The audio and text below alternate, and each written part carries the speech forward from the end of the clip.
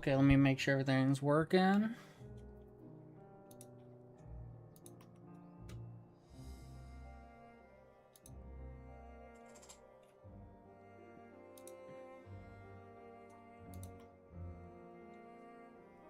Just waiting for my streams to go live.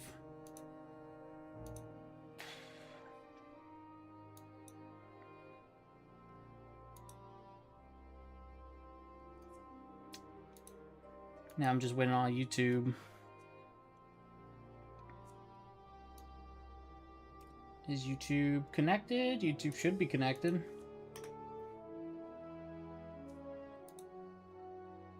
There we go.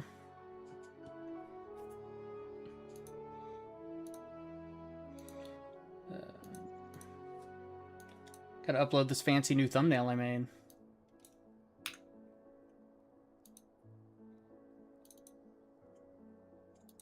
Nope. And then I wish I knew how to just like set it where it automatically updated some of this information that I have to manually update every time. I mean, I'm positive there's a way to, but I don't know how to. Okay. I'm all set over there. Hey, user, what's going on, man?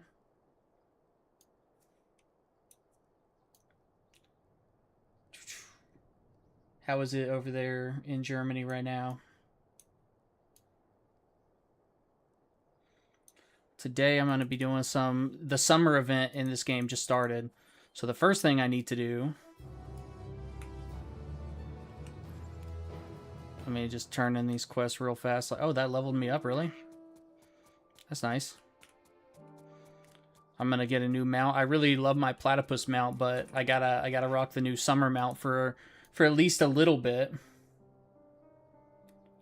Oh, you didn't have the special glasses? Yeah, I mean, I guess it's better that you don't look at it without the special glasses. Okay, now...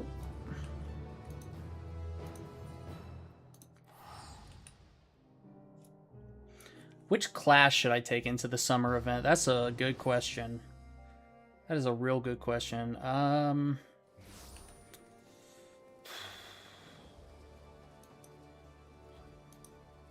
I mean, I need to hide the weapon no matter what. But I guess I'll do my Reaper. And then how do you hide your weapon? There we go. Okay. The Moonfire Faire has started, and before we even pick the mission up, the most important thing you have to do is go put together a summer outfit to wear. So you can't go to the Moonfire Faire without a new outfit. Right now I'm wearing a fucking trench coat and stuff. Cannot show up to the Moonfire Faire wearing a trench coat. My Tomberry needs to change into a swimsuit too. Retire to an inn room. Okay. Hit up our glam dresser. And I think I have last year's summer clothes. Yeah, so here's last year's summer clothes you got for completing the event. But I'm going to start fresh. And the first thing I'm going to pick out is a swimsuit. And I think I just picked up... I've obviously got like the really skimpy black summer trunks, which is very Vieira. Oh wait, let me save this real quick and get some dyes out of my inventory. Gotta make sure you have dyes in your inventory so you can actually change the colors of stuff. So many dyes. Do I have generic white dye? Where's my generic dye? There it is. Standard spectrum dye. Okay, now we're gonna make our summer outfit.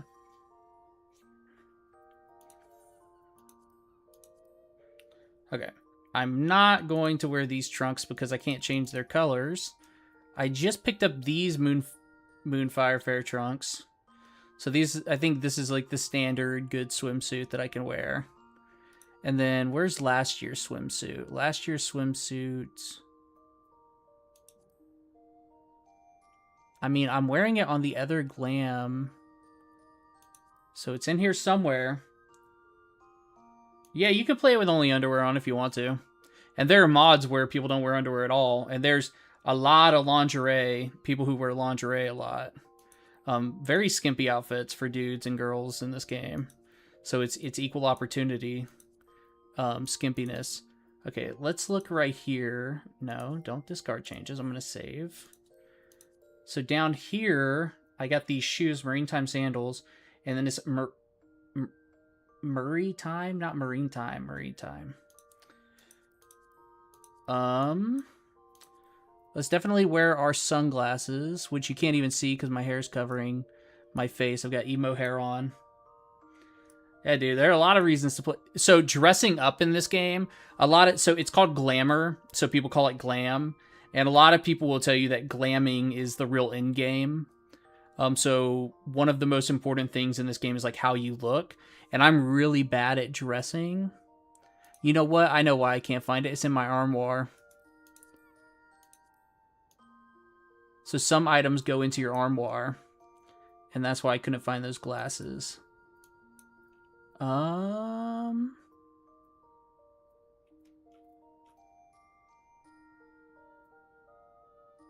Is there a... Yeah, the armoire is always kind of like confusing me. Okay, let's see. Does that even look good? Kind of looks bad with the glasses on, doesn't it? And then the trunks. I mean, they're okay. I can't do them. Let's throw those sandals on, though.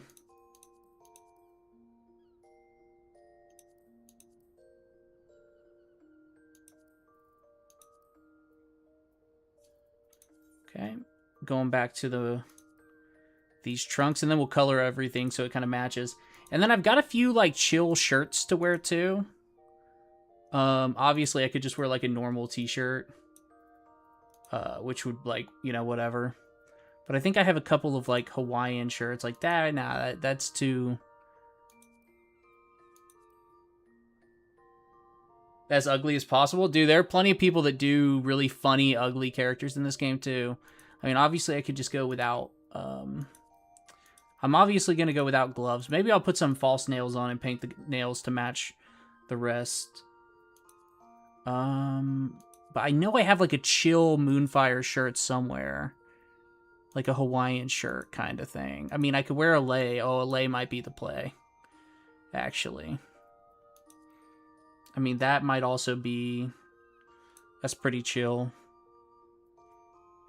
I was thinking like Hawaiian shirt type thing. Let me open the armoire, see what I got in here.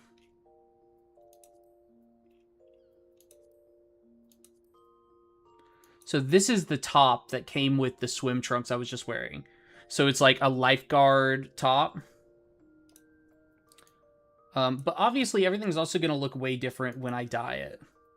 Right? So... let's see what the first color...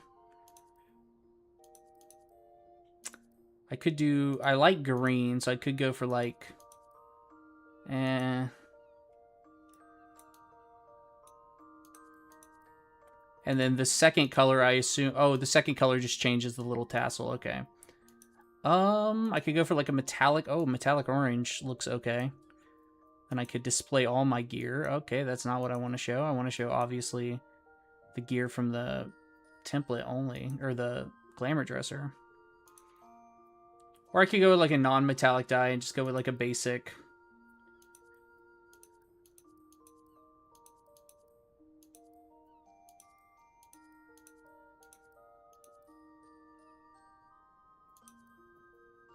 I don't have any wide spectrum dye too. I'm gonna have to go pick some up.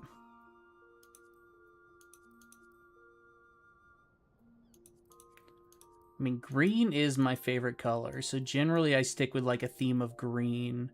And hunter green is one of the colors I stick with the most. It's my hair color too. But you know what? I'm always green, so let's go for like a...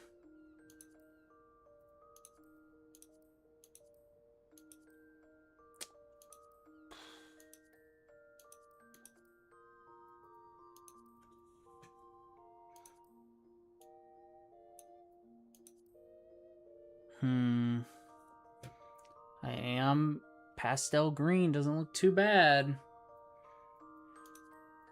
I'm no good with colors, but then again, like, I think like a pink is like a really good, fun summer color. So let's just make that pink. And now let's see what the top looks like.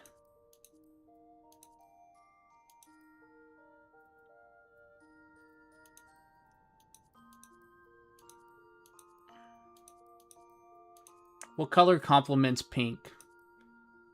Like a pastel blue? What's a complementary color to pink? Let me pull up a color wheel. Color wheel.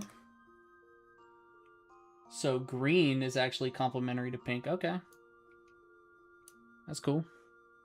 So I could go for like a pastel green right there.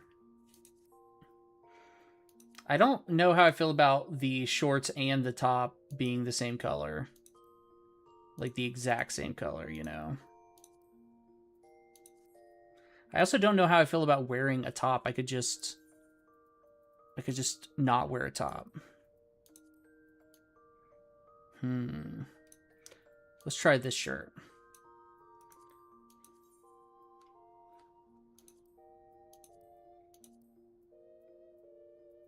What's the second color on this one change?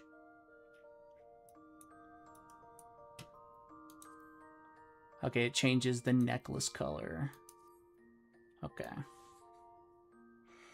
I don't hate that.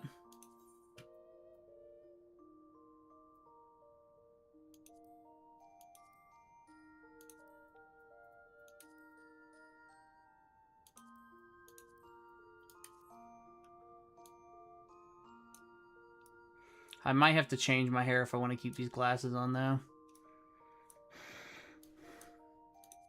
Okay, for now, I'm going no glasses. And now the last thing I need to color is my shoes. So we'll do the same. We'll go with the lotus. And then the pastel green. I don't know how many pastel greens I have. I should have enough for that, though. Okay, I'm going to go with this. That looks good to me. But now you got to go through and you got to make sure I turn off all my accessories. Because I don't want my accessories showing through. I don't really have that many good-looking accessories. I mean, I could do like a flower. That looks kind of Hawaiian, kind of looks like a lei. Okay. Okay. Well, that's not the character creator. This is the glamour system. The character creator gives you a lot more different tools. So now we are officially in our summer outfit. So let me, like, a lot of the cosmetic things, like this haircut, I had to earn this haircut in-game. And then I can come to this guy. This is the haircut guy. And you can change some of your stuff here. To actually fully do a character change, you have to use a bottle of Fantasia, which you get some in the game for free. And then once you use them all up in the game, you got to pay real money for them. But I've never used them. I still have my free ones from in the game. So, and then like here, you can, like, any haircut you see with like a little symbol next to it is a haircut that you have to earn. And then any haircut without it is one you don't have to earn. Now, it's only showing the haircuts I've earned. There's actually way more haircuts in this game that I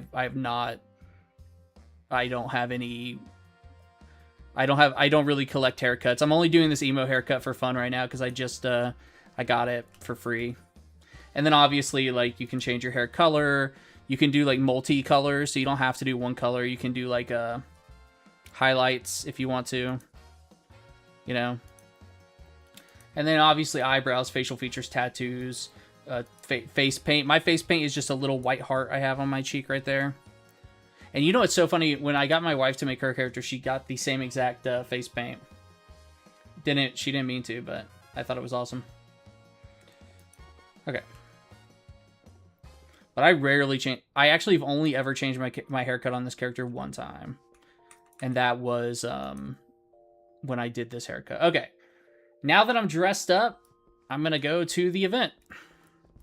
Oh, see, that's what I'm talking about. Like, this guy right here, see, he is very... I like his outfit a lot. And then once I get down here, you'll see a bunch of... I'll walk around and show you other players with their outfits and stuff. And people change all the time. Obviously, the glamour system, you can have 20 different glamours where you can just change anytime you want. Yeah, dude. I mean, and it has an extensive free trial, which I've said many times this week. Especially to my sister, who I want my sister and my mom to start playing. I think it'd be a lot of fun to have my sister in here. But see, like this guy's wearing he's wearing the full set of like last year's gear, just colored a little bit differently. You know, one person here is sitting in like full armor, the other person's sitting in, you know, chill, like more modern, cyberpunk looking clothes. You know, this person's got like the bandage wrapping. I mean, you know, and here's kind of your standard outfit. You'll see some sort of bathing suit type thing or some short dress, or, you know, like here. And then down here, like this chick right here looking real cool with the wings and the eye cover and the horns. And then, of course, you've got the Lalafels, which are these little guys. And they look cute, too. You know, more of like a full armor type thing. This person literally is always standing right here. I've played a couple rounds with them and talked to him a couple times. But, and then this person's also always here by the summoning bell. So you know that if they're always just standing by the summoning bell, that means they're just like trading items all the time. And like buying and selling. So they're just like constantly selling stuff. Let's see, have I sold anything today? I've sold none of my big ticket items today. That's good. And then, like, I don't even have a lot of clothes. And there are a lot of clothes that you can't buy. Like, you can buy some off the market board. But there are a lot of clothes like you have to earn in the game that I also don't have. Like, there's a lot of clothes in this game. A lot of clothes. And a lot of ways to change the clothes up. And they're adding even more customization options in the new patch coming up. Okay, somewhere around here is the event NPC. Let me figure out, where is the Moonfire...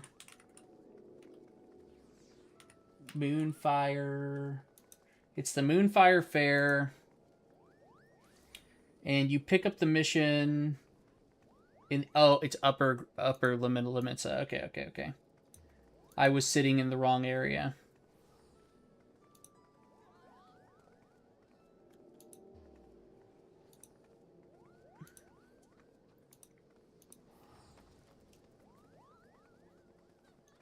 Okay. So now let's head up to the aft castle, which is upstairs. It's going to be the closest waypoint. See, and this person's all summered out too. They have a cool, like, chill top. This is kind of what I was looking for. Was more of like a Hawaiian shirt top like that, but I don't have one on me at least. I need to go see if I can earn one somewhere. So here is the start of the event. And they always have, like, event vendors and stuff too. And things that explain what everything is. But for normally the event vendors don't unlock until after you complete the event. And this is the new mount that's coming out. It looks like this... Okay, yeah, we're going to go find that new mount.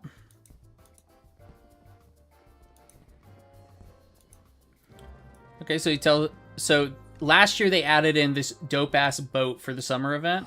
So it's like a giant pool party, basically, is what's going on for the summer event.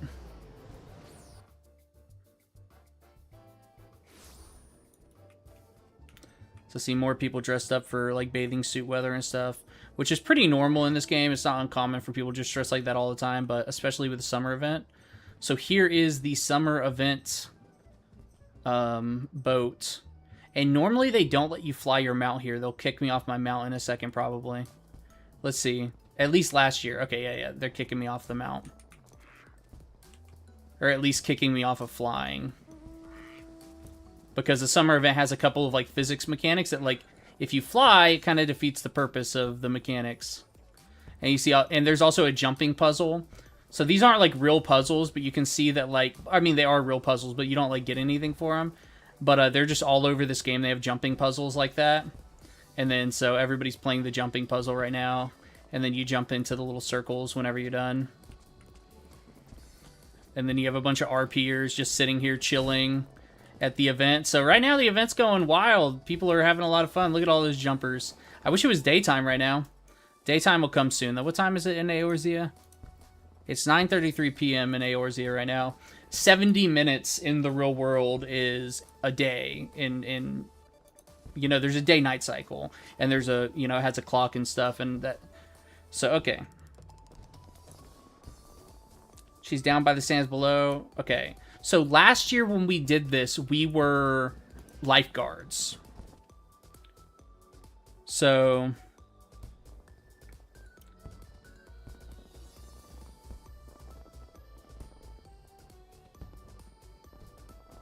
So worried for their safety, the chaperones have contrived a attraction less likely to result in incidents requiring the Coast Guard's attention.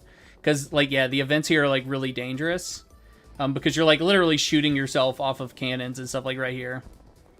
Like, I don't even know what that thing is out there. I've never... This is new. But, like, these summer things are just, like... Yeah, it just shot me out here in the middle of nowhere. And how do I get... I guess you have to do a good job on the cannon to get all the way over there to the other side. And that's why they don't want you to fly up there. It is a lot of fun. Final Fantasy XIV is a ton of fun. There's so much stuff. Oh, you know what? I need to pull out a new minion. I've got my Tomberry out right now, but I need a more chill summer minion. And I have this guy right here, the exact little minion that's right here. I've got a little, it's a little chocobo with a little life vest on. Little baby chocobo.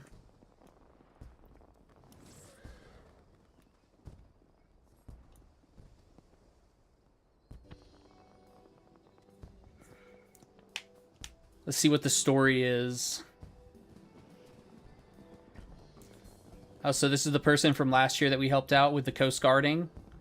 This year she's wearing a different outfit.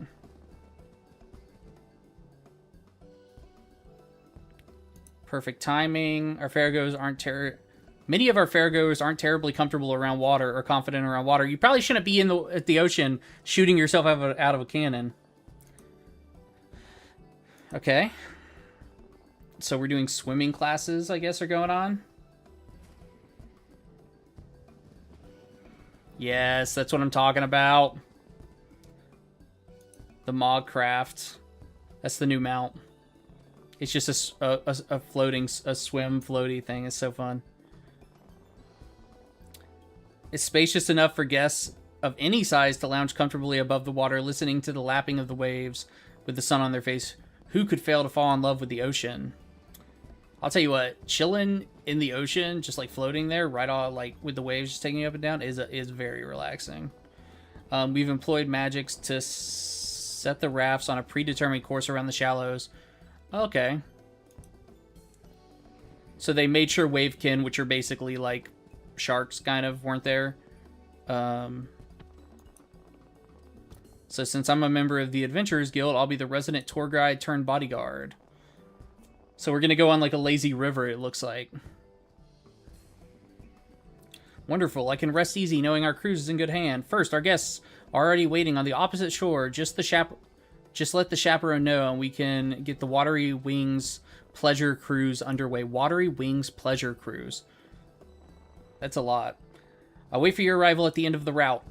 So this is the maiden voyage of their Watery Wings Pleasure Cruise.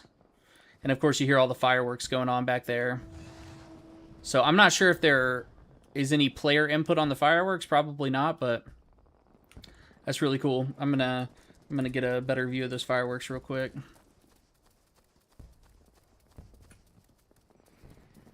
Yeah. It looks like the animation loops very quickly, but it's still cool. And the sound, like, it just sounds... Oh, never mind. It doesn't loop very quickly. That is awesome. Oh, there's the Final Fantasy XIV symbol right there in the middle. Very cool. So that was like the finale of the show. Okay, I'm going to have to sit there and watch the whole show. Not right now, but some point. You know? So it looks like the pleasure cruise starts over here. I'm going to miss little baby platypus, but I need that new mount.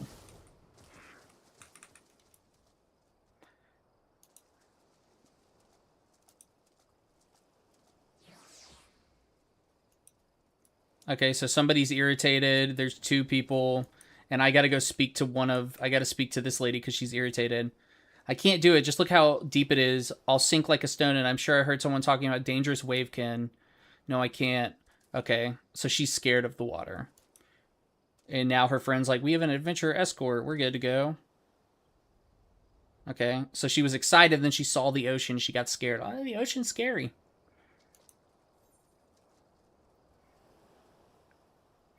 I can fell anything in with the ocean in a single strike. If anything happens, I'll be here to fix you up. Well, I'm not saying this one. I'm going to say the second one. Oh, you must be incredibly strong. And she trusted me right away. With no evidence, I guess.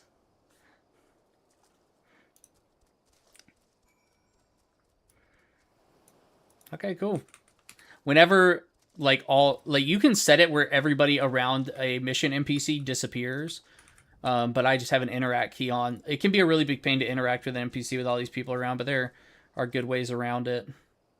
If you're on controller, it's easy, but keyboard, trying to click them is hard, so you gotta make an interact key.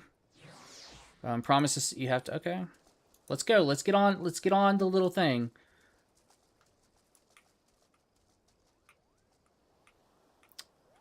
Okay, is this... We're just chilling? Chilling with just grilling? I mean, there's definitely gonna be a fight here, right? Buildings atop the ocean. The breeze feels so nice, how different everything is to Gridania. A crab, I've never seen one like that in the 12's rivers.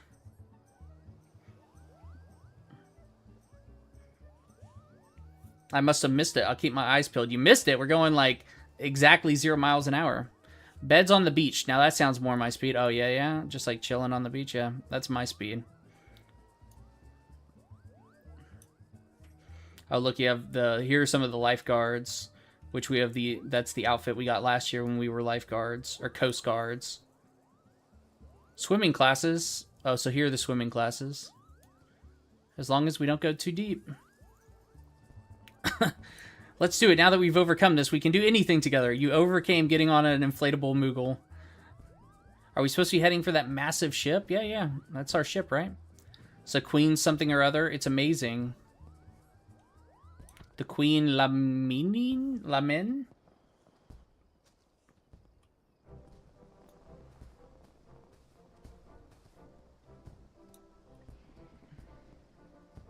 Oh. How did you enjoy your first ocean voyage? Apparently, that was an ocean voyage, apparently. It was wonderful.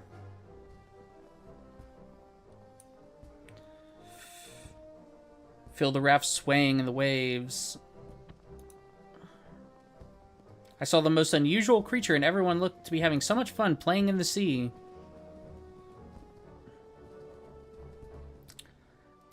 She'd been about to run for the hills before you turned up.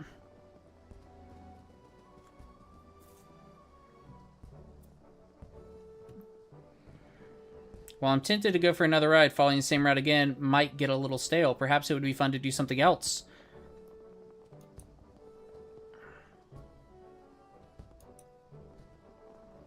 Honestly, so there's also ocean fishing in this game, which is an event where you get on a boat together and you go, and it's like a expedition you go on. So you have to like, but it's only at specific times of the day. Like it's, I forget the exact times it's at, but you, they should have done like a cruise like that in this, where you could like get together and you actually get on the boat and go like on a cruise out in the ocean.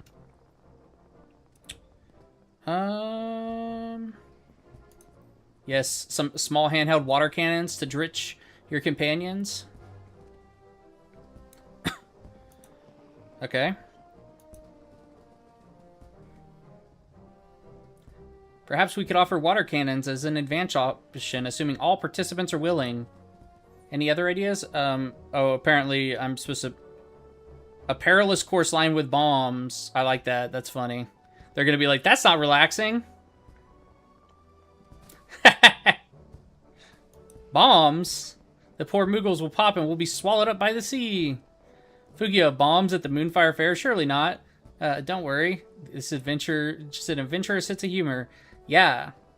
A guide giving information about the local area? That's boring. That's boring. We'll do the cold snacks one since we're out of funny options. Ooh, sweets made of ice. That sounds perfect in this heat. I wouldn't want to drop overboard with how the raft sways. Are you kidding me? Is nothing good enough? Is nothing... Oh, they just said, the food stuff may not be a good fit for the Watery Wings pleasure cruise. Though refreshing juice might just be the thing to say cool.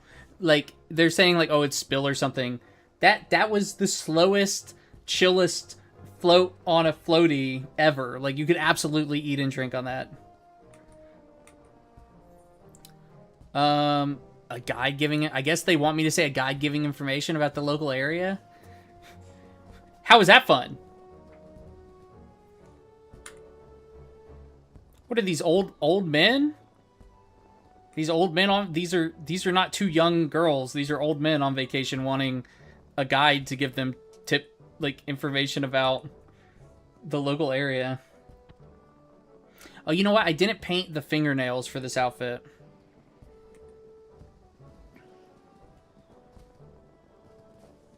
So maybe that's something I need to do. Have you seen the giant water slide? Don't you want to get something to eat first? Okay. I want to get everything. I want to go get all the stuff now. Now I got to go tell the lady everything went well. I want to go on the slide. I can't wait to go on the slide. And to do the jumping puzzle. I guess, is this the only mission? For this summer event? It might be. I don't know. This summer event with the boat was just added last year. The Moonfire Faire has been around for a long time, but the boat was added last year, I'm pretty sure. Or at least in the past recent years. And so this year is like the first year they've had to do like improvements on it. Okay, we'll go get our new mount and then we'll go down the water slide. Look at that dude just went down the water slide. And then I want to figure out that cannon ride over there. The jumping puzzle, I'm definitely going to save that for last. Redania last had a grand old time. Oh, okay, cool. So now I get my mount. Complete. So what is this? Okay. So that's just a repeatable mission?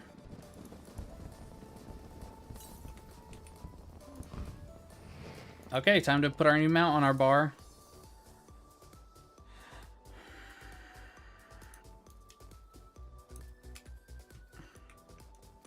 Okay, I'm just going to pick up the repeatable mission. I'm going to guess that you can do this maybe once a day. And then...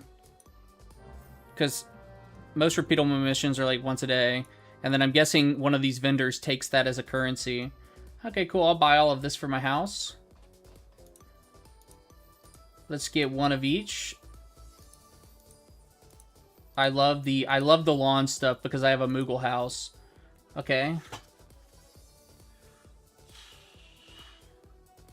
Oh, you can just buy the pinwheels for Gil, so maybe I'm not going to do the event. And then these are just like fun little poppers you can pop. So it's like if you use them, you can... Oh yeah, that's a little firework one, so they'll all be a little bit different. Wait, where do I spin the pinwheels? I don't know. Let's go get some pinwheels first, and then maybe we'll be able to spin them. Ooh, that was a lot of damage for falling in the water. Ah, yeah, there we go. Look at that. That's cool. That is cool. I like that mount. I like that mount a lot.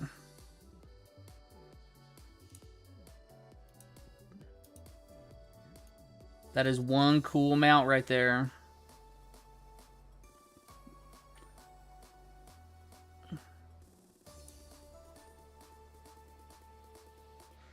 Okay. Let's go do this repeatable mission real quick, and then we'll go do all the fun stuff.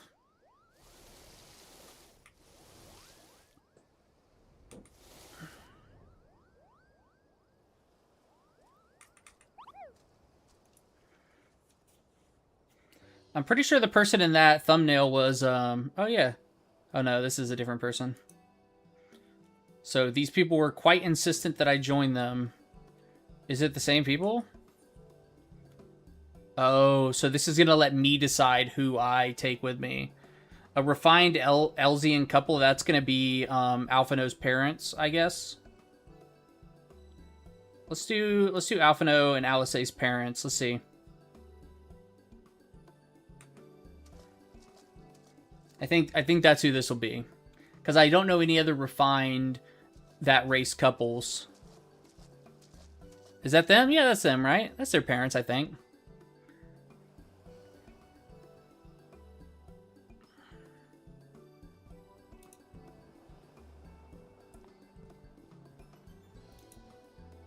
Okay, so the repeatable mission is you just get to pick who you're going on the little float ride with. And I guess they'll have different dialogue. But I also get those pinwheels. Which, wait, are the pinwheels just a... Is it just a usable item? I wonder. Oh, you know what? It might be an actual pinwheel, like something you can hold. Only if Alphino and Alice were here. I'm counting on your discretion. Under no circumstance are my children to hear of this. Because he's like a really refined, like kind of buttoned up guy. Wouldn't it be wonderful to live our twilight years somewhere like this? That idea is not without merit. He's so buttoned up and like formal, and he's like rich and stuff, so. The pillars are quite close. Take care not to lean overly far, I guess. I'm a grown woman. You needn't fuss so. I guess if I cared about Alphino and Alice's parents more, this would be interesting. Remember the night we lay on the grass together? Remember present company. Oh, okay, so they're talking about some inappropriate stuff in front of me. Somebody in chat just said there will be no drowning on my watch. Chat's going wild. Might Alphino improve his swimming? That boy just isn't very buoyant. That's funny.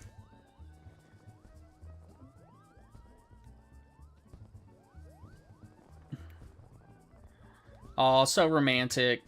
Like, their parents are an important part of the story in the sense of it's important to know about Alphino and Alice, and you don't meet their parents till way after you meet them. Because obviously they're two of the main characters of the game, which that's not obvious, but...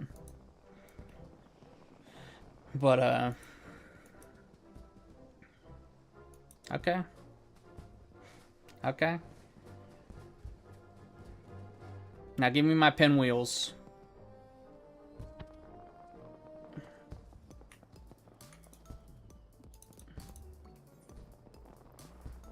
Okay, yeah, so it is just a usable item that you can Oh, okay.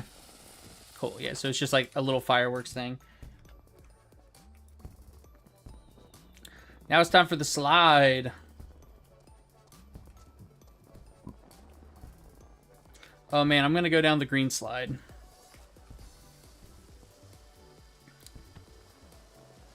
Whee! And then, will this water blast me up to the top again? Yes, it will. Okay, now I gotta figure out these cannons over here. Let me talk to this lady. So we'll talk to the cannon ride guide. Okay.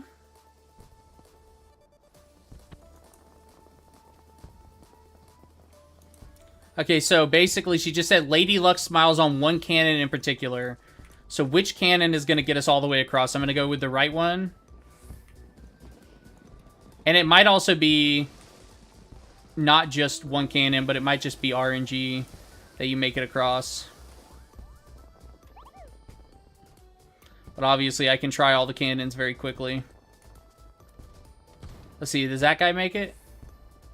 Okay, I found the cannon that makes it. Okay. I made it! Boom!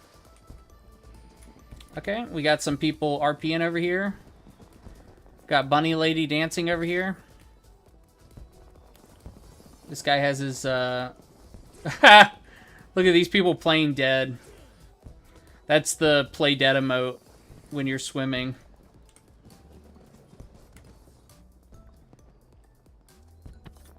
So funny. These are all RPers, just, or well, maybe they're not RPers, but they're just chilling over here. I like that hat. And then these people are just dancing on the inflatable Moogle. Or that's a chocobo. Okay, let's see what else there is to do over here. This might just be an RP hangout zone. Okay, well that dude's just wearing a Moogle head. Those two people are sitting in the same chair.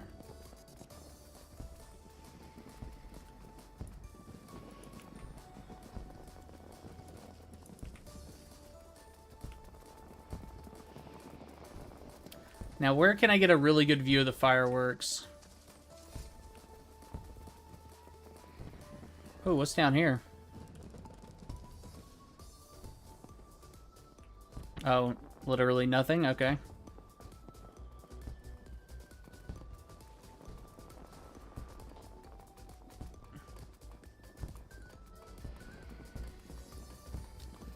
Sometimes there's like little jumping puzzles and stuff, but that wasn't one of them, obviously. But they put stairs there, which makes me think, what's going on around here? Okay, I'm gonna leave it on the fireworks for a second. Let me find a good spot for the fireworks.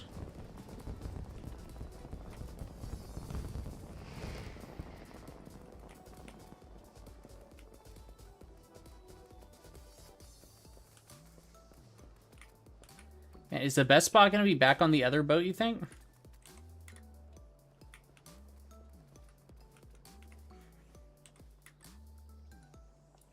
Maybe something like that. I'll be right back.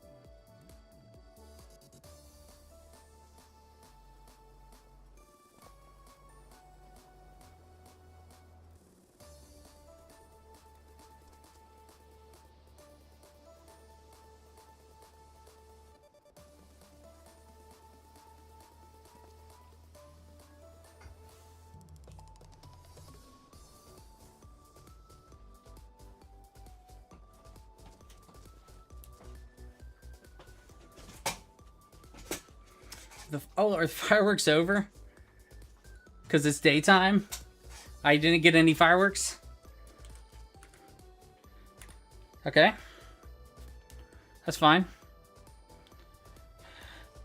And then heading back to... Now it's time for the jump puzzle, which is going to be definitely the hardest part. Are these... Those are just NPCs.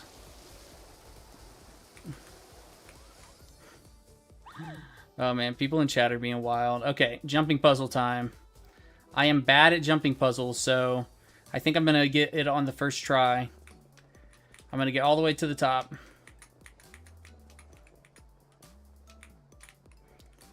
It's just on mouse and keyboard, there are controller settings to make jumping puzzles easier.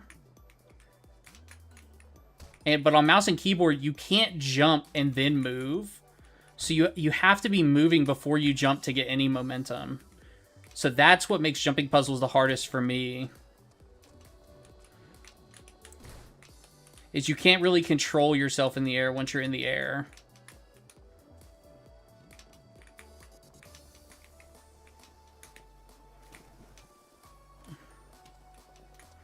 There's a good chance I never make it past the stairs. But it is daytime now, so I can go get a look around with, Oof. Okay, I'm thinking if I angle myself... Yep.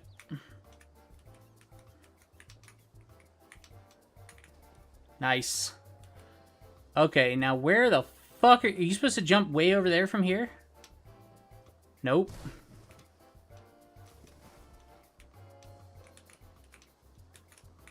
Okay, I made it to the first platform, which for me is pretty good. And there are, like, settings and stuff, like, people, like, because there are some really hard jump puzzles in this game. And it's not even, like, something that's ever pointed out to you. It's just kind of, like, hidden in the background. But a guy named Pint made a really big video about it a couple years ago, and that kind of brought a lot of light to it. But, oh my god, I'm so bad at it. But anyways, there's all these settings that people who are good at these change to be better at them. Like, settings that they only have on while they're doing jump puzzles.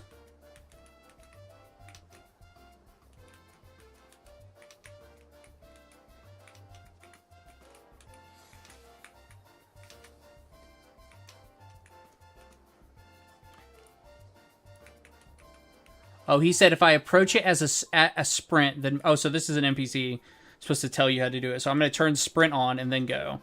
Okay, so you have to have sprint turned on to do it. And, of course, with sprint turned on, now I ran right past the... Okay.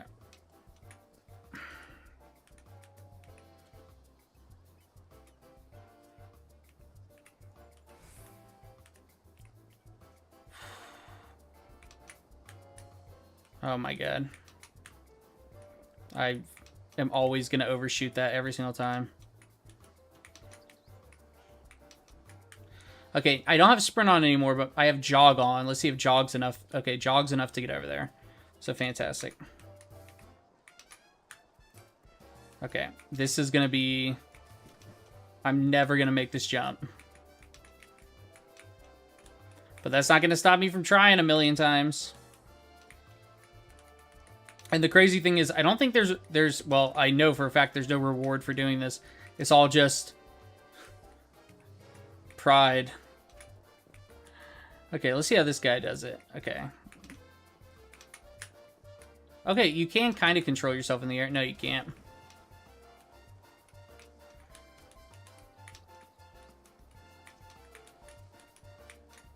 Oh, and there's also, like, records and stuff. Like, people post, like, videos of, like, their record attempts at these jumping puzzles and stuff. And so, that is a point of pride for some people, is being the fastest at it. Even though there's no official timer. Now, there are, like, official jump puzzle minigames inside the Gold Saucer.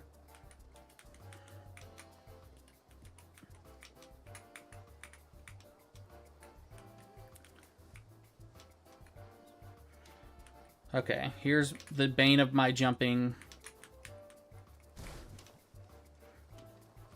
I know there's something simple that I just don't know about platforming in this game that would make that jump easier, but I don't know it, so there's nothing I could do. Is there a baby's first jump puzzle I can start on?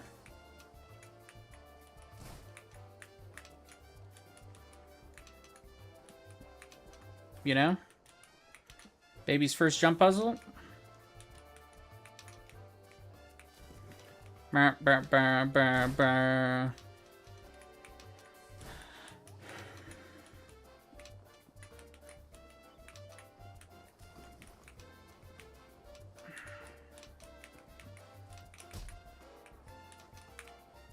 Okay, jumping sideways was not the helping thing I wanted it to be.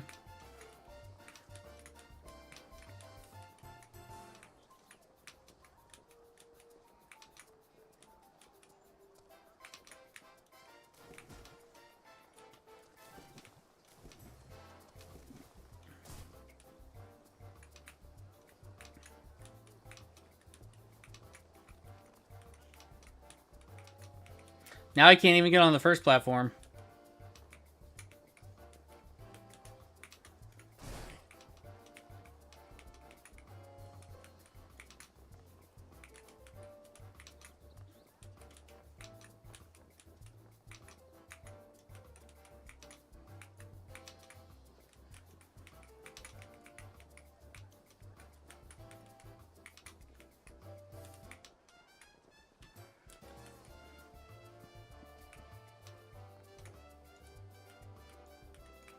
How are they doing that jump? Oh my god, I made it. And then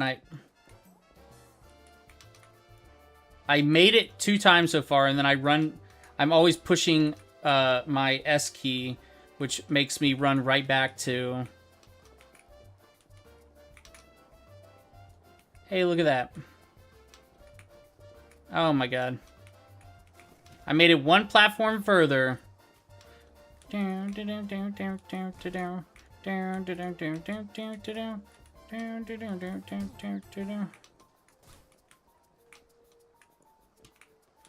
Oh man.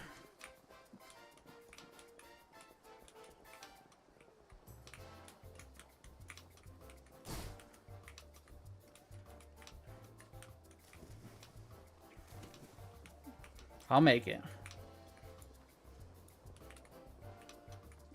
Maybe not before my hand dies. Oh my god. Maybe I should try to use a controller to do this.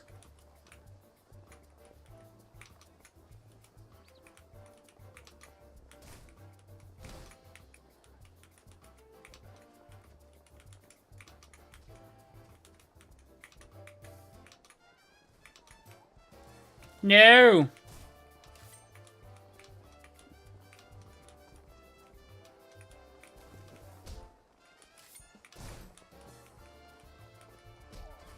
I could also turn off the people's names so it's not so much stuff to see on my screen, so I can see the jump puzzle a little bit better.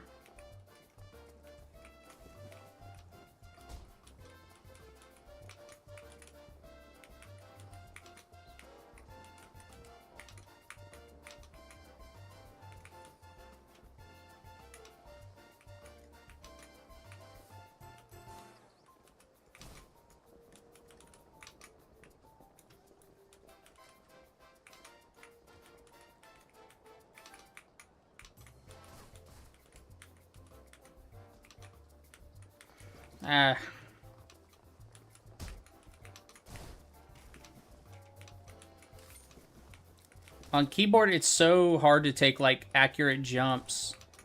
I wonder, like, if people have, like, little tricks for it. Because it's like, your momentum is kind of set. Like, I think on... Maybe if I RP walk for some of these jumps? Oh, maybe I should try that.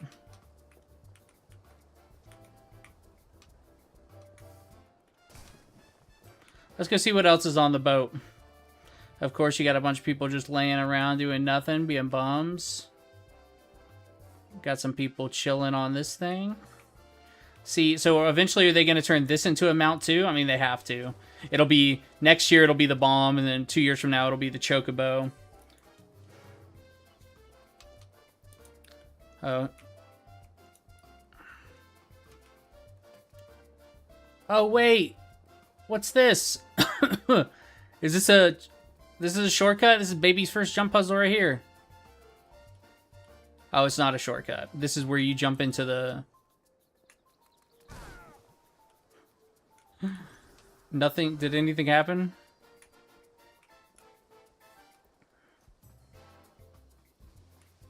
Okay, I'll make it into the chocobo. Oh no, not even close. How are people supposed to make that?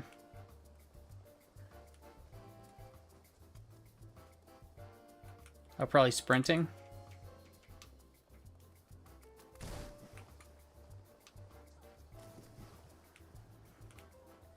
I don't have the float. Oh wait, yes I do. Let's see. I think I have 2 water emotes. I think they're just like the basic. Wait, what am I doing? Emotes. Let's see.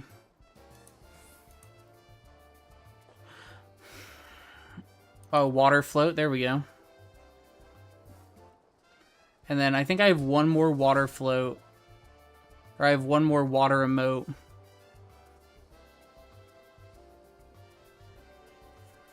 Let's watch the other people do the We'll float down here in the water and watch some jump puzzles.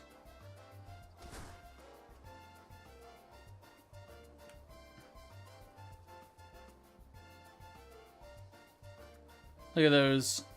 Look at those champs.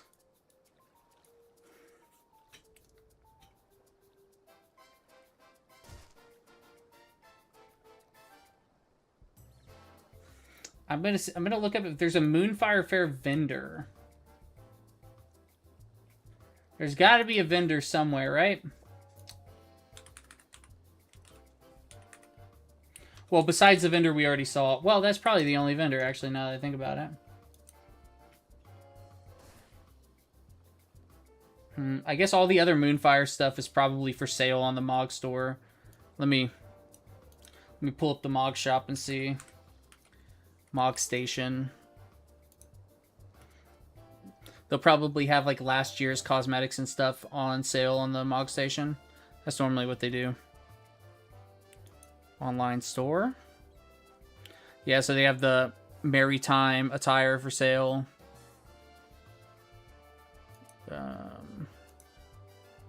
And that seems to be it. I mean, that's all we got last year was just the attire.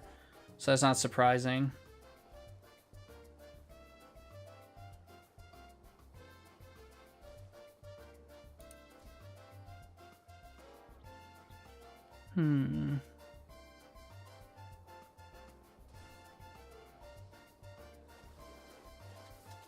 I have panda mounts on sale. Okay, back to it. Okay. Let's see if I turn off all my UI, will that make it easier to do the jump puzzle?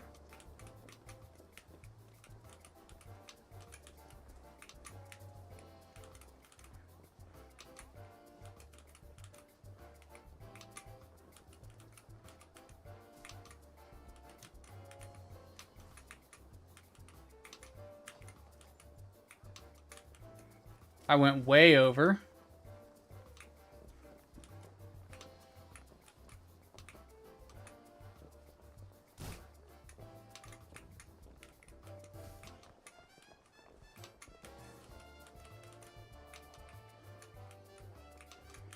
I'm trying to lock in.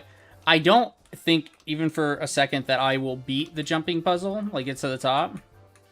But I do want to get a little bit higher than I've gotten before.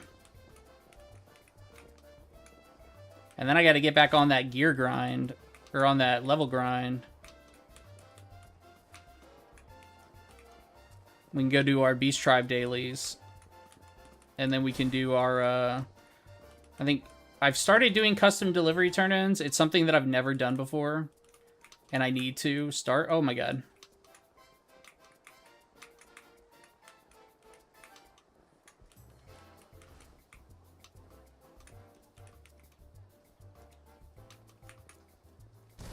Okay, that was pathetic.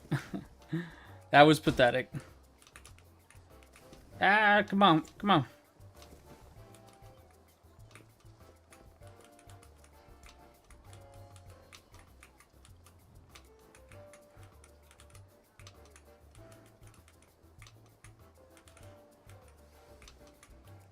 Okay. No! I way overjumped that.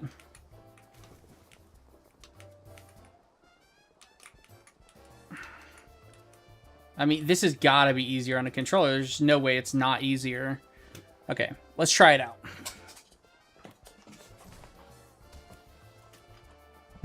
Now, I don't have any of my controllers set up. So I hope jumping is just... I think jumping is triangle by default in this game.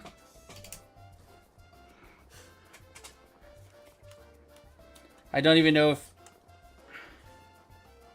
the game will recognize my... Yeah, it looks like the game's not even recognizing my device. I'm pairing my controller. Okay.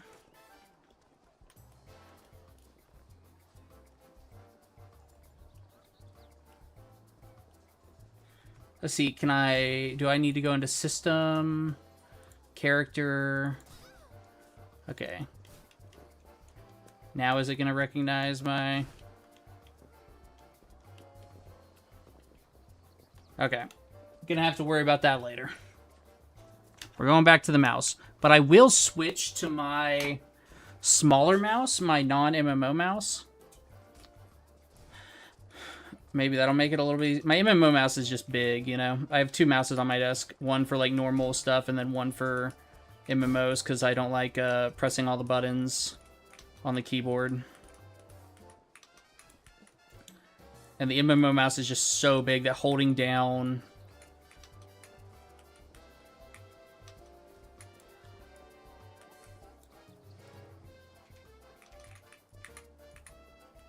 Okay. Hey, I made it one step higher. Woo! Man. Man. Oh, man. Okay. Let's turn the UI back off. We'll make it.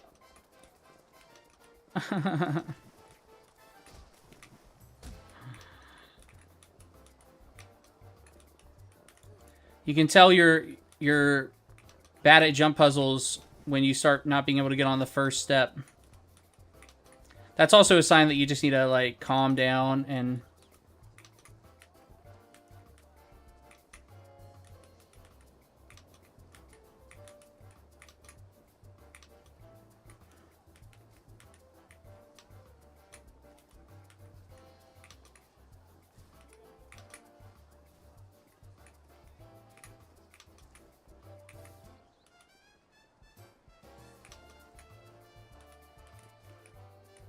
Okay, I need this guy to move on.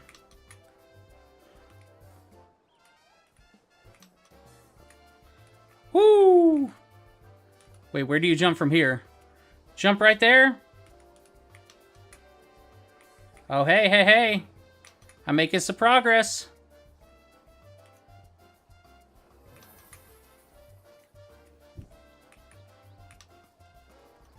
Hey, I made it higher than I have before. That was nice. It was nice to do that. Will that be the height of my range? Changing to the new mouse definitely helped a little bit.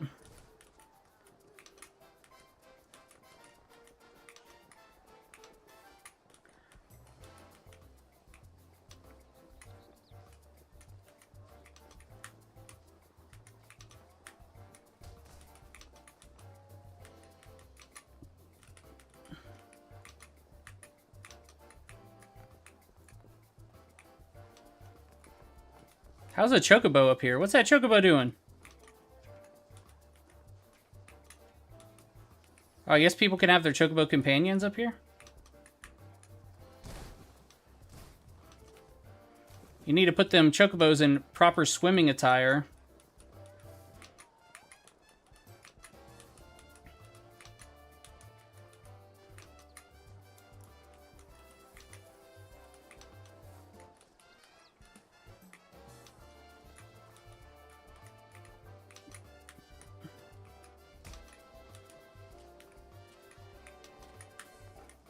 I way overjumped that. Okay, here we go. We got this time. Yeah, that was really good. That was a good attempt. That was a good attempt. I made it 4 stairs up.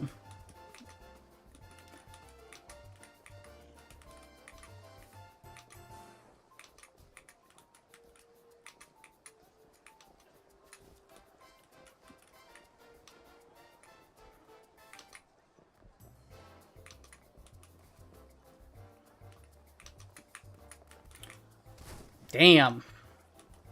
I gotta start letting go of the keyboard after I jump.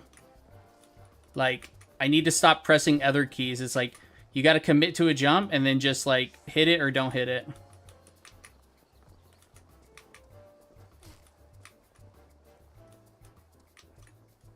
Damn, that dude's just like a speed jumper.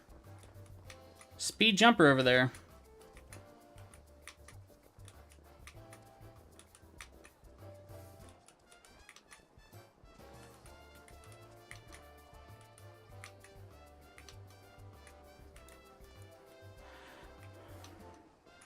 Ah! I thought I had that jump nailed down.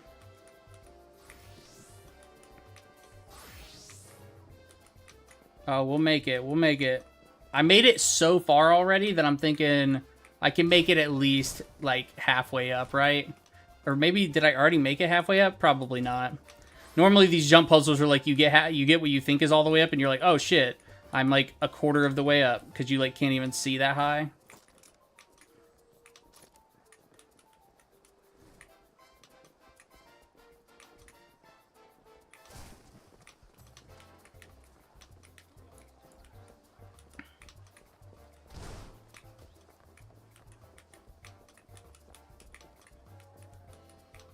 Speed jumper over here, I'm telling you. That's the same guy that was speed jumping. Oh, I jumped over. Ooh, I'm bad at this.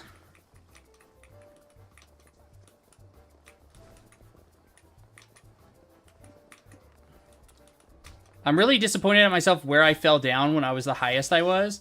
Because I feel like that should have been an easy jump. Because it was just like a straight, like, there was like a lot of room to land.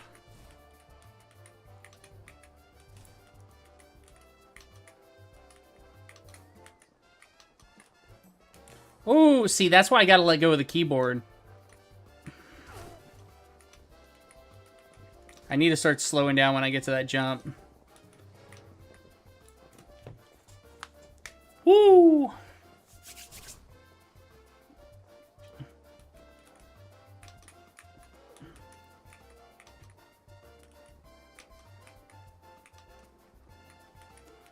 Okay.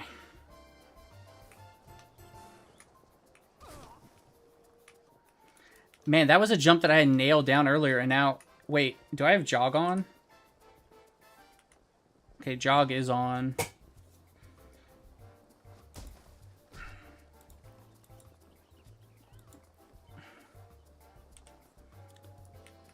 Okay.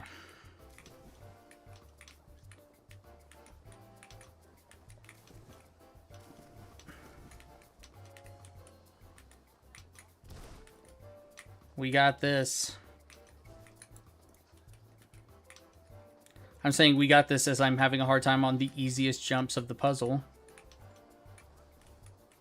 Okay, now this one I'm having a hard time with now for some reason.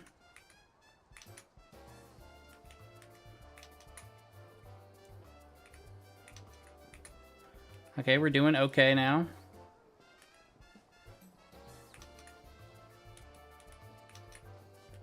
We're almost back to where we were previously. And I felt. Okay, okay. At least I got past the bottleneck I've been having. Which is just literally the first jump.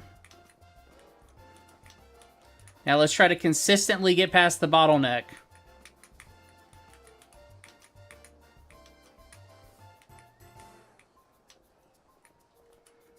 Okay.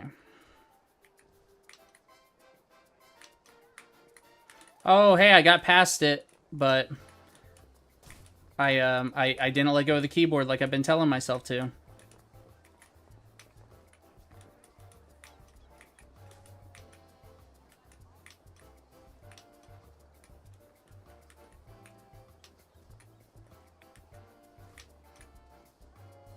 Moonfire, Faire is not gonna beat me. Yes. No.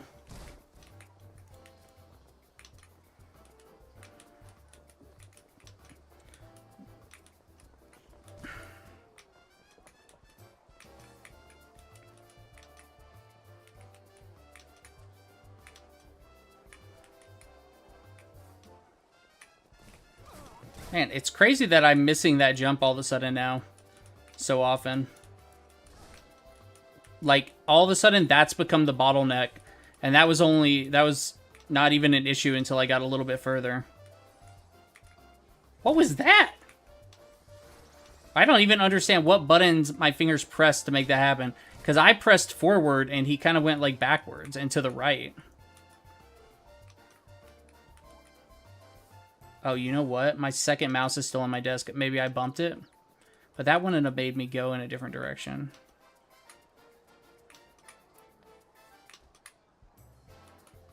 Okay. I felt it right when I jumped on that one. I knew that one was going to be off.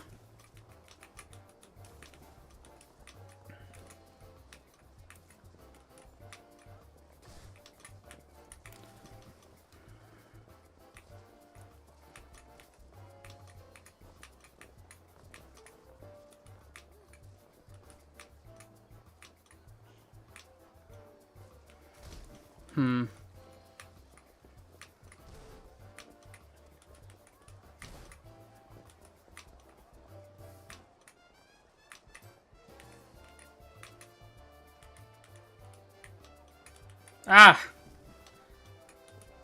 I need a... I gotta lock it in. Those jumps are becoming a little bit easier.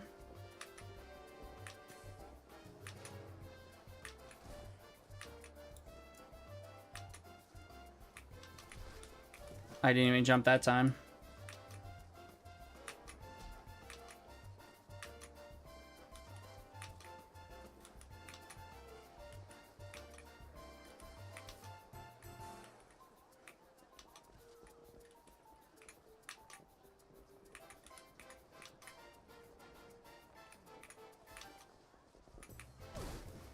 I was trying to do the same jump I've been doing down here, but up there.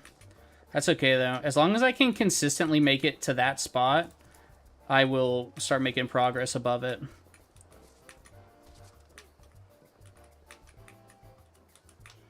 See, I need to just push my bottleneck forward.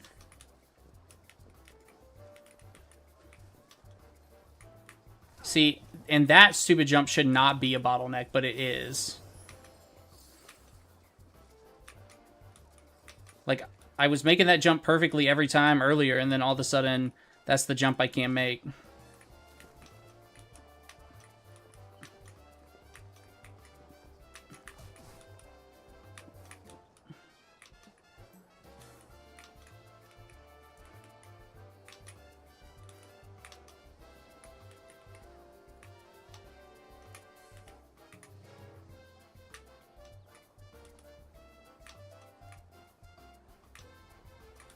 Damn.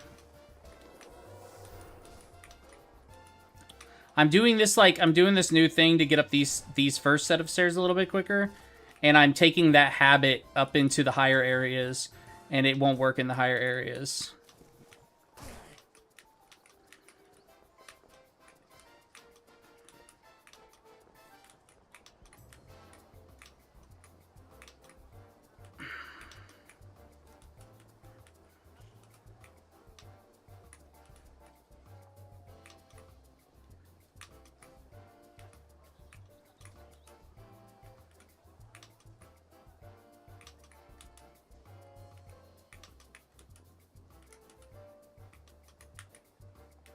Oof.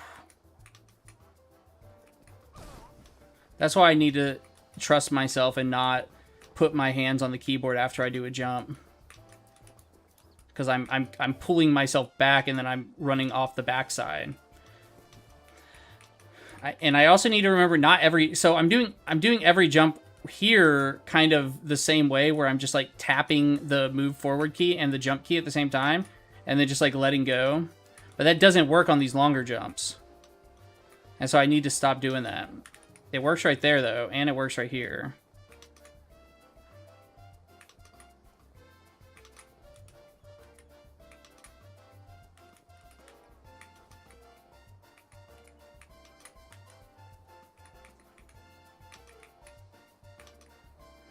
Okay, so this is my checkpoint. This is as far as I've gotten up to this point. Okay, now this is as far as I've gotten. We're on to new territory. No! Hey, I made it further than I made it before.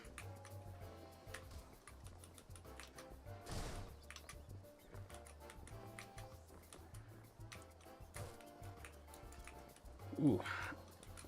Celebrate good times. Come on. We'll make it. We'll make it.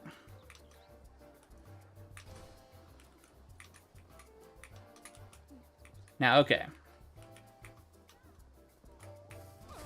I jumped. I didn't hold my space bar down very long, and I think maybe it didn't jump as high as I wanted it to.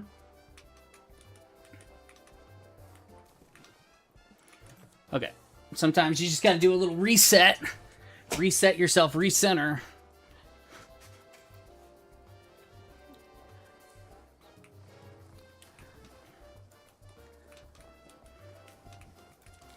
Maybe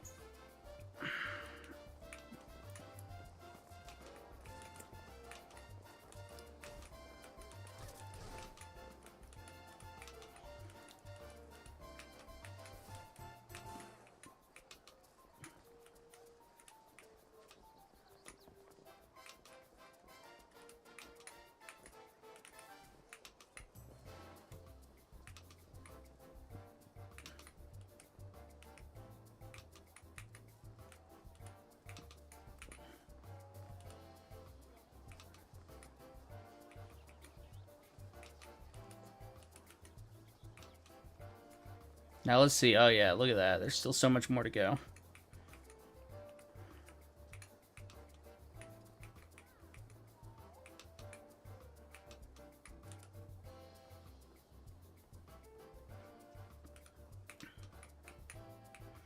Yay, I hit a new record. Oh my god. Look at that tiny little bar. Look at the tiny little bar. You fell twice and moved on? Oh man, I just want to get up there, you know? I don't think I'll make it to the top. I don't think I'll make it to the top, but I just got to set a personal, you know, personal record. Now, where do I go from here? I guess I go over here. Oh, miss. Boop. I mean, I don't want... I want to leave, kinda. But at the same time, I'm like, ah, man, I want to get just a little bit higher than I've been. I want to be able to get to where I just was a little bit more consistently.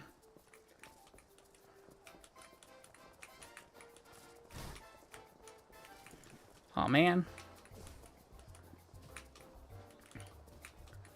Maybe if I zoom in a little bit, too. Maybe that'll change things.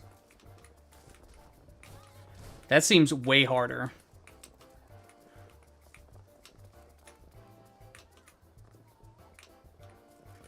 Oh, hey, at least I'm kind of consistently making it to this point, which was not what was happening earlier. Oh, fell off. I could also just go first-person mode and try that. I know, like, another thing, Exhale, like, if you've never... Is it Exhale? Exhahi? Exhahi? I said Exhale, but it's Exhahi? Another thing is, like, a lot of people use controllers. Exhay. A lot of people use controllers, and they're, like, really specific controller settings for jump puzzles. Like, the people who are really serious about, like, jump puzzles in this game, like, the people who do, like, speed runs of the Kugane jump puzzle. There's, like, really fucking specific settings they use to make it easier. And I don't know any of those settings, and I'm using mouse and keyboard. And the only reason I know those settings even exist is because of the Pint video a couple years ago. Pint made a video about the Kugane jump puzzle, which I didn't even know existed. I'd been in Kugane a million times and never noticed a jump puzzle on the castle.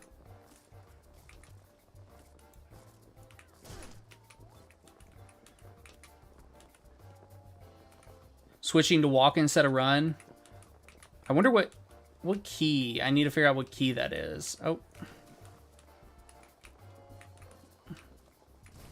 And there are certain classes that have, like, special dash moves that also make jump puzzle, like, certain portions of jump puzzles easier. I wonder if on Reaper, if I do my dash move, can I dash and fall off and then go right back up before I get too far away from my portal?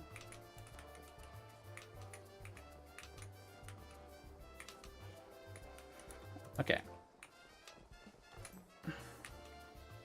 Boop. Man. That was, I got in my head right there. I was like, okay, I made it up here again. Don't fall. And that's like, it's like so low, but it's such a big choke point for me.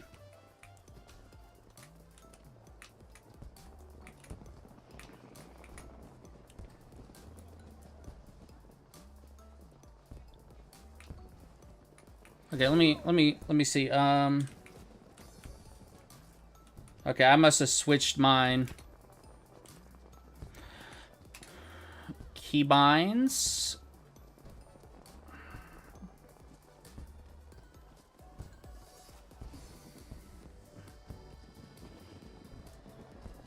What do they call it? Do they call... What is direct chat? I don't even know what direct chat is.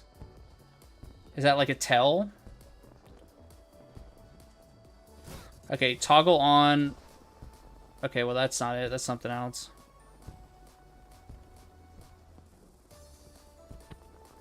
Toggle between walk and run.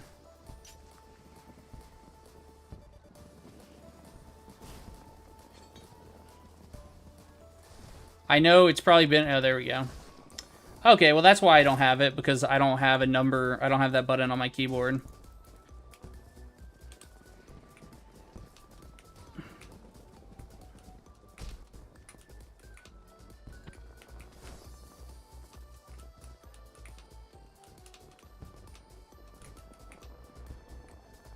Okay.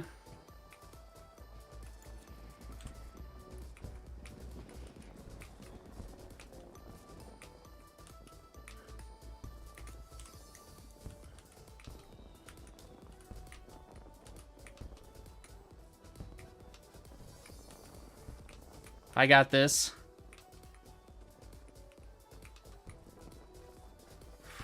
The biggest thing is, like, another thing is, like, not letting the other people interfere with you. Like, tuning them out is kind of difficult. But if I focus, I can do it. Okay, okay. Almost back up to my height, my max height. Oh my gosh! That's why I gotta take my hand off my keyboard after I jump. Target yourself.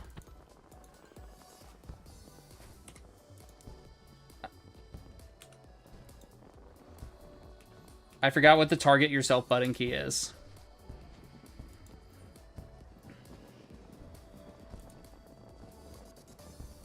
Is it just since I'm the first? Yeah, F1, okay. See, but I have my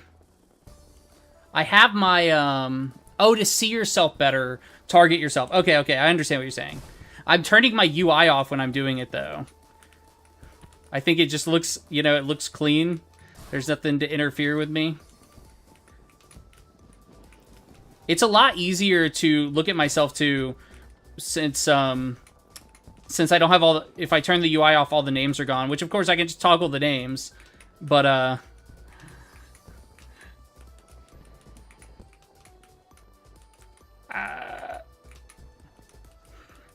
I shouldn't still be having such a hard time on the opening stairs, and yet my biggest bottleneck is still just the first set of stairs.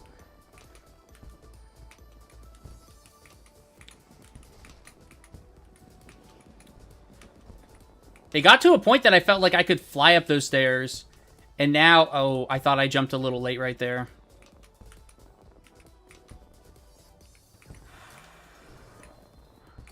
The second, like, my feet hit the platform, if I'm holding a key, my character just goes, like, sprinting. Okay. My character just goes, like, sprinting off in a direction. You can see the circle where you'll land. Holy crap, I didn't even... Wow. Wow. Okay, yeah, that's a good tip. Yeah, that's...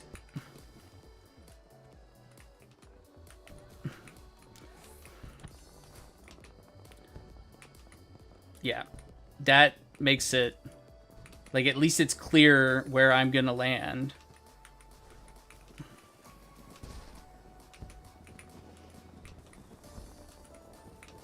Well, UI's going back on, I guess.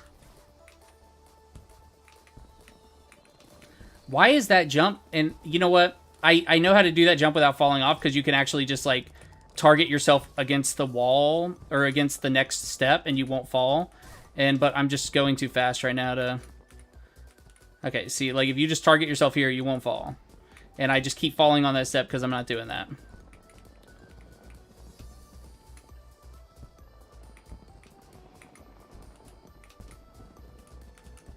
Another thing is, like, how... Can you control yourself in the air at all? I don't think so, but... Ooh, that was close. Hey, I didn't fall all the way down. Now there's so much stuff on my screen, it's hard to see. Why is there a chocobo here? Somebody's chocobo companion is trying to swim with us.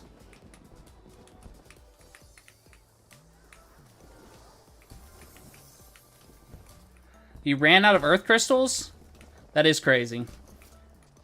Especially if you farm them. But hey, that's why people can sell earth crystals. I've been meaning to go and sell my,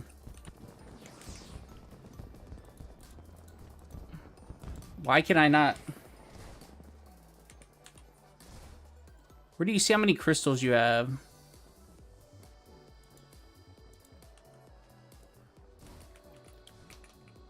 I definitely am not capped on crystals, but it's good to check every once in a while, right?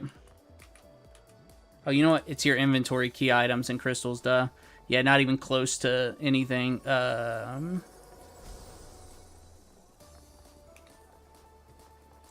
Yeah, I don't even know why I was like, I need to check. I do a little bit of gathering. All my gatherers are max level now. I need to get all my crafters to max level. Oh my gosh.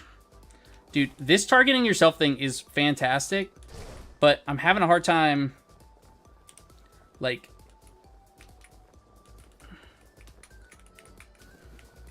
I'm having a hard time seeing it. A lot more people are showing up.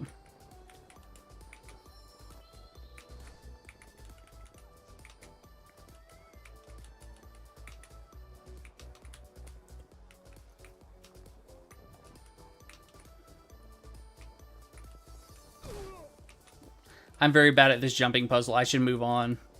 I'm bad at platforming in general.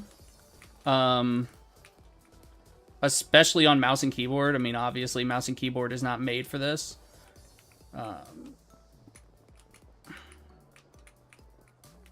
Oof.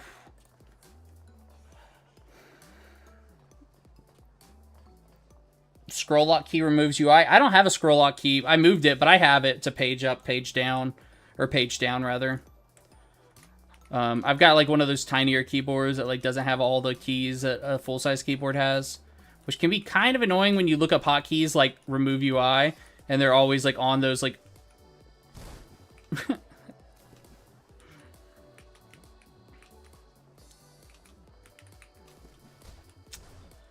Look at that pig in those pajamas. That's fantastic.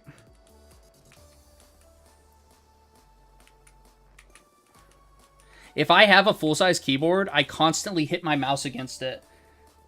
Like, if I'm playing, like, it's not bad in Final Fantasy, but, if I'm playing, like, a shooter or something, generally I'll have my grenades on my mouse, on, like, the left side of my mouse, and I'll bang my hand against my keyboard and throw a grenade, and I'll be playing something like, Fallout or something like that, where that grenade just aggroed everybody in town. I have to, like, reload. It's happened so many times.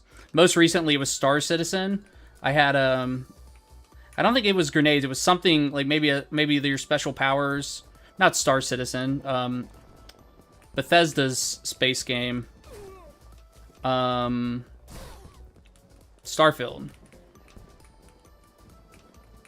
So I had to get a smaller keyboard so I'd stop banging my hand against it.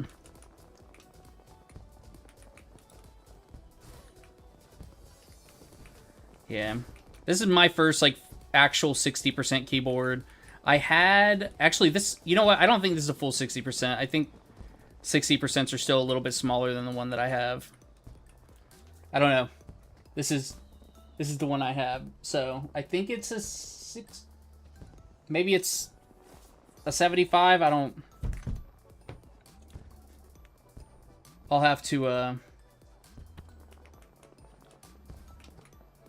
I have a buddy who, like, really likes keyboards, so I asked him, like, which keyboard I should get. And, of course, since he's, like, a real fanatic of keyboards, I was like, just tell me which one to get. And it was like, they had, you know, you have to, like, explain all the stuff. And I was like, I just want a keyboard. But he picked this one out for me, and I've loved it ever since I got it. The only thing with it is, like, so it's rechargeable, so it's wireless, because I was so tired of all the wires on my desk. So now I just have, like, a USB-C, like, that I can, like, pull onto my desk, and then whenever I'm not using it, it, like, retracts. And, so that's how I charge, like, all my stuff. But it doesn't accurately tell you how much charge is left in it. So you're supposed to be able to hold down function and backspace to see the charge. And I do it, and it always tells me it's, like, almost full or 70% or something, and then it's dead. And it'll be full for days, and then it'll be dead. And so it doesn't actually show me it reducing the charge.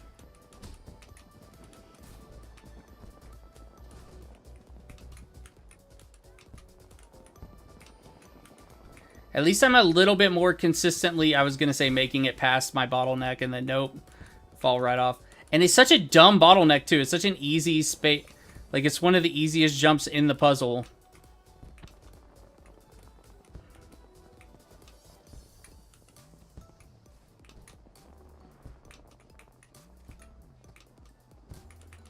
I saw that. You can feel it right when you jump if you're going to make it or not. You switch to a...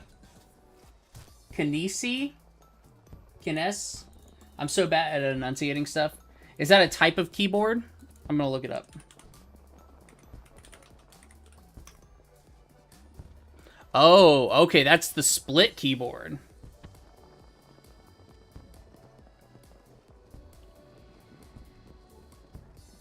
Oh, man. Is that a... Why can't you go back? Is this that much better? It doesn't look... It looks crazy. It doesn't look like I'd be able to use it at all. But I have heard from people that use, like, those ergonomic keyboards that, like, you can't go back.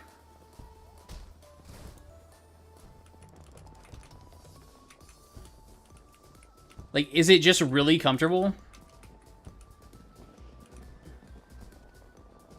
Oh, okay. Yeah, I mean, if you're actually in pain, then obviously you gotta do what you gotta do. And if it fixes that, then that's fantastic. I will say, I have a lot of discomfort with my mouse and keyboard, like, all the time. Like, I always am moving my keyboard around, and, like, I have a standing desk, so I'm always, like, bringing my standing desk up and down a little bit, like, trying to find, like, what's comfortable. And I have such a hard time, like, finding, like, a good placement for my keyboard in my hands.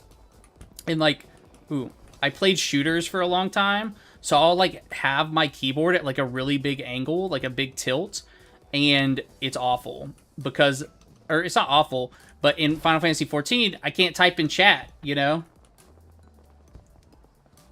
Your forearm was on fire, your muscles were flexed all the time? Yeah, that's awful. That sounds horrible.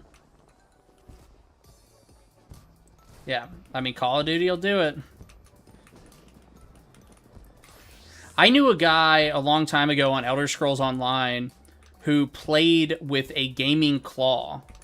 So he didn't have a mouse or a keyboard. He had a gaming... Or no, he said he had a half keyboard and a claw.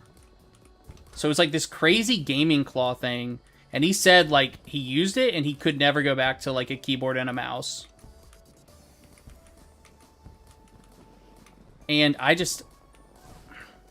It took me so... Like, it's like when you transition from controller to keyboard and mouse, it takes some learning, you know? Like, oh my god, it took so long to, like, get comfortable with a keyboard and mouse. Because I didn't grow up playing, Well,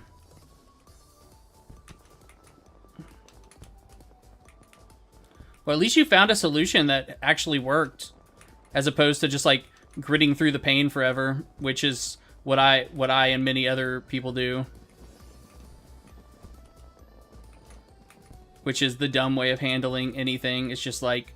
Instead of trying something new, just, oh, I missed it. I felt, you know, right when you jump, you feel that you went too far. I'm going to give this a little bit longer, and then I'm probably going to go level. My Sage is almost to 100. I've been leveling my Sage just with Beast Tribe dailies. And then I just got my Machinist to level 100. So now I'm leveling my Pictomancer. It was hard for me to decide which class to level next.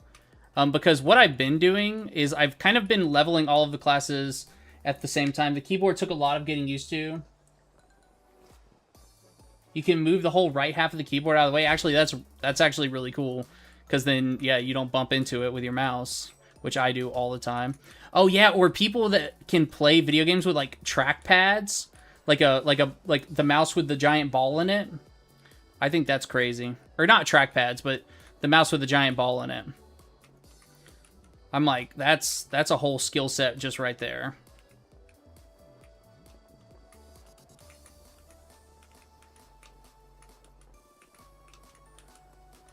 Okay.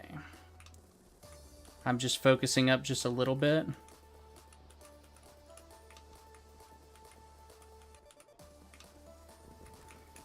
Oh, look at that. I didn't fall all the way down, at least.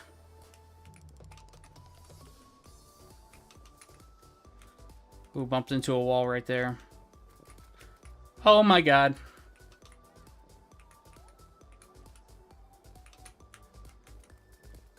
Okay, didn't fall all the way down.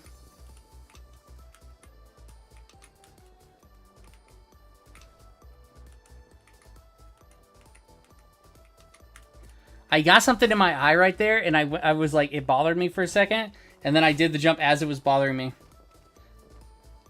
I mean, yeah, I haven't used a trackpad since I was a kid. I mean, what, the early 2000s probably? Which doesn't seem like it was that long ago, and then it was like 26 years ago, and it's like, oh, okay. I guess I'll just go cry. I guess that's what I'll do.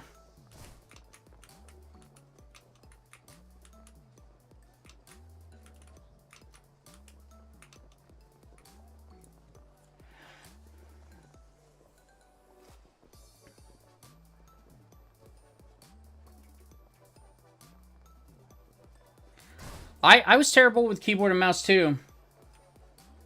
You'd love to find a really well-built trackball. Yeah, Final Fantasy doesn't need any... Final Fantasy's, like, even the hardest content's pretty chill. To be fair, though, I haven't done the hardest content in a long time. Endwalker was the last time I was, like, trying to beat the actual hardest content that was available. But for Final Fantasy 14, I beat Dawn Trail, and then I left for a long time. Oh, man. I had that, and then I kept running. I mean, yeah, I love that Final Fantasy 14 can be played so well with a controller. And if it had come out with really good controller support when it first came out, I probably might have never started playing with a mouse and keyboard. The only reason I started playing games with mouse and keyboard was to play MMOs. Because before that, I was just a console player, you know? And then my first MMO ever was actually an MMO that was like made perfectly for controller, which is DCUO. But Final Fantasy 14 really, you know, did it right with the controllers. Hey, I'm back up here. Now let's try not to fall on my first jump. Okay. It's so dark and rainy. Oh my god. I didn't fall on my first jump, but my third jump. You left 14 in 2017. Yeah, that's a long time. That's probably before I even started playing seriously. I love Final Fantasy games. I've played at least every single modern Final Fantasy, starting with 7. And I've played 4 and 1. But what we called 1 in America was 4 on the NES. And that was the first one I beat all the way through. And so when Final Fantasy 14 came out, I was super excited to try it, but it was so bad. And for a long time, I couldn't get over the early game, like even the modern version, even A Realm Reborn. I couldn't get over the text dump at the beginning of the game. Like, starting this game felt like reading a fucking college textbook sometimes, because you were just reading, there was just so much dialogue that was just text, and text, and text, and text. And they were trying to use, like, old English words and stuff, and so it took me a while. But once I finally, like, was like, I gotta give this game a fair shot, I fell in love with it, and I didn't even jump right there.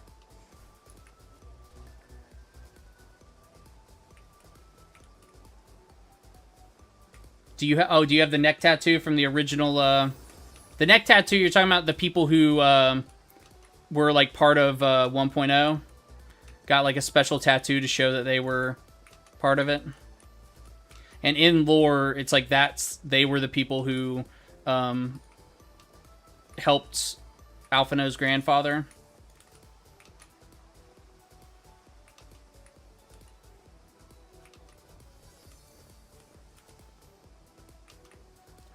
I had an account on 1.0, but by the time I started playing Final Fantasy 14, it was like, there was just no way I was ever going to find it, you know? Oh, why did I do that? I got greedy with that jump right there.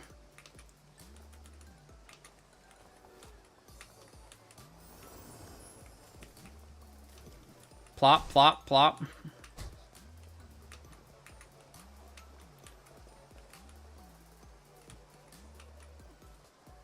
I don't even know how long I've been trying this jumping puzzle at this point. There's nothing but jumping puzzles. I also just got a new house in this game because I lost my house because I took an extended break. But to be fair, there was like a year and a half where I only logged on to keep my house. And then I found out they weren't even doing house removals for a while there. And then I like didn't log in for like, I mean, it was like 50 days and I lost my house. I mean, because you lose it after like, I think 45 days. But luckily I got a house in the same ward. Just a different one. So, but I need to redecorate everything, and so...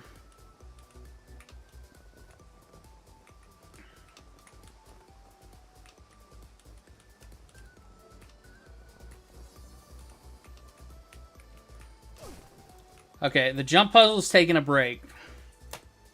I'm taking a break from the jump puzzle, and I'm gonna get back on the normal grind. I'm gonna do some. I like to do my Beast Tribe dailies early on in the day. I'm pretty close to maxing all of these out. Less than a week more of Beast Tribes and Dawn Trail, and I'll have them all maxed out.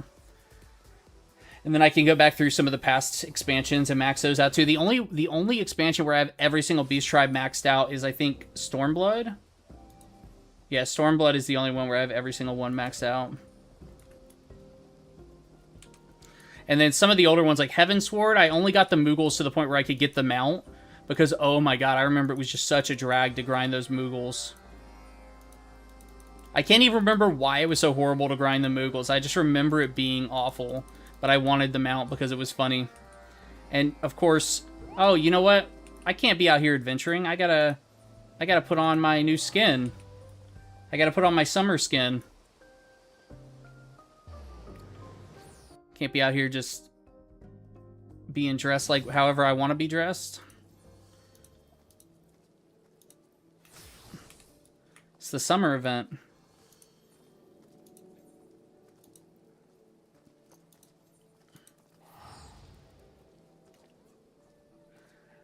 I think I have the Pixies maxed out. Pixies are Shadowbringers. So let's check. Shadowbringers. Yeah, the Pixies are Bloodsworn, so I have the Pixies maxed out. So they're the only ones in Shadowbringers I have maxed out. Back when I was doing Dwarves, it was, like, at that time, Teamcraft was, like, the best tool for crafting. And I never really took the time to get good at Teamcraft, so it just kind of drove me crazy. But now there's the Raphael. Oh, you created your Lala in 2.0? Wow. That's a... That character's almost old enough to drink, huh? Right? 2.0 would have been 2014? So no, not even close to old enough to drink. But it's getting up there. But I got my new Moogle mount from the event in my summer clothes.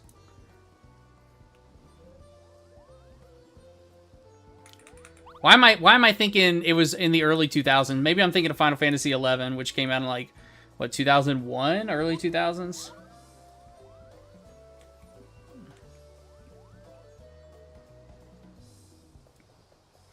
And it's like, I just started doing custom delivery turn-ins this week, and my plan is to start actually maxing those out too.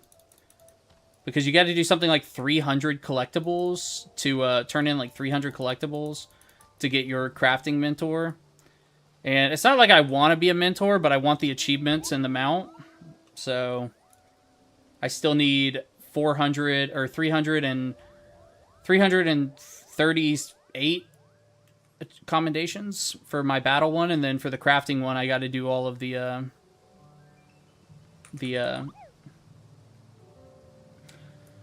expert deliveries or something I still have not touched. I just started doing the custom delivery. Wait, are they called expert delivery? No, okay. I just started doing the custom deliveries yesterday. As you can see, I did these two, and at least the custom deliveries are pretty easy.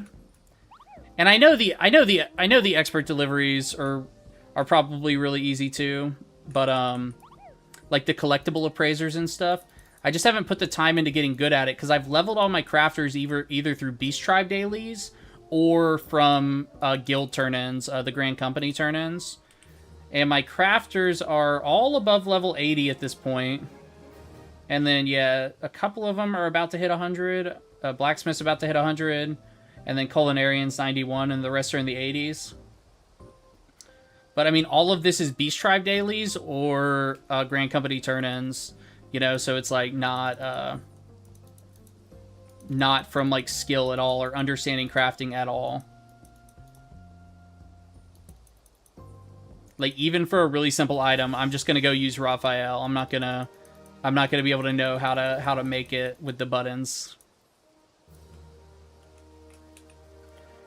Talking about crafting, we'll go do our blacksmith. We'll go do the blacksmith over here in Warlord's Echo.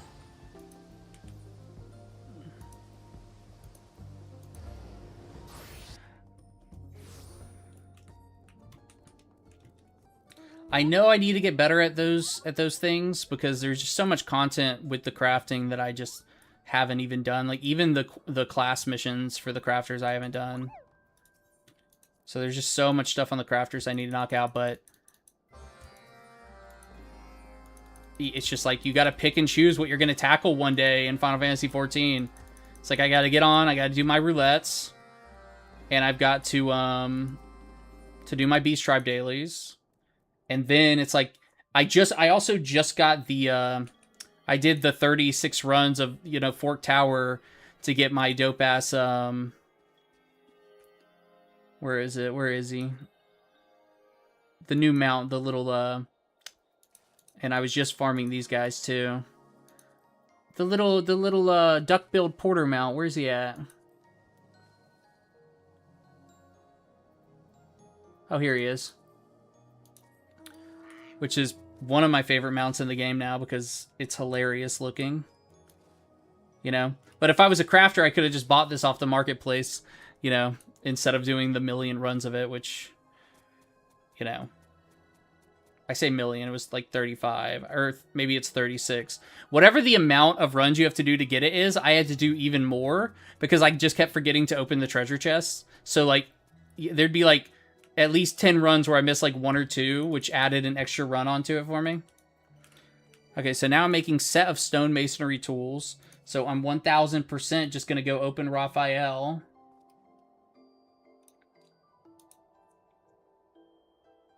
So Raphael.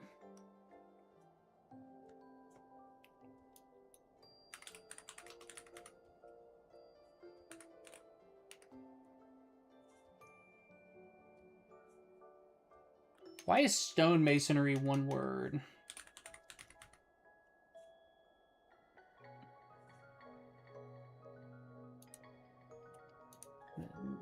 Eight. Hit solve. Get my macro.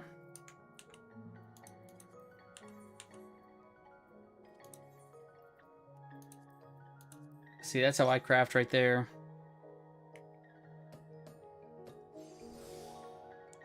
Oh, your original server was Excalibur? Yeah, I've been on Excalibur since I've been playing. I've considered transferring to Aether just because of the rating and the, like, I do go to Aether sometimes when I want to, like, actually get content done. And Primal's not bad, don't get me wrong. Like, you'll have good groups in here, but, like, it's just more consistently smooth to do content on Aether. Like, the players are the tanks are going to move very quick. The players are going to move very quick. Shit's going to die very quickly. Crystal DC Goblin. Oh, I thought you saw that I was on Excalibur. That's why you were saying your original server was Excalibur. I've heard Crystal is not the server to move to. I've heard Crystal can be toxic. That's just what I've heard. I don't know if it's true, but I've heard that's like the drama server. That's an RP server, right? Or RP data center. I mean, Primal's got a lot of RP too, but, you know, it's... Yeah, right up here in the top right, you can see Excalibur is where I'm at right now. It's my home world. I do travel a decent amount to other data centers when I want to, like, get stuff done, though. It's true? Okay. That's just what I've heard. I don't want to throw anything around. I've seen some posts online from people that were kind of, like, trying to start some... you know, in some Final Fantasy 14 groups, and a lot of people will be like, hey, don't join this guild on, you know, Crystal Goblin or, you know, whatever Crystal server it is. They're really toxic, and then it'll be like this crazy accusation against the guild, and it's like, oh, well, that's wild. Like, you're in your own FC? I have considered starting my own FC just to get the submarine stuff going. The FC I'm in right now is just one that I join I don't even remember how I joined it, or if it was like a random invite, or if it was like, or if it was like a Reddit post or something. But it's people I don't know. Like, I don't know them, but they all seem to know each other. Like, so they have like their own thing going on. You know, and I've been in this FC for years at this point. I mean, at least 3-4 years, maybe more. The extra gil's worth the effort. I've been thinking about it. So starting your own FC, basically, from what I understand, you just get other people to sign the charter with you. I've heard that you can like pay people to sign a FC charter, and then they'll just leave the FC.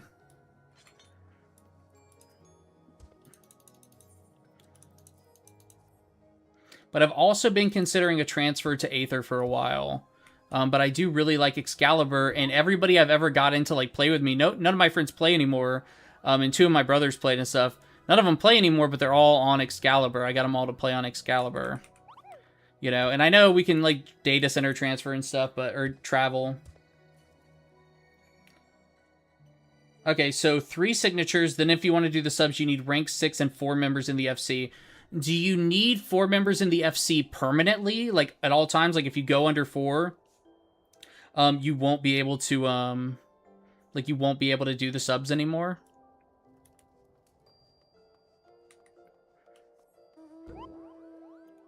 Or is it just you need 4 at the time you start getting the sub place?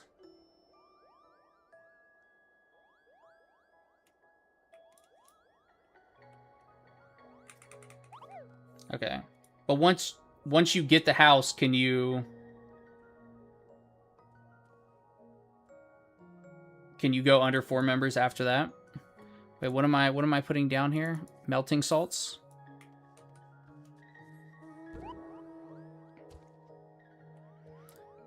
Because, I mean, 4 people, that's not bad. I mean, I could just get my my brothers to log back on and join. I'm one of 9 siblings, so I have like 1 million siblings that I can get on just to sign the guild charter.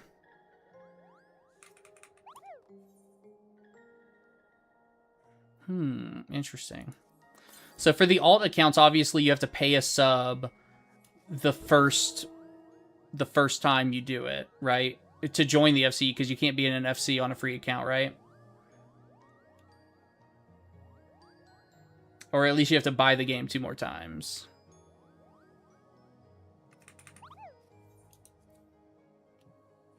And then I've also heard about the FC Workshop. I've heard the FC Workshop is a good place to make money, because you can like make like housing skins there.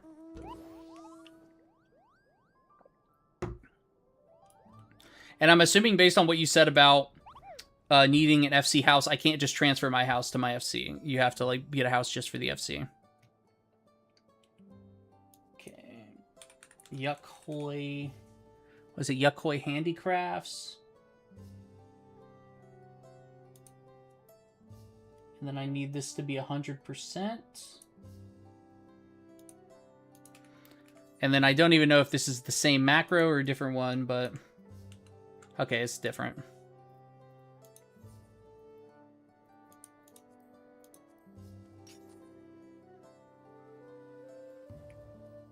Oh, okay. You keep a sub on all 3 accounts?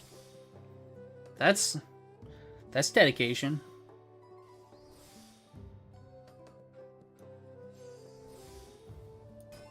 What do you use the other accounts for besides filling out your FC? Do you like use them for the extra retainers, or?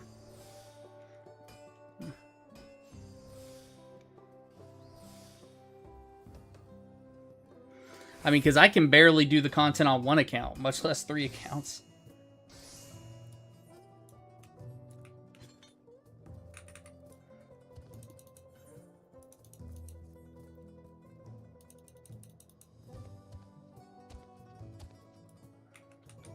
Okay, we are done with half of the Beast Tribe dailies for the day.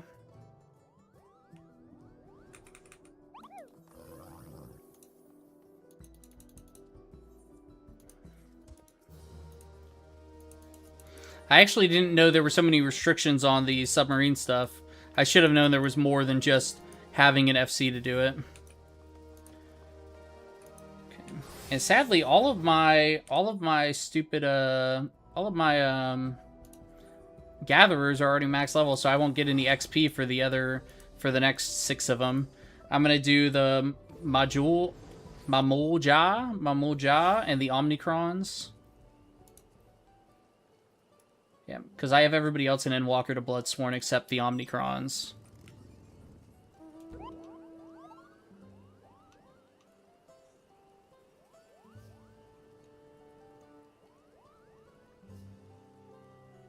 Okay.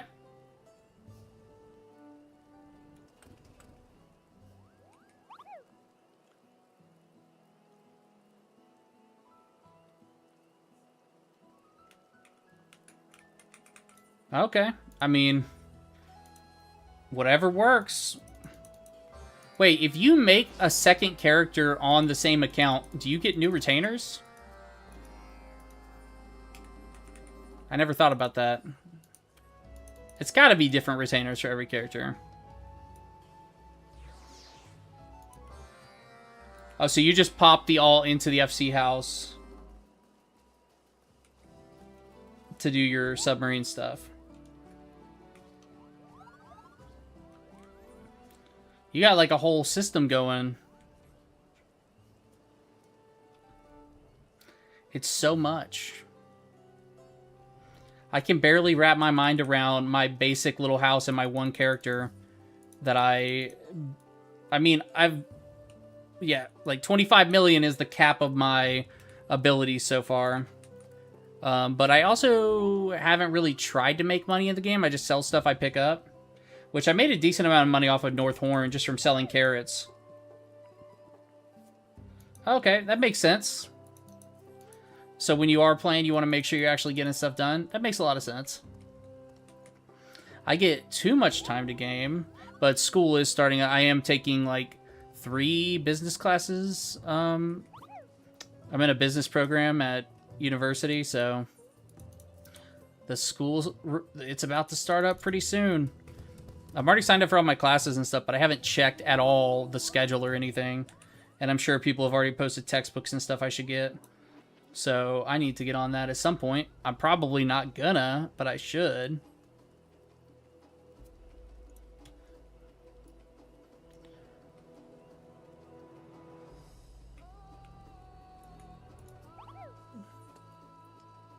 Let's see something.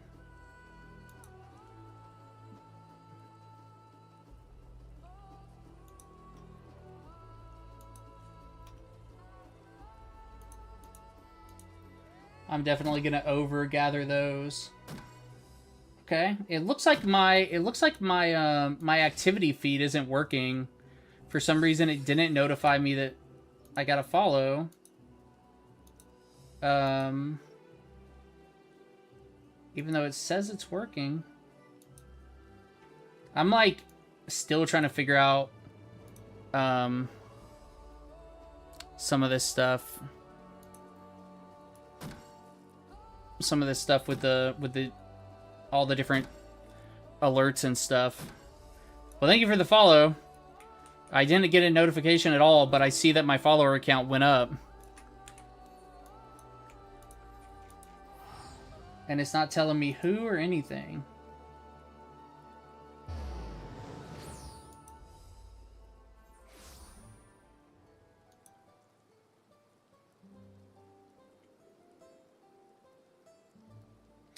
Yeah, it's just that the alert didn't come through. I used the stream elements thing, and I thought it was all set up properly.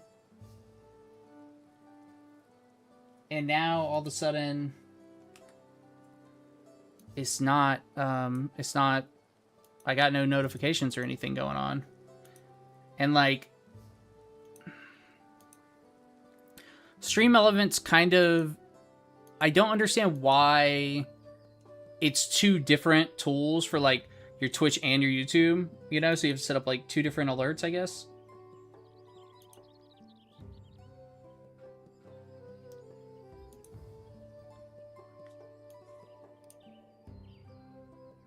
And it looks like, did I install SE OBS thing? Yes, I did.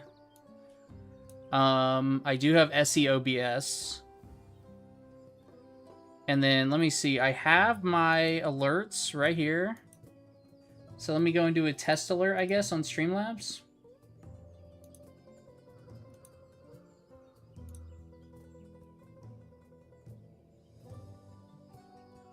Okay, so that worked.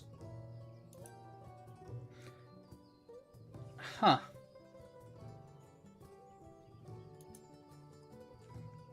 Let's see.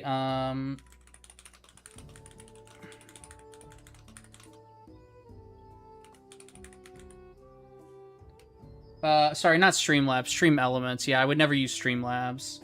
I never used Streamlabs when it was popular, and then when it, like, fell out of... They were, like... They were using OBS, and... You know, all... Like, I can't remember all the details, but no, not Streamlabs. Stream Elements is what I'm using.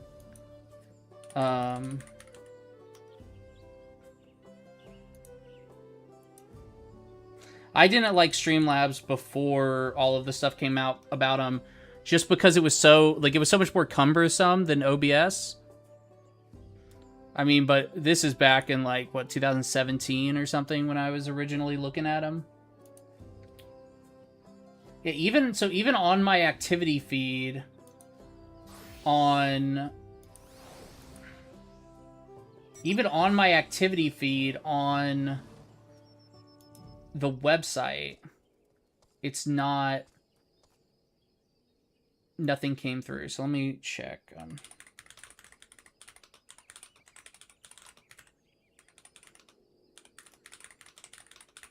So it's not getting the alert updates. So maybe I need to go into my Twitch connection settings.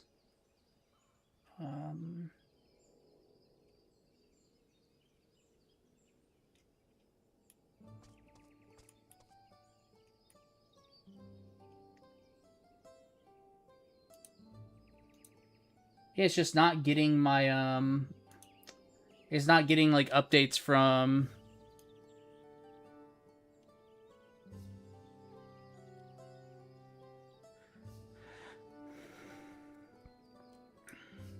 And talking about resource hogs, I just started using the, their program ground control today. Today's the first time I'm trying it. So stream elements ground control. I like it because I don't have to, like, it's less windows I have to have open.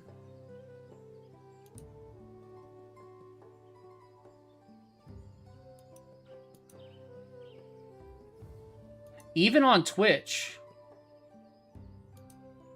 even Twitch isn't updating. Even Twitch's own activity feed in the stream manager isn't updating about anything. Like, so there's not even anything in this activity manager. So that means, I guess something's just wrong with my Twitch.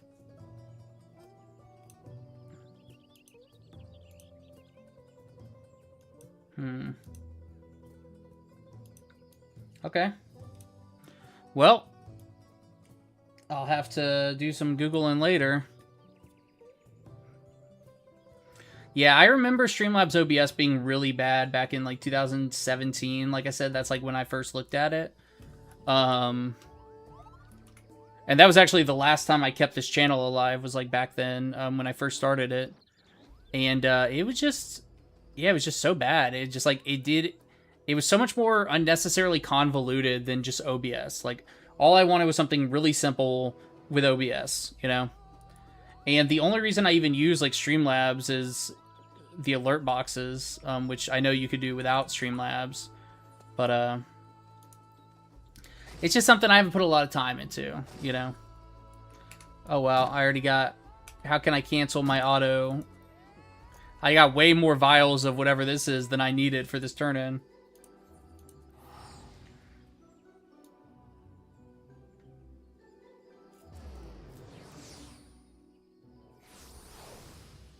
Oh, okay. I'll check out Chatterino then.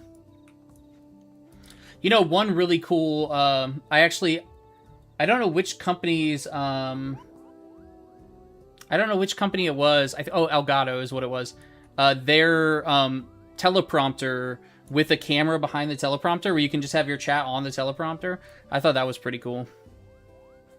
I thought that was a really cool camera.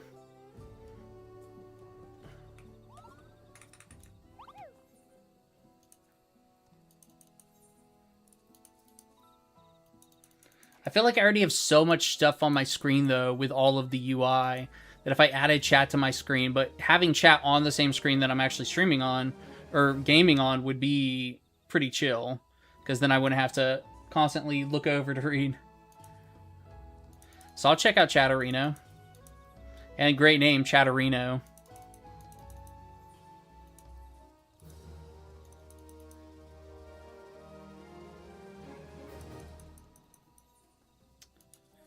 It's just like, I start looking at all of the, like, overlays and the other stuff, and I don't know, it's just like, it doesn't feel like stuff that I would... It doesn't feel like me, you know? So I haven't really touched it all very much. Okay, Omnicrons. Like, even on Twitch, I don't even have, like, a banner or anything. I need to fix that.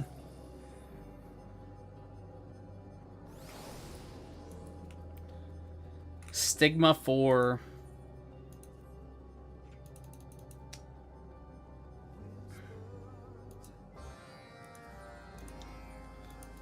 And then once I'm done with these, I can get back on my Pictomancer grind. You don't like all the pre-made garbage? I'll check your stream out. I'll have to check it out and see what you made. Yeah, I'm not a big fan of a lot of the stuff I see out there, you know, and even Streamlabs OBS back in the day had that, where it was like so much like pre-made garbage that you could just like one button click and your whole stream could be set up and it'd be all this like nonsense, you know, windows, and it's just, I don't know, it's just a lot. And I'm sure, I don't know, it's just a lot. There's a couple little things I saw. Like, I saw somebody who had, like, little monsters crawling around on the bottom of their screen. And I really like Digimon. Digimon's, like, one of my favorite franchises ever. So I would do some, like, little Digimon pixel monsters crawling around, you know. Oh, I got enough of those. I'm gonna have to, I need to make sure I don't forget to throw out all of these. Oh, and I need to go put down all my decorations that I bought. Okay.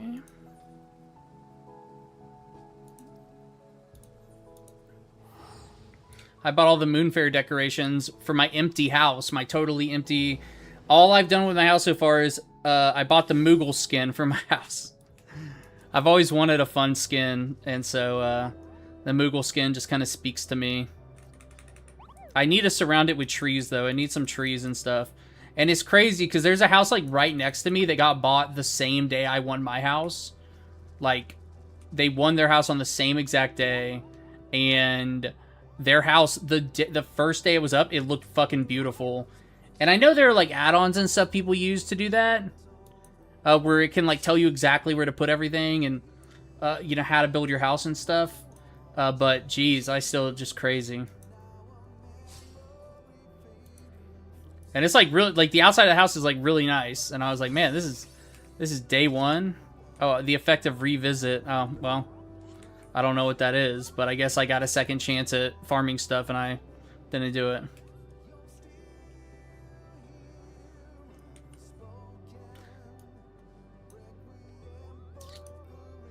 So, it took me a long time to decide what I wanted to level to 100 next, and I decided on Pictomancer because it looks cool, and it's one of the new jobs. Yeah, check it out.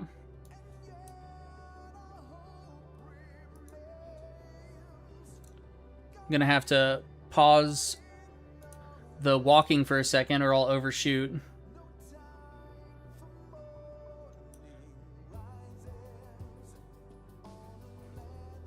Yeah, I see it. Save water and shower together. What is this? I love my job only when I'm on vacation.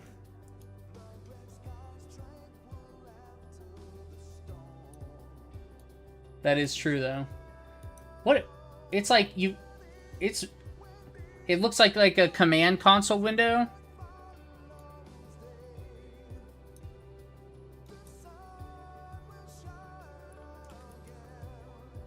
Okay.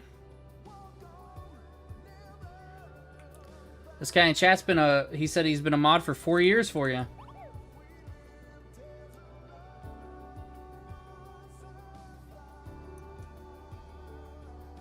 Counting backwards from infinity. I like the style you went for. Like, it's a very unique, like, style. Like, you know, like, you can tell it's not, like, just copy and paste it from somewhere else. Like, it's something you had to put, like, you had to put thought into.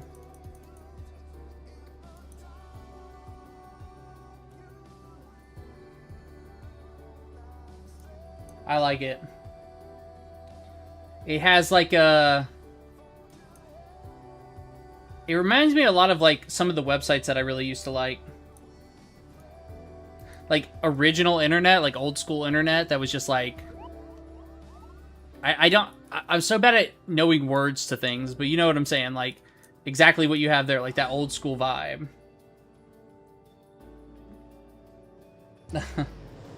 You set up a scam sub goal? That's funny. That's funny. That's a good way to do it.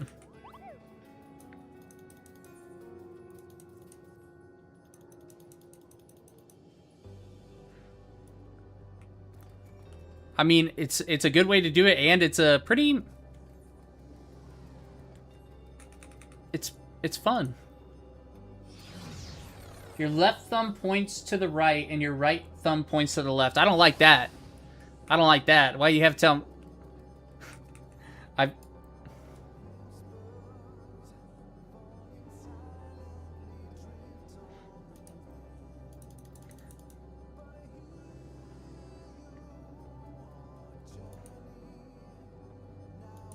You a big school Linux fan? Do you use Linux? Don't think of purple hippos. I vaguely remember the reference, something about don't think of purple hippos. What is that from?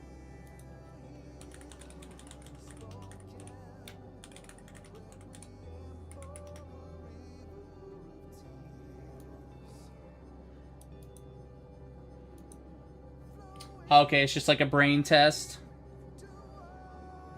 You daily Linux? The only Linux machine I've ever used was is still currently the Steam Deck, which obviously isn't really like you're not actually using Linux, you know.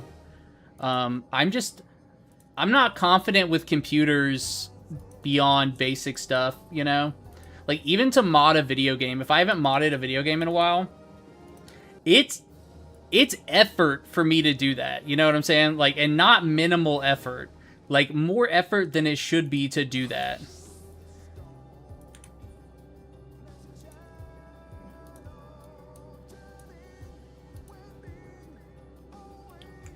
So, just for fun, I've been clearing up side missions while I'm queuing for stuff. And just, like, trying to clear up all the side mission stuff with characters that are, like, kind of level, you know, level appropriate for it.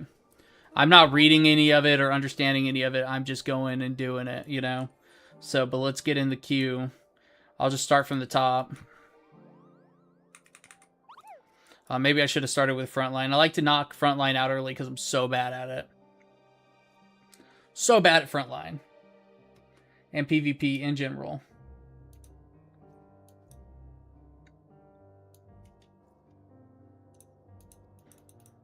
Like, using Linux and, like, understanding tools like that and being able to do simple things like have multiple instances of computer or understanding cybersecurity at all would be really fun. But I'm just so bad at stuff like that. Like, unbelievably bad.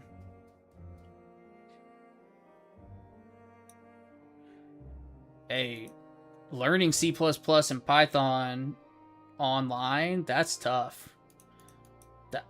That was the first college class I ever dropped out of, was a coding class. I couldn't do it. It was just, maybe part of me also didn't want to do it, you know? But it was tough. It's not, my brain's not built for stuff like that. Oh, you saying cybersecurity is what you do for a living? It seems like a lot of fun. It really does. It seems like it would be a fun thing to know and understand.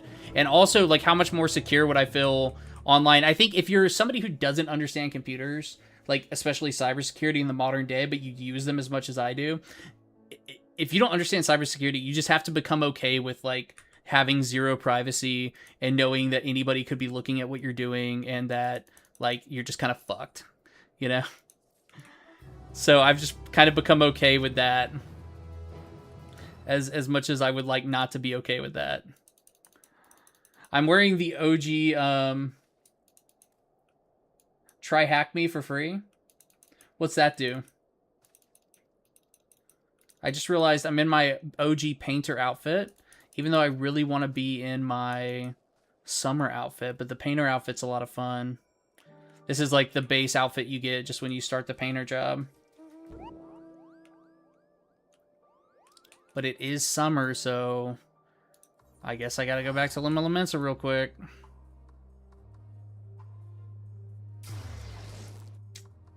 I'll pull up Try Hack Me and I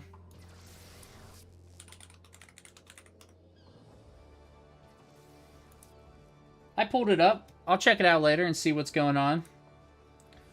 It's like, it's definitely a skill set that would be like invaluable to anybody who wants it, you know what I'm saying? And of course you know what I'm saying, you have it. But it's also my brain no good, you know?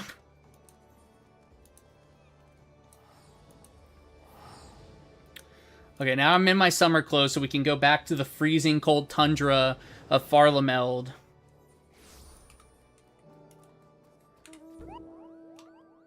And we can ride around on my new float. This mount's great. I'm so happy they started adding funny mounts into this game. I mean, some of the OG mounts were kind of funny, but, you know, the OG mounts are, like, really fantasy-based. And what was the game? There are just, like, a lot of games have, like, weird policies about, like, lore and stuff. Like, oh, you can't break it. Like, New World tried to do that shit when it came out. It was like, we're never gonna have mounts in New World because you couldn't, and they came up with this ridiculous lore reason, which was that, like, Beast of Burdens couldn't travel across this ocean or couldn't get through this barrier. I was like, that's not gonna last. I was like, the second players stop playing this game because it takes so long to get around the map on foot, they're gonna add mounts. And they did. The second they lost a bunch of players, they backtracked hard and added mounts. It's like, those sort of decisions are just like... Oh, dude, the Mog King? Dude, I still use the Mog King weapon on my Dragoon. My Dragoon uses the little fork. I mean, that's the best Dragoon weapon in the game, is that little fork. So, I'm still learning the Pictomancer. I haven't looked up any guides or anything on how to play Picto. I kind of think I have an idea of the gist of it. But I'm still just kind of like... You know, getting used to it and learning. Oh, I just wasted a lot of cooldowns right there, and we weren't even at the stopping point for ads. What is wrong with me?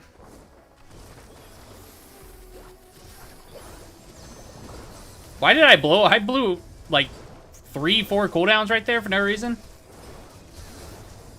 I'm barely even looking at my, Dude, the Mog Slippers are great, too. Yeah, I still use those. I definitely think I have a skin, with the Mog Slippers on it. I'm gonna have to check, though. Maybe I deleted it. I kind of went through and deleted a bunch of my old, skins because they were lame. But yeah, the Mog Slippers are dope. I love pajama skins. I always end up going for, like, more modern-looking clothes or, like, pajamas or something dumb, like the elephant skin. I loved for a long time on Dragoon, when I was leveling Dragoon originally. I think now it's at, like, level 75. Yeah, I need to level it some more. I wore the elephant costume. You have the slippers on almost every class. I mean, dude, if it works, it works. Can I even open glam plates in here? No, I can't. You want to get the Biz crafting gear? That's some work right there. Oh, nobody grabbed the item off the ground. That's funny.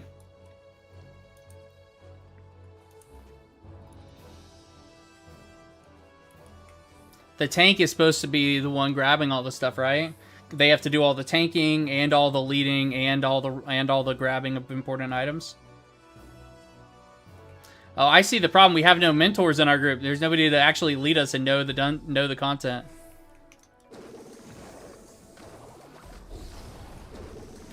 I also forget on this class, I should do my painting between pools, because when you're out of combat, painting is instantaneous. You're almost done with the stellar tools? What do you, like, all of them or just one of them? Isn't it like relic weapons where you grind all of them up individually? I have two relic weapons done, and I have one stage away from being done. So I just need 1,500 more mathematics. I just noticed I was capped on poetics. I should go get some more Thavnirian soil. That is one thing I did a lot with my house, was I used to farm. I used to always make sure I was farming. And I would just make the onions and then sell. I would never actually successfully make the onions grow, so I would just sell the seeds.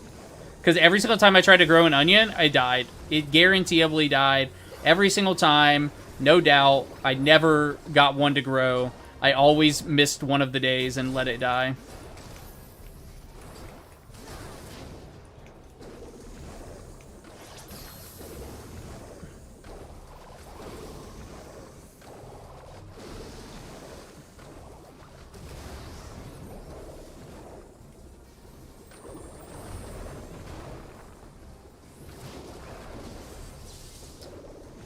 I mean, farming is easy, you know? It's just, you just have to... I think a lot of the websites make it a lot more complicated than it needs to be. Like, just tell me what plot I need to set up. Don't tell me all the different stages of all the different things I need to do to get to the final plot. Just tell me the final plot. Tell me the final plot I need to set up to make Thavnirian onions. That's all I want to know.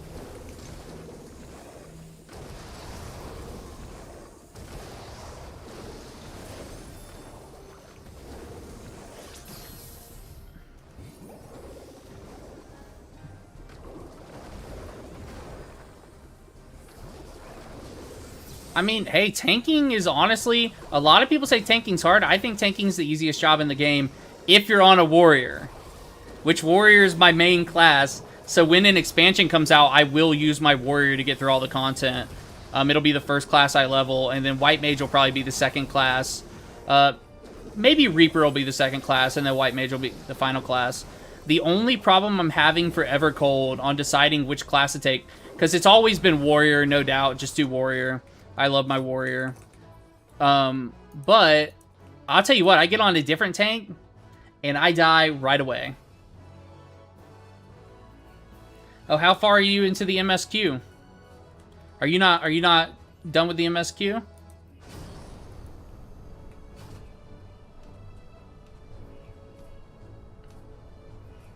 I'll make sure I don't say any spoilers, I guess, past wherever you tell me you're at. But, for Evercold, the Reaper is, like, the main, like... They always have, like, a class that's, like, the class of that expansion, you know? And and it's gonna be the Reaper for Evercold. And so I'm kind of like, man, thematically, I kind of want to just play my Reaper through Evercold. But I also don't want to be competing with all of the other people playing Reaper trying to get into groups. I mean, Scholar is a tough class to play. I mean, Scholar is not an easy class. Scholar is that is one of the harder healers to play in my opinion. Astrologian's the hardest for sure, but then Scholar's right there with it. White Mage is the easiest, and then Sage is like if you want to be a DPS, play Sage. Sage is so fun.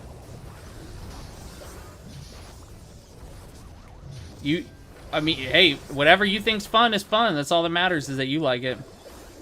But you can see mine's only at level 60. So I'm over here painting, not doing any damage. I could have just painted after this ad pool, because I'm not even going to use that painting in this ad pool. I gotta keep remembering to paint between pools. Scholar has the little fairy that heals with you, right? Yeah, it does. It's the summoner fairy. I guess I can pop the hammer for this one. Yeah, the Summoner Fairy that kind of... as far as I understand... Now, again, I haven't played Scholar a lot. The Fairy kind of does a lot of the healing for you, right? Like, a lot of the chip healing, at least. Maybe not the burst healing. But, like, I had a tank in a group maybe, like, 2-3 weeks ago who told the healer, they were like, hey, you don't have to heal me to full. Like, you can chill. And they were like, well, tell my pet, because my pet's the one that's healing you. You know? Which I thought it was a... I think the tank was trying to be nice by saying, like, hey, you can do whatever you want. Like, you don't have to worry about me, you know? Because they thought the healer was, like, hyper-focus healing them. Which, to be fair, when I was an early healer, that's all I did, was just spam fucking heals.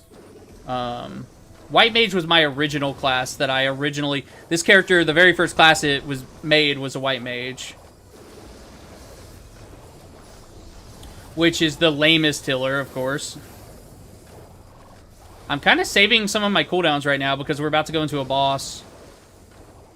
So I'm just kind of using my base attacks.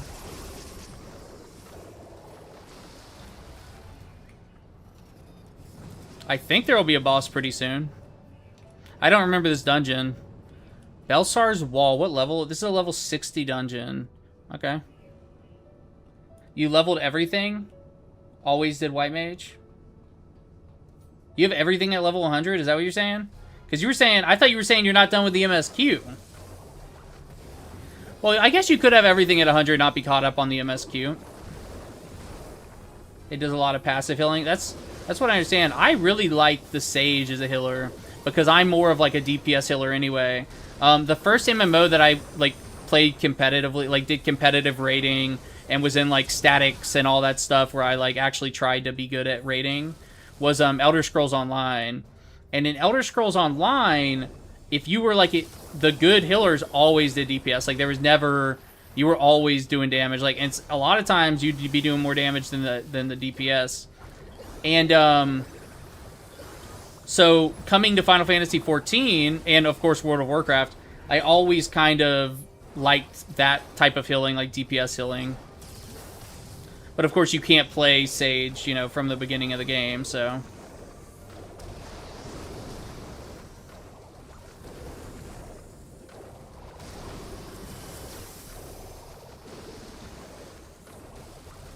Okay. Hey, at least you got your craft. It sound because you were saying you do an expert delivery, so you craft a lot.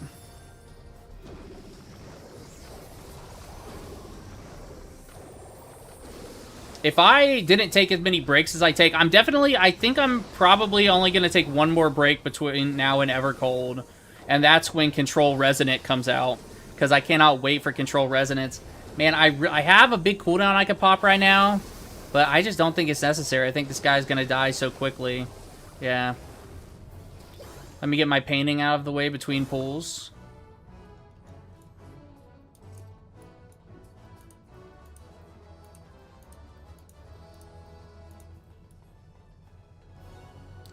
I want to max all the jobs to level 100 before Evercold. I just can't guarantee I'll do it. You know, the crafting jobs I could for sure get to level 100 because I could just go to Cosmic Exploration and spam out those crafting missions to like level up. The combat jobs I could get a lot of them to max. The question is, am I going to consistently play between now and Evercold, or are there any other games beside Control Resonance that are going to take me away?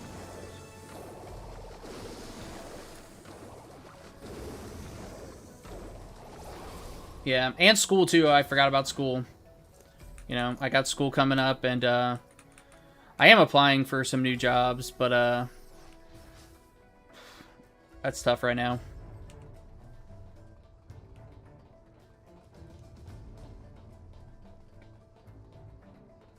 Somebody in my guild said hi, and then immediately, within the same 10 seconds, said BRB. That's funny. I don't want to save all my cooldowns, but I also don't want to, like, spam them out. I don't know this class well enough to know, like, how Zads are just dying so quickly. Heavensward was when I finally started liking Final Fantasy 14 for sure. I started playing during, I think it was Shadowbringers when I started playing. And it took, like I said, well, that's not true. I started playing a long time before that, but it took me a long time to, like, get into it, get past, like, the fact that the early game of this game is just a giant text block. I felt like I was reading a book every time I was playing. But Heavensward is what really sold me, because the director of Heavensward was the director of Final Fantasy 12. And so you have a lot of stuff that came in that was like, I love Final Fantasy 12. It's my favorite Final Fantasy game of all time, period. And there's a lot of... Final Fantasy 14 has a lot of the Final Fantasy 12 mechanics in it. How you target enemies. The blue dots between zones. Like, the blue line that goes between you and an enemy when you target them. That's pure Final Fantasy 12. Hunts. When you do hunts, you have the little rogue tomato above the enemy's head. That's Final Fantasy 12. That was the very first hunt in Final Fantasy 12, was to hunt the rogue tomato. So there's all those little things from, like, the Final Fantasy 12 team that, like, made me love Final Fantasy 14. And then, of course, the Evil East raids. I mean, forget about it. The Evil East raids are... I love Final Fantasy Tactics, too. That's why I like Final Fantasy 12 so much. Because Final Fantasy 12 and Final Fantasy Tactics take place in Evil East. So the Evil East raids were just so great. And the director of Final Fantasy 12 actually has another game called Vagrant Story on the PS1 that takes place in the same world of Evil East. So there's actually a game outside of Final Fantasy that takes place in the same world as a Final Fantasy game. It's called Vagrant Story.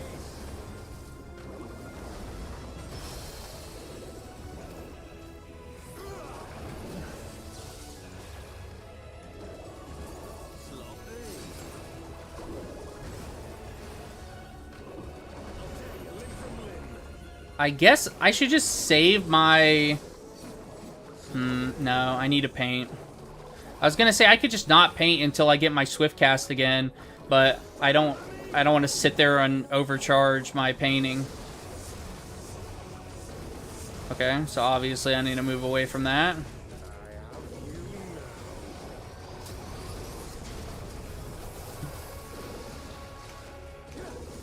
We fight the one in the middle, right? Yeah.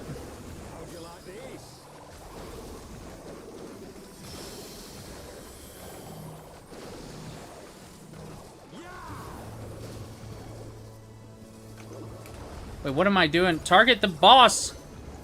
I need to use the immunity list. I couldn't get that targeting to go off.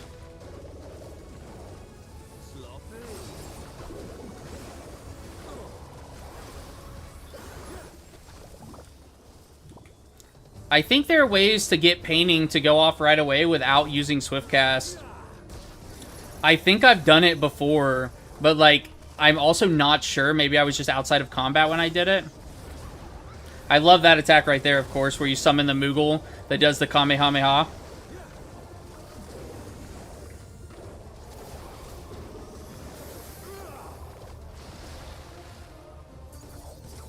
Man, that Pictomancer slide does not go very far, and you only get one charge of it. So, 157 minutes to get to range 6. That's not bad. That's not bad at all.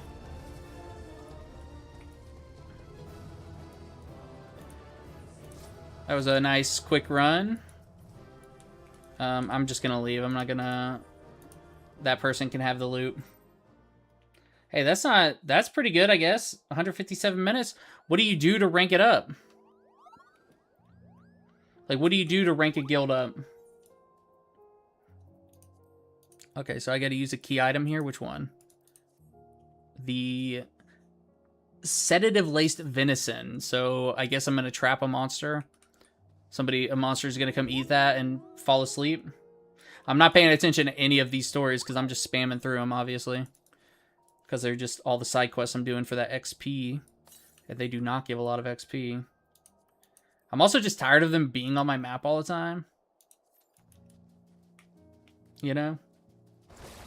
It's nice to get that peace of mind. Expert deliveries for power level? Okay. That's why you've been doing expert deliveries this whole time. Okay, I just thought you love crafting, which some people do, you know? Look at that big old bear. Oh, it's called Ludicrously Massive Bear, too. So it is literally just a big old bear. Pull out my hammer. You didn't get hammered, boy. I still don't even know what Starry Night does, which is like one of my painting attacks. So what's the point of the sedative lace? What's the point of the sedative lace venison if I'm gonna fucking just kill this dude when he shows up? Like, shouldn't I be trying to put him to sleep since it's sedative laced? Okay, this mount has all the Moogle sounds to it. Which, it's not actually a Moogle, so I don't know why I'd have Moogle sounds, but hey, Moogle sounds, I'm cool. 470 high-quality militia chokers and turn them in? That is ridiculous. That's crazy. 700 coke. I've only seen coke as a joke on, like, I know it's an item in the game, but I've only seen it, like, in a screenshot. Somebody was like, thought it was funny to put one coke up on the marketplace for, like, the max amount of money available.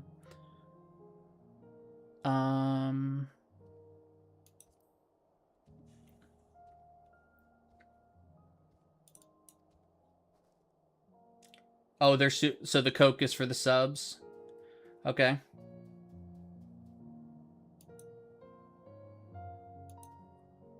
I should have. And that's why I wouldn't know what coke is, because I've never done the sub stuff. You know? Okay. Apparently I'm going to pray to this thing. I'm so happy they added the emotes to the missions over here, so I don't have to, like, type it in every time. I will say the whole, like, missions where you have to, like, type in say drive me crazy, because you have to capitalize it perfectly, and you have to put the quotation marks, and I always mess one of those things up at least 17 times.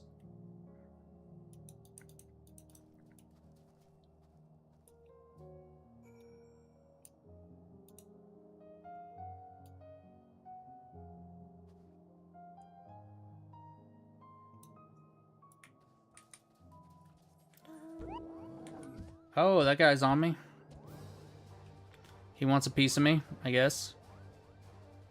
He doesn't know that I'm the Warrior of Light over here. The painter Warrior of Light.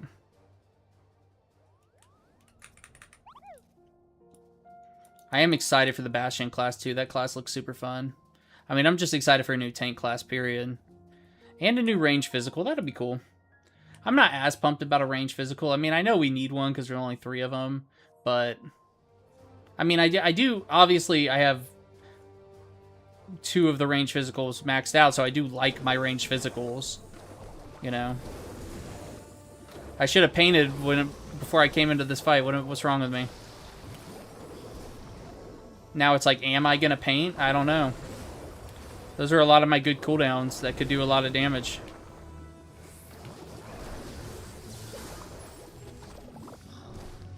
Oh, I don't have my Chocobo out. Chocobo, get out here and help me. I'm gonna have to pop a potion real quick.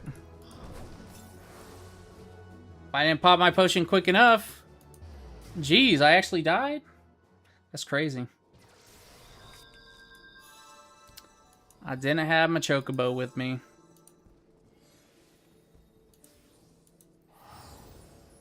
Yeah, emote quests, or just like... I mean, I'll take an emote quest over a sneaking quest any day of the week. Actually, in Endwalker, there was a mission in this zone right here from Camp Broken Glass where you had to follow somebody, and I failed it so many times I took like a 3-month break from the game. Like, maybe longer than 3 months. Like, it really, really annoyed me. Well, good luck buying an FC house. Do you know, like, do you have a plot in mind that you want to get? Can you, is getting an FC house the same as a private house where you can only bid on 1 per cycle? Per bidding cycle? Right now is the time to get a house, though. There are a lot of houses on the market right now. Like, a fucking lot. One of my guildmates just got her dream house. So Gridania plot 11, the Lavender Beds plot 11 is like one of the best plots in the game, and she's been trying to get this plot for I don't even know how many years she said it was, but she finally got it because there's you know, less people on right now, and I still didn't paint before I started this fight. What is wrong with me? I'm never gonna get it. I'm never gonna get that down. But anyways, when she won it that day, like, everybody went over to her house and they were all hanging out and stuff. And there were just people walking up and getting their money back from, like, losing the bidding. And she was just being so mean to them. It was so funny. Like, she wasn't actually being mean to them. Like, she didn't say anything to them. She was just like, shoo them away, get them away from my house. You know, it was just funny. Bid and wait. What, are you going for a specific house, or are you just gonna go for whichever house you can get? Or whichever one's available? I mean, waiting till the end of the housing cycle and seeing which houses have the least amount of bids is obviously, like, a good strategy. If you don't care about where your house is. Aw, man, I gotta beat this guy before I go into that.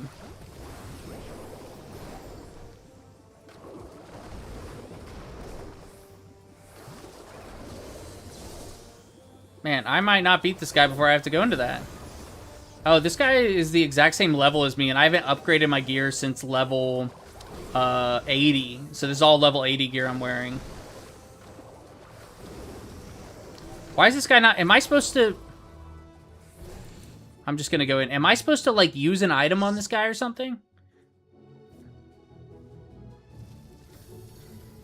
Oh, I just got the best leveling roulette.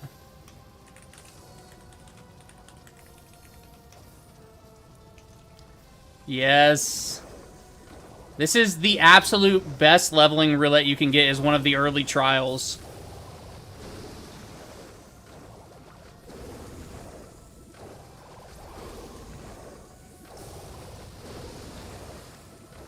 Yeah. So are you going to wait till the end of a cycle and just bid on one that has a low amount of bids, or are you just going to bid on one and call it a day?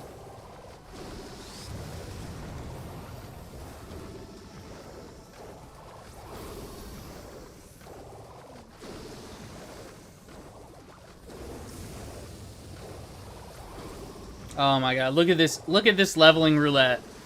No dungeon, no fighting 3 bosses, just one really easy to kill boss.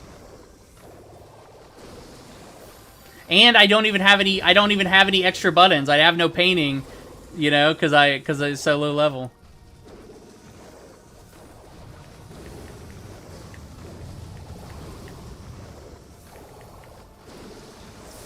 Here, I'll actually go check out Lavender Bed Plot 11 after this, because it's such a good plot. It's definitely worth seeing. She was really hyped about it, and I've never really paid attention to houses or which ones are in good places or whatever. I literally just picked my house because it was in the same area as my guild's house. And I was like, there was an open house there, so I bid on it. I got it. I lost that house, and then I have a new house in the exact same position. Okay, let's see if I can't kill this guy real fast before I go and go... Actually, you know what? There's so many little things I need to do. Put all my dies back in my chocobo saddle. Go drop some stuff off at my house. But I'm right here on this guy. I might as well kill him. What is this mission called? Beasts of the Imperial Wild.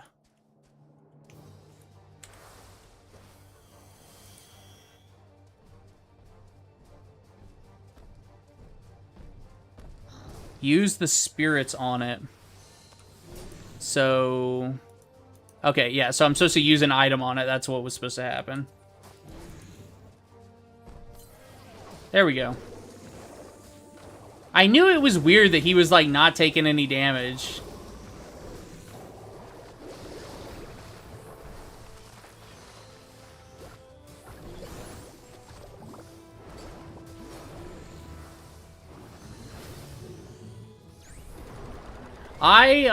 I got into my house, and I liked my house because my brother and I kind of built it together.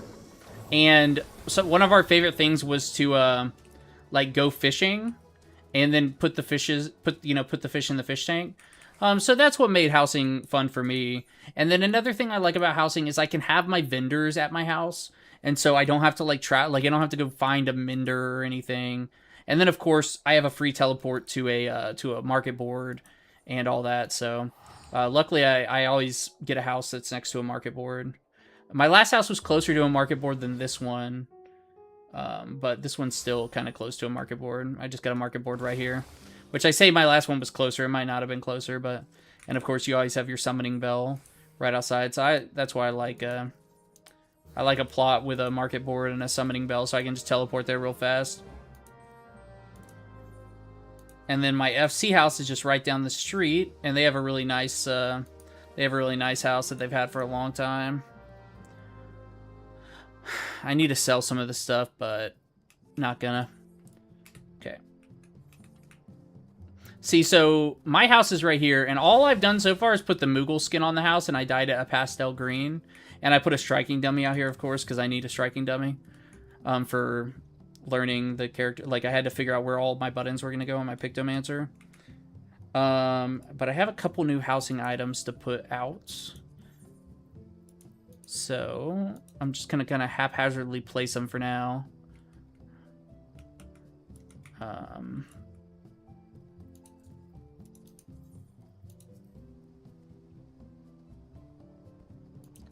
I'm not good at, like, decorating, obviously. I'm just kind of...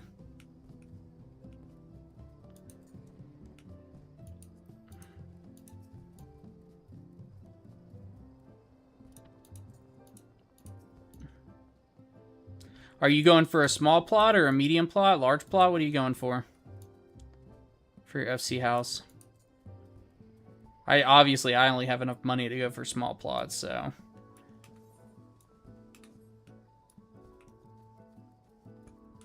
Oh wait, I forgot that you have alts. Well, do you check the housing website to see? I mean, the housing website is obviously gonna tell you what all the houses have. It'll tell you all the bids and stuff.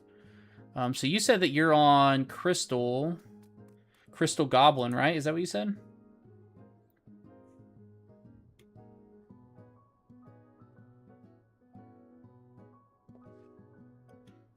So it looks like in this cycle, there are 90 houses up for bid on Crystal Goblin. Let's see. And 85 of them are small plots, so I'm guessing... Oh, 4 medium plots. There's 1 large plot up for bid, which is rare, really rare. For FC, I think, can all houses not be FC? Let me check. Oh, 79 of the houses can be for FCs. Okay. I didn't know that. I thought all houses could be for FCs. I know it always says, like, FC and personal, but... Oh, that's weird. Okay. I didn't know that. I mean, there are quite a few houses with no entries yet on your server. You've got... In the Imperium is where they are. A lot of Imperium houses are open. But you also have Shirogane Ward 12 Plot 53 has no entries yet. That's a nice area. I guess I can switch to... Yeah. See, I mean, you have a lot of houses. It looks like there are a lot of houses right now with no entries on your server. So, yeah, if you just wait to put your bid in until the end, you could probably just pick one that has no bids on it and just get it. But you have 4 days and 16 hours until this bidding period ends, right? I think that's what it's saying right here. Yeah, 4 days, 16 hours till the bidding's over. Just before drawing? Yeah, maybe. There are a lot of houses right now that don't have bids on them going, that are just, like, keep getting recycled. Because, like, a lot of people have lost houses recently. I mean, because there were years where they weren't removing houses if you didn't get on. And then earlier this year is when they finally started removing houses again. I'm just kind of haphazardly placing stuff right now. Eventually, I'll come through and design a house and stuff, and I'm just not any... Oh, this is a tabletop item. I'll put this one tiny little picture right there on the giant table inside. Okay, yeah, bid right before it goes off. You think, Shiro, is that like the most popular place to live? I don't know. I like the Mist. It's okay. It's nothing special. I don't think it has I think it has some of the worst views. Oh, hey, I can see the fireworks from here, though. That's cool. I didn't know that. Can all the housing places see fireworks? I'm going to go to the lavender beds to show you the plot that I was just talking about.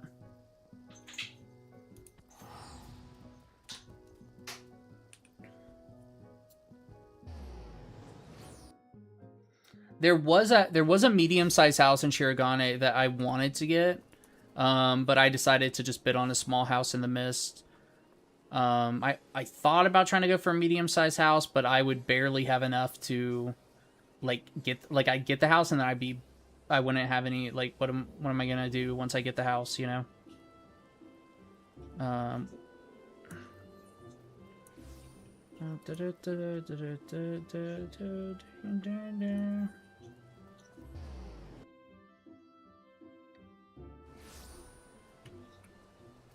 Okay. I mean, that makes sense. I mean, to be fair, though, the Imperium is, like, just kind of drab and, what's the word I'm looking for? Industrial, like, metal and just ice and cold. Very brutalist, I guess. So this is the plot she was so excited about. It's, like, on this little island by itself. And apparently she'd been trying to get this plot for years and years and years. And then I guess she's been doing a lot of decorating. But the view is really good. She put a house that has like a little jumping puzzle where you can like go. I didn't even know there are houses with jumping puzzles. I guess it's not really a puzzle as much as there's like a hidden rooftop garden thing.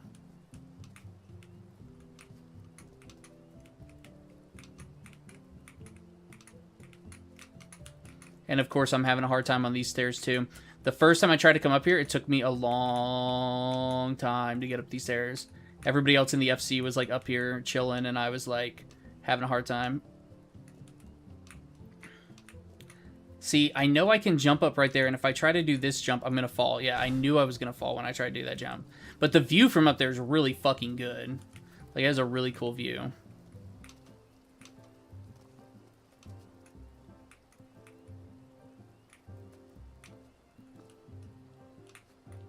It was a waste to Gil to have a personal plot. Just, yeah, I mean, like, obviously, I only have a personal plot.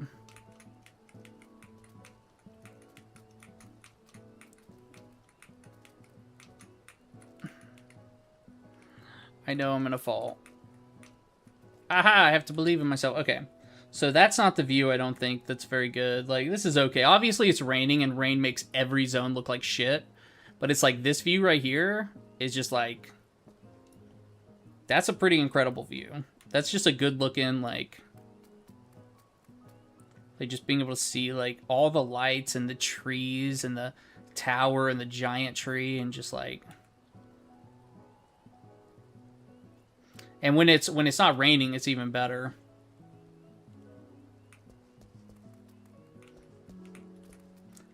Just like, it just looks so good. Like, there aren't a lot of like really picturesque places like this in the game. Like, there's some good looking spots. I'm not gonna say there aren't good looking spots for like G posing and stuff, but like this is uniquely, I think this is like really uniquely good.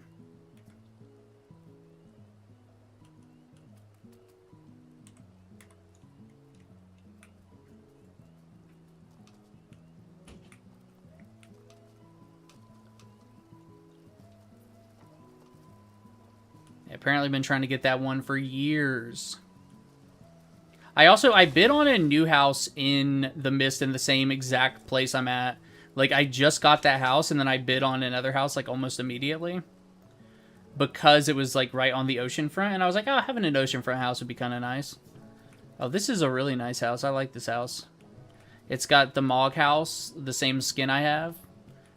But, the wisteria trees, the, cherry blossom trees. In my last house, I made a hidden garden, type thing. It was kind of like this, except it was, hidden under trees and stuff. It was really cool. I need to get back in that queue, but since I'm here, I might as well just snoop around this person's house. This is fun. I got a queue house. Real queue house. It's crazy how people build all these walls and stuff with like the items in the game and like really make it feel so much larger than it really is, you know?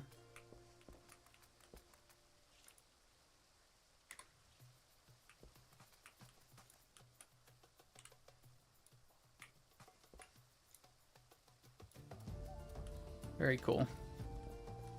Oh, there's another room up top? Oh, no, that's the same room. Oh, you can, like, look down into it. Oh, that's so cool. That's really cool. People are so good with their houses. Okay, now going back to the queue.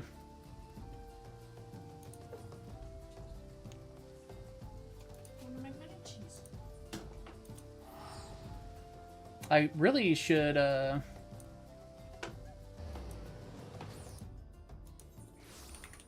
really want to know what's going on with my Twitch alerts.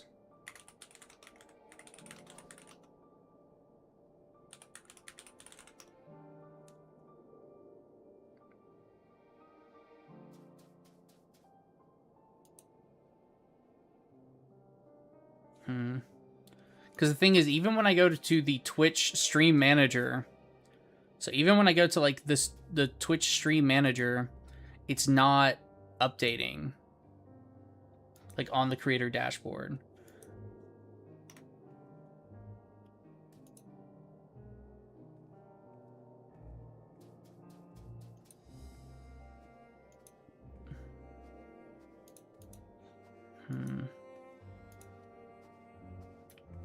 That's gonna keep bothering me, but I'll live, I guess, for today. 2 piles of trash, a bunch of empty bottles on the floor, 2 stools, one to sit on and one with an ashtray. So you just had the standard bachelor's house in Final Fantasy XIV? Okay. Man, I'm so happy we got that dope leveling queue. Now let's hope we can get another... Let's see if we can get another low-level trial. It won't be as good as the 4-man one, even if it's a Realm Reborn one. But still.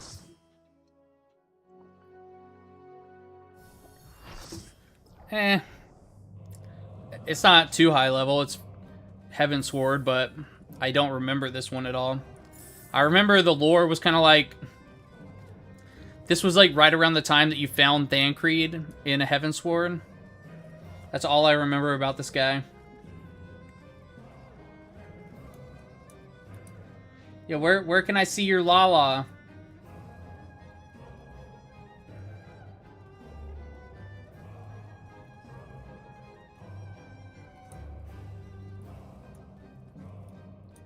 You have him on stream? Oh, shit, I see it. Oh, yeah, cute little slippers of your ninja, or your Viper right now. Very cute.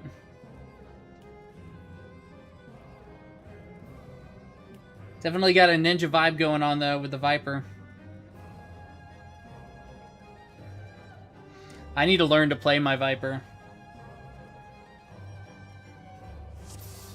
Oh, I guess we're starting.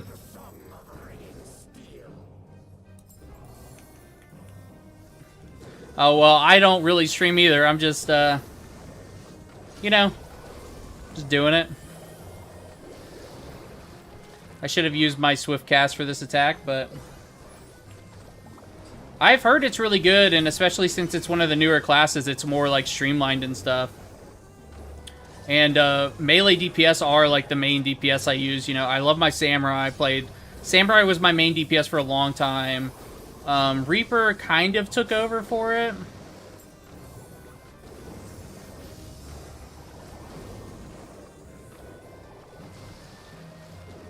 You mod and make alerts, like for Twitch. I don't understand. I just don't understand why, like, even on Twitch's own dashboard, there's no update to my alerts at all, so I don't know what's going on. I thought maybe it was just Stream Elements wasn't, like, connecting properly.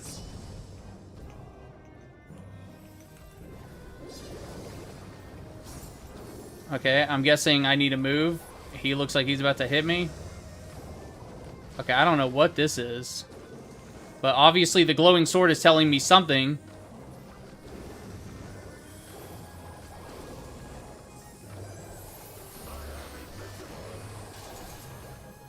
Well, whatever it was telling me, I didn't understand it. I'm just trying to stand still for 2 seconds so I can get my hammer.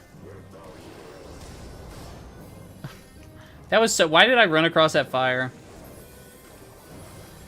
I'm making some bad decisions right now.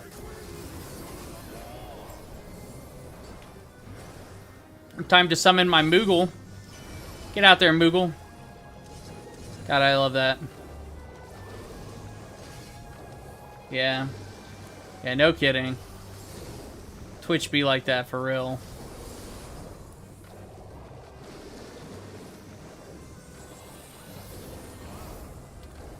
Ravana. I think this was like the first primal we fought in Heavensward, if I'm not mistaken. I think. Because I think Shiva was like pre-Heavensward, right? Shiva was like the, Shiva was like post-AAR content, right? Whatever it's called between patch content, I think.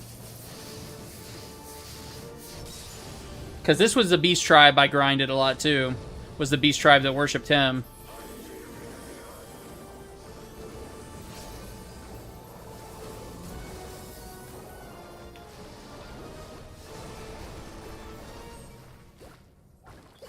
I mean, it's like, I remember lore, but I remember, like, selectively, like I remember this dude was in Heavensward, and he was in the zone where you found Thancred.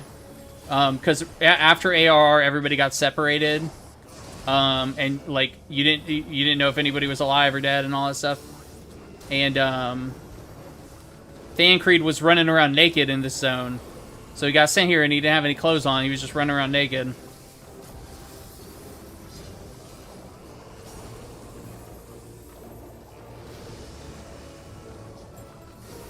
Swift Slaughterer, okay. Is this gonna be... Okay, we're done. Doesn't matter. Easy peasy, lemon squeezy. Let me give somebody a commendation. Probably this tank right here. I'm biased. I give tanks all the commendations. I know some people give commendations to, like, the person with the best portrait. But it's like, I don't have time to do that, you know? Because... If I try to do that, everybody's gonna leave before I can give the commendation out.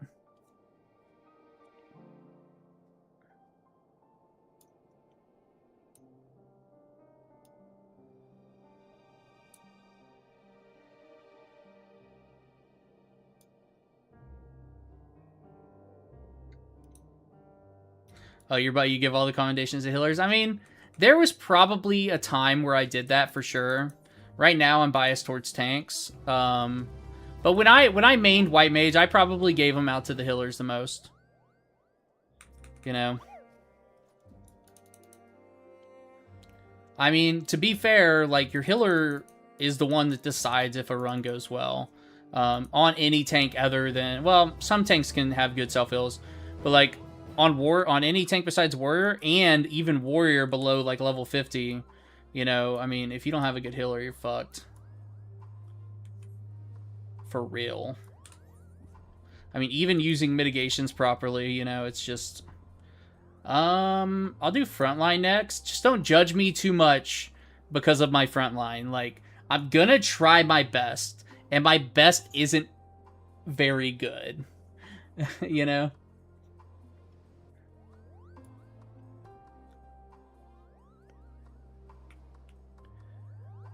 Like, the PvP in this game, I just don't care about it at all. Like, I don't care about PvP in MMOs most of the time. But in this game, it's like triple, especially, I don't care. You won't do daily roulettes? Daily roulettes are like, you gotta do your daily roulettes. They're so easy. You can't be scared of that. I mean, you can always jump over to Excalibur and I'll do daily roulettes with you. If people are mean to you in daily roulettes, then that's on them. That's not... People shouldn't be mean, you know? It's like, especially as a healer, like, if you, the main thing as a healer is just keeping that tank alive, you know? Like, that's it, you know? If your tank stays alive, everybody else is good. I mean, obviously, doing damage too is a big plus. Is a, you know, big plus. But, I'm happy to run daily roulettes with you.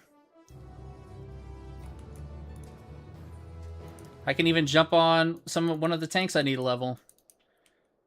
I still need to level Paladin and Dark Knight. I'll tell you what, though. Starting to tank on Paladin was one of the biggest challenges I've ever had as a tank in this game. I really thought I had tanking... I really thought I had tanking down, and then I started leveling my Paladin. And just holy shit, Gunbreaker and Warrior just have so many tools besides basic mitigation to keep themselves alive. And then Paladin, you really have to know your mitigations, and you really have to like use your mitigations. Like leveling Paladin made me better at Warrior for sure. Because like I really on Warrior, mitigation is like a foreign word. You know? Like, I don't use them. But on Paladin, if you're not using your mitigations, you're fucked. You know? But on Warrior, you can just heal yourself through. You know? So on Warrior, I just let myself go down to 0 health. Fucking pop a heal, done. And I'm all the way back up. And I'm good for, like, the next 5-10 seconds. And, then my cooldown's back up in, like, 20 seconds. And I'm good to go again, you know? And then, of course, you have your single target heals, too. But, I mean, below level 50, you don't have any of that, so that's kind of tough.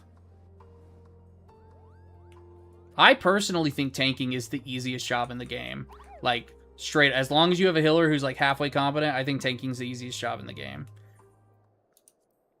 A lot of people will say, like, DPS is the easiest, and the only thing I have to say about that is, like, the DPS decides how quickly the dungeon goes.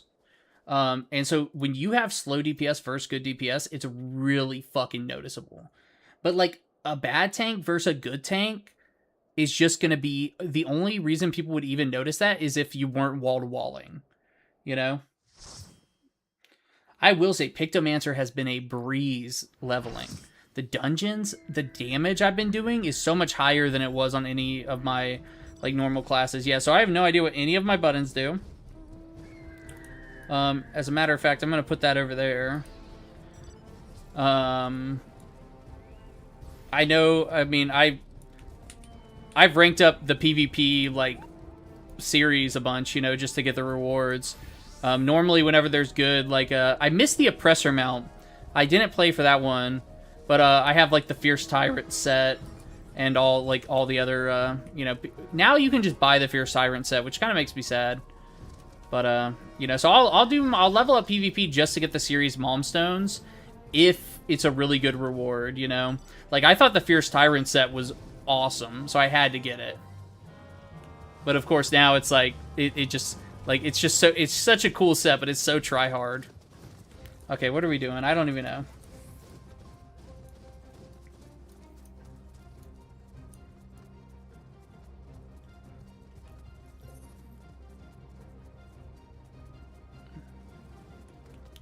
Okay, that one's locked down.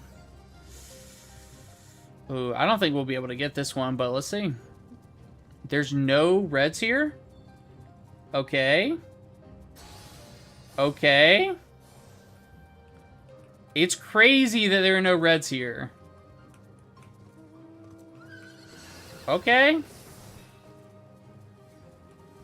I mean, dude, we should not push in right there. I'm gonna go around this way, yeah. Pushing in right there is probably a death sentence. I'm gonna go in right here and get the high ground. Let's see if I can start blasting spells down from up here. I love just standing up here and blasting spells down, but the fight's a little too far away.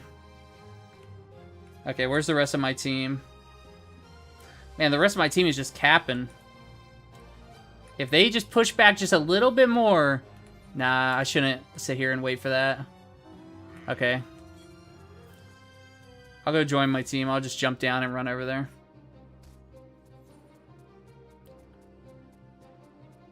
I haven't done any damage. I haven't even used a single attack.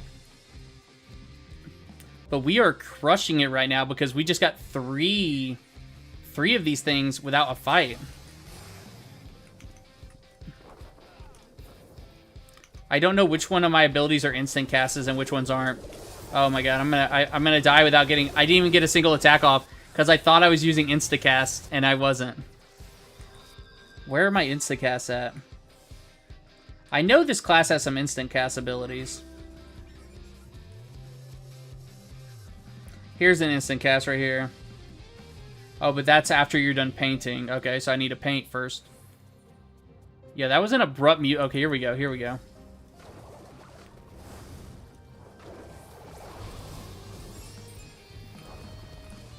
Let's paint real quick. I'm going to drop down my big AoE.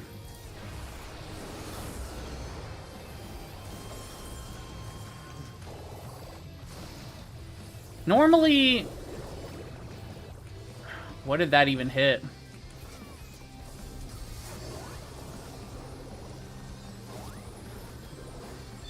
That was just a red... Everybody on red team just got slaughtered right there. They got pinched by blue and us. And just died. That was crazy. Okay, we need to back out of here and go cap some stuff. I'm going to go try to cap that one. Actually, I'm going to go over here and try to cap this one. It looks like 3 people are heading over here. Yeah, there's 4 things that aren't capped right now and nobody's...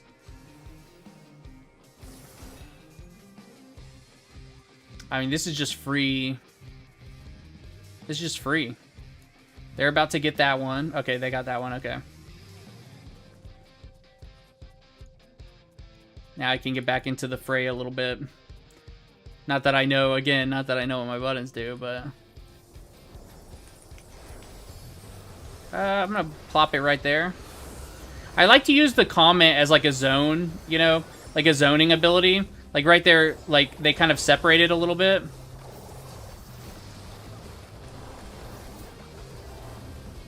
I don't even know like which buttons I should use or whatnot. And of course, I'm sitting here targeting paladins and stuff, and oh, this guy is so dead. It amazes me how long some of those tanks can last, though. You know?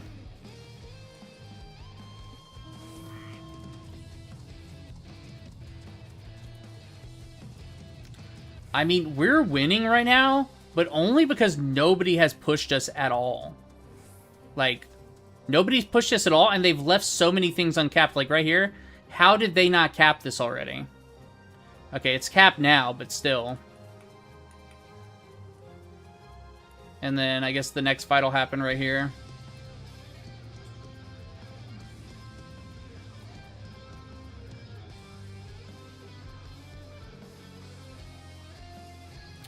I definitely want to chill out a second and not be like the first people on my team to get over there. But also my team's taking a while to get here, and if we don't fight, it'll be... Oh my god, I'm so dumb. This is how bad I am at PvP. All I want to do is like a basic single target attack on this guy, and instead of doing that, I like hit all the wrong buttons. See, yeah, our team took too long to get here.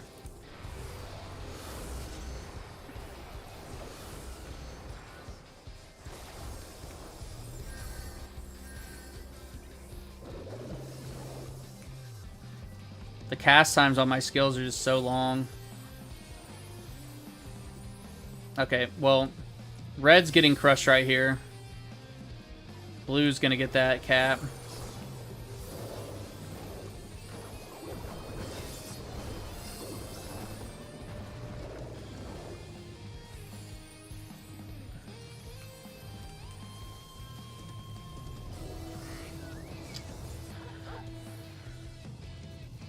like, our team's not really engaging in fights, but also we're not getting engaged with.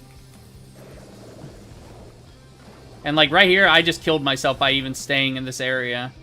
Like, I just need to back out. Those two teams clashing right there. They're gonna fucking murder me. Here we go. Here'll be a good fight.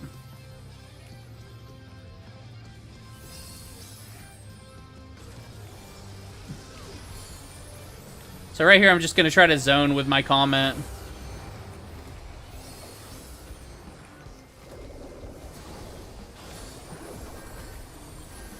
Oh, we got pinched.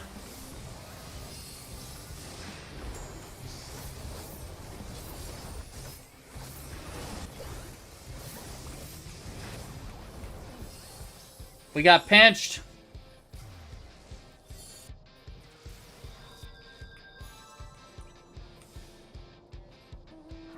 I really haven't had very much DPS going out because I haven't had, like, a fight where I could, like, stand still for an extended period of time. But, hey, if I'm just sitting here capping things, I'll do that too.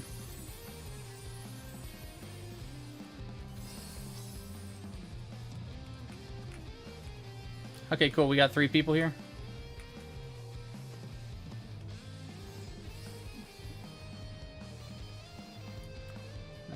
Oh, our team actually capped that one. Wow, I'm impressed by that. There must be some good people on our team. I'll tell you what, it's not me. I'm not.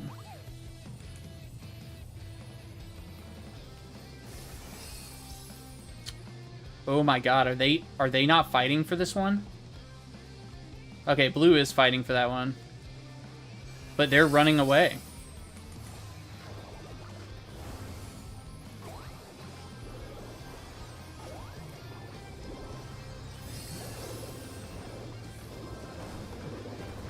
That Gunbreaker's gonna buy more than enough time for more teammates to show up, though.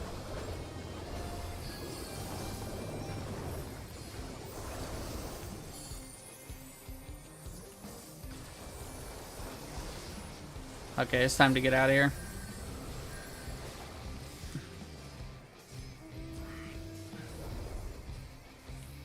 Yeah. And of course I'm running right. This is why our team wasn't coming to help us. They've got that guy. I need to help out over here.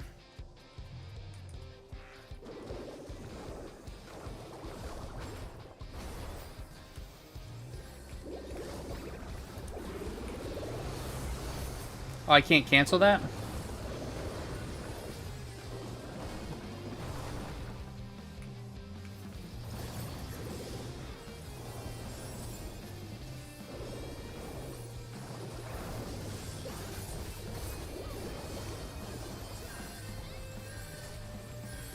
I think my ability, my ultimate, is actually a healing ability.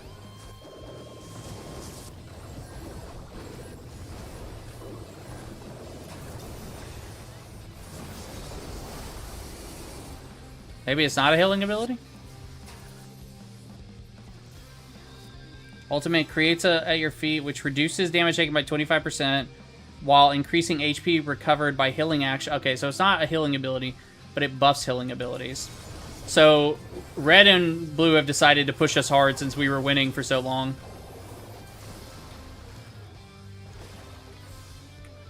Oh, that guy's gonna get away.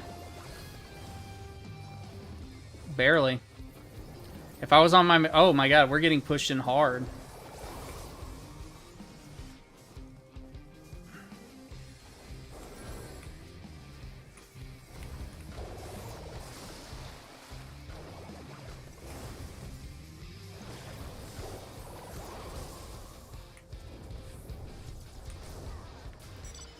I don't really stress about winning these, but I mean... Because I honestly don't even understand what's going on most of the time.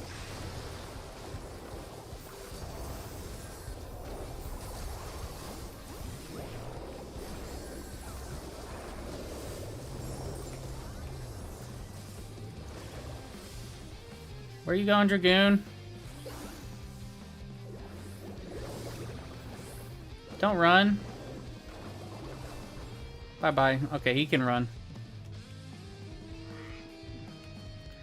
He can run. I'll let him go. Should I just stay here? Oh, look, the Dragoon's coming back.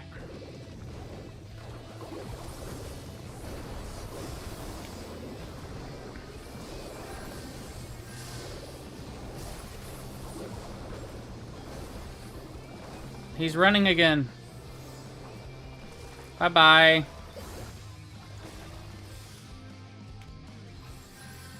He said bye-bye.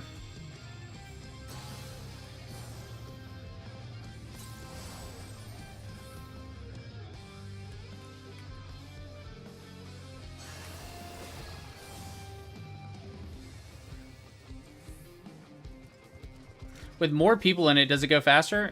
I can't tell.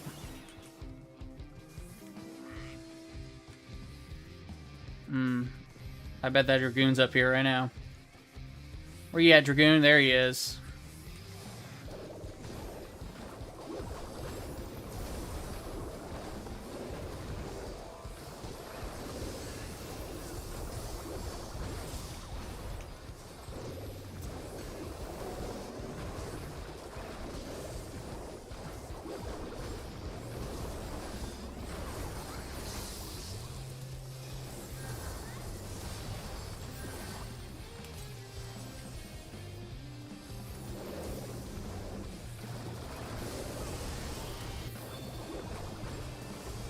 Okay, perfect.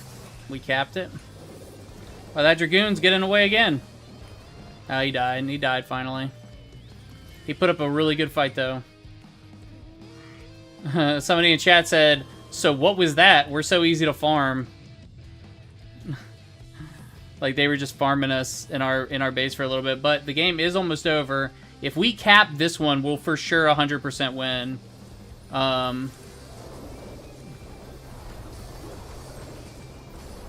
Oh, we won anyway, okay. I wasn't sure if we quite have enough to get there without it, but I got 0 kills. I did almost no damage. It's like 100,000 damage is nothing. Normally I'm still like fucking better than that. But oh, thank you. Thank you. Okay, PvP's over for the day. I'll do PvP again tomorrow.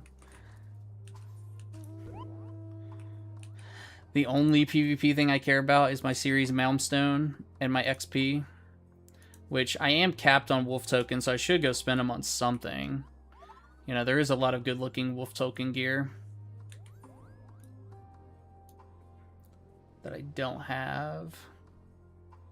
Okay, here's what I'm thinking. I'm going to teleport here, turn these missions in, then I'll teleport up here and grab all those and queue up for the next one. And then maybe I'll get some Northhorn in. I love Northhorn. I haven't been in Northhorn in a couple of days. Ever since I got my Pelican mount, I kind of stopped doing Northhorn. Awful main scenario, but awful. I guess I'll just queue it up. I don't want to do it. I don't want to do it, but I want the XP.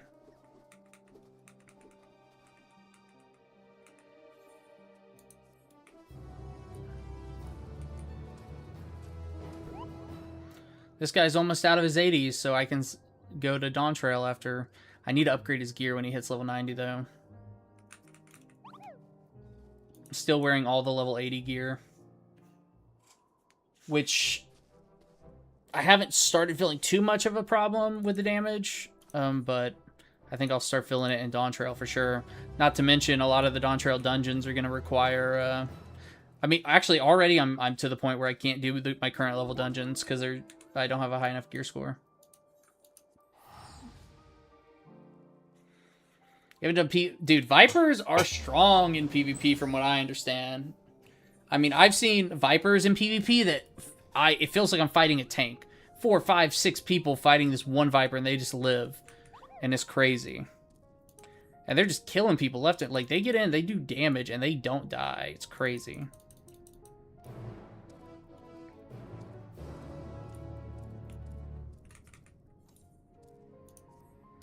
Volus. Oh, he's important enough that he had a whole cutscene. This dude just being creepy as fuck over here in this corner. Okay, I don't trust you. You're a scientist. You're over here in this little corner. You're being weird. Don't like it. I don't trust you.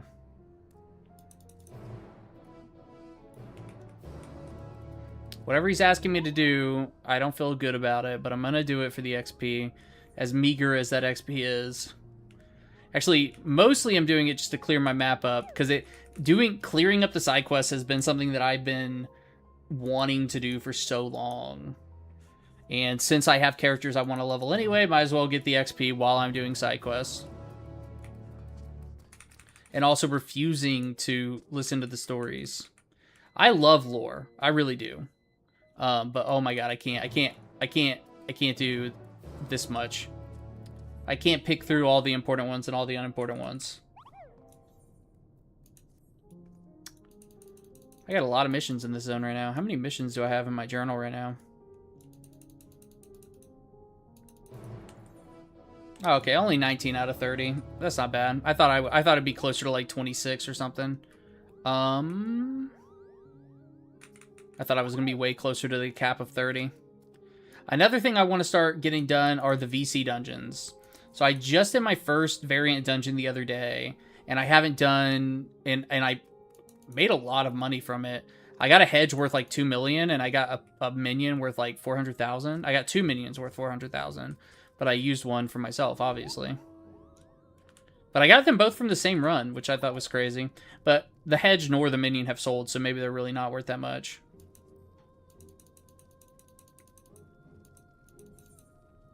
I mean, housing items, especially like expensive housing items, aren't going to sell very often anyway.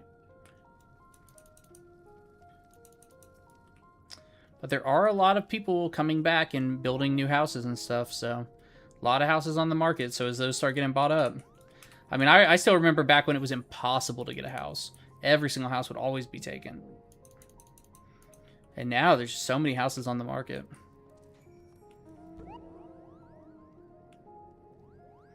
I guess I've completed one mission already. I don't want to turn it in. I want to turn them all in at the same time. I want to see a big jump in XP, not a little jump. Oh, you get 2 dies from this one. That's weird. Oh, you know what? It's standard spectrum die, but when it came out, it would have been whatever color it was. I love the fact that they turned all the dies into standard spectrum die. I mean, oh my god. I cannot handle all the different dies. I'm so happy they consolidated them.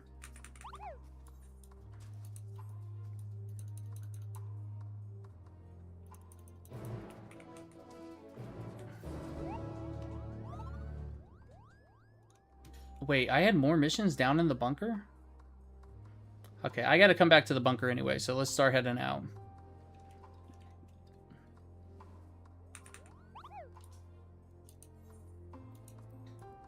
Oh, am I gonna have to carry this back? Is this gonna be like one of those, like, where I have the box to carry? No? Okay. It just was a ridiculously long interaction thing for no reason. Why did it do all that? Why is it doing all this? Oh, there was a follow mission here too, like another sneaking mission up here in this area. That was so bad. I failed it like a million times. The sneaking missions in this game, oh my god, I fucking hate them. I will say I just did the physical ranged like story mission from Dawn Trail, you know, like the class missions, and that had a sneaking component, and that sneaking component was actually really easy, and I was very happy that it was so short and it was so easy.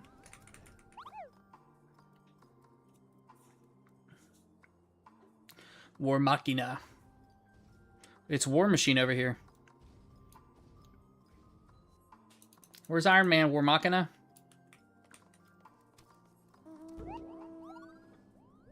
Okay, here's another war. I guess one of my missions is repairing for War Machina.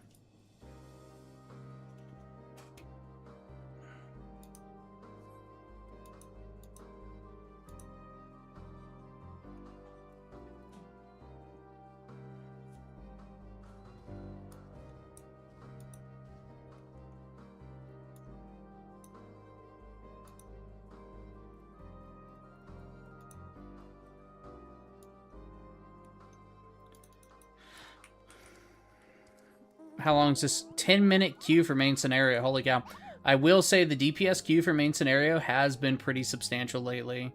I mean, I guess 10 minutes isn't substantial compared to sometimes, but recently queues have been like 5 minutes or less, so 10 minutes is pretty substantial.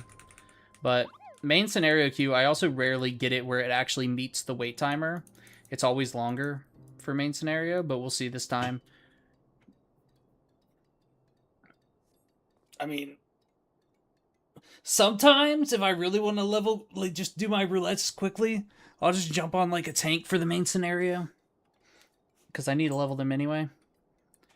But then I kind of go crazy leveling. Like you can see almost every single job I have is level 50 except for Astrologian, which I was like, I leveled every single job to 50. Well, first I leveled every single job to 30, and then I leveled every single job to 50, and then I just never got Astrologian to 50, and I don't even have a reason why, besides that I didn't want to learn its buttons. But I leveled most of my jobs to 50 using the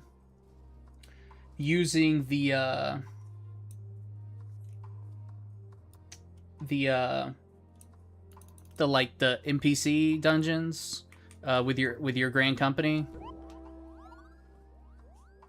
What are they called? Your squadron. That's what it's called, your squadron.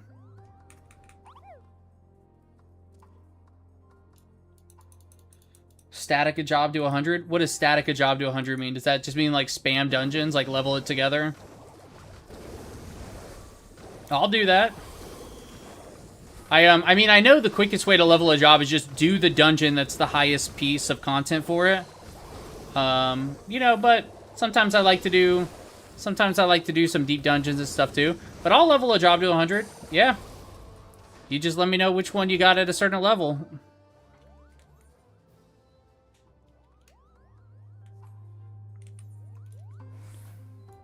I mean, that's all mine. Okay. I mean, well, we gotta have a job within the same level range.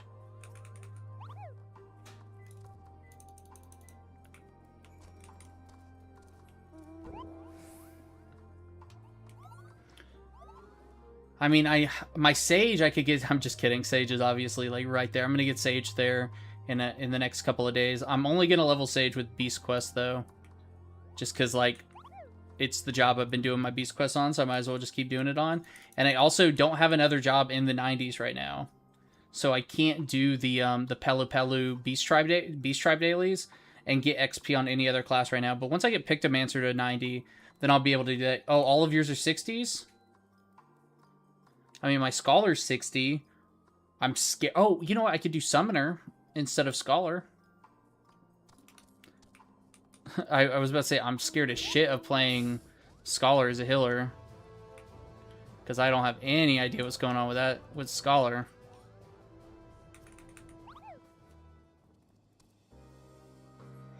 I do like the fact that when you get Summoner at 100, you have Scholar at 100. I think that's awesome. Two classes leveling up at the same time. Very cool.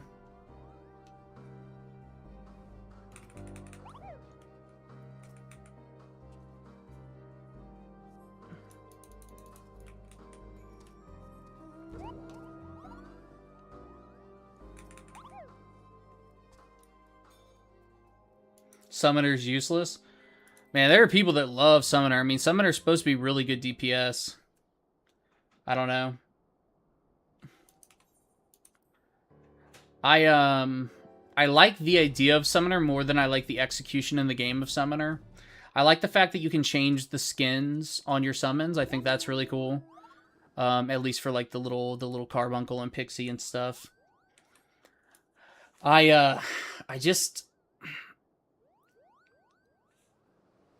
What I don't like about Summoner is the fact that your abilities are just abilities. You know what I'm saying? Like, when you summon Ifrit, you're not really summoning Ifrit and having him fight beside you. You're just using an ability, and he just appears to be the ability. And, you know what I'm saying? Like, I want to summon something to fight beside me. Like, you have the little Carbuncle with you, but it's like, that's nothing. You know? Like, why can't I have an actual companion fight? Like, kind of how the Beastmaster, the Beast Tamer will be. You know, why can't I have an actual companion fighting with me? Like, Yeah. Yeah, exactly. Yeah, it's like, it's just, I'm just using an ability. Like, it's not, I'm not actually summoning something to fight with me. You know? Yeah. And then it's mostly, even nowadays, it's still limited to the original primals, you know? They haven't really updated the summoner with new summons and stuff, which could be very easily done with skins. But they are adding animation skins in Evercold. I think the second patch of Evercold. So I expect to see some summoner skins. You know, let's change Ifrit into something else.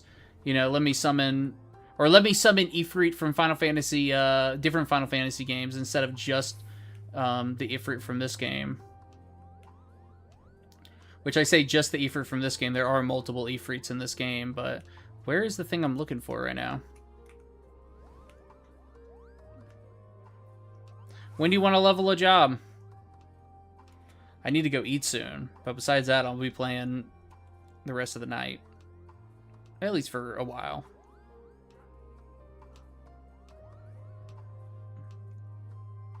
Dude, Carbuncle's nothing. I mean, you can change the... What are the other choices instead of Carbuncle? Carbuncle skins. Final Fantasy 14.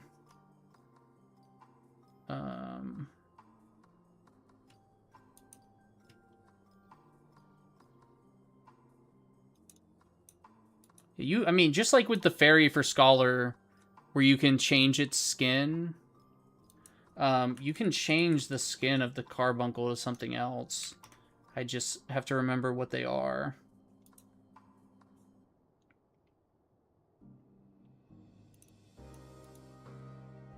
I can't find... Yeah, so you can... Okay, so you can turn it into like a little Tident or a little Ifrit or a little,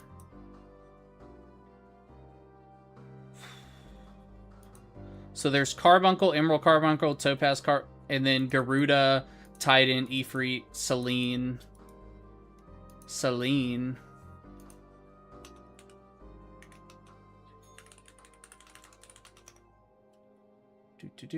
And there was a time when I was leveling Scholar originally to 60, or Summoner, I did want to get all of the different skins, so I did work on that. Okay, Selene's just a fairy, so you can turn your Carbuncle into a fairy. So I mean, that's... At least you can change the Carbuncle skin. I mean, the Carbuncle's cool and all, but yeah, it's not like a fierce... If they would just give the Carbuncle, let the Carbuncle be like a fucking, like a little behemoth or something, I'd be set. I'd be okay. That's cool. At least you'd feel like you were actually summoning something to fight with you. The Carbuncle, I don't feel like... I feel like Carbuncle is kind of like tank stance. It's just like a stance you have to turn on. Like, that's it.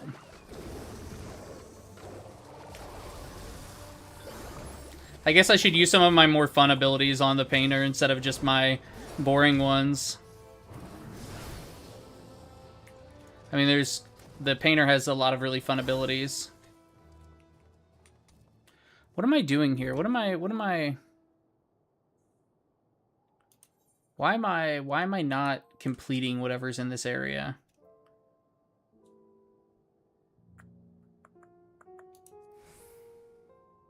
Okay, I have to capture one of those guys. That's why I'm not completing whatever's in this area. So... This is what I need to capture them. Okay, so I need to weaken the enemy and then capture it. Half a dozen possible rotations for Summoner? Really? Is that... I didn't know that. That's crazy. That's ridiculous. Or are you saying for Pictomancer I have half a dozen possible rotations? Oh, wow. I didn't know that either. The thing I like about Picto and Viper and what they're bringing to Evercold with the Evolved Job system, I don't like the 2-minute burst window. I think the 2-minute burst window is just like, it really trains you to be like perfect in like learning. Like, I used to love rotations. I used to love like knowing, like being able to weave stuff and doing all the rotations in games and stuff. But nowadays I'm just like, I just want to be able to be competent and I want to be able to understand the skill and use the skill like kind of how I want to, you know what I'm saying? I don't know how long I was in that queue, but it was definitely more than 10 minutes. I like the idea of removing the burst window and removing like the perfect time to use a cooldown and kind of letting people, you know, have a little bit more freedom. And I love the consolidation of buttons is coming. I mean, like how shield throw and shield bash will be the same button based on how far away you are from the enemy. I think that's great. How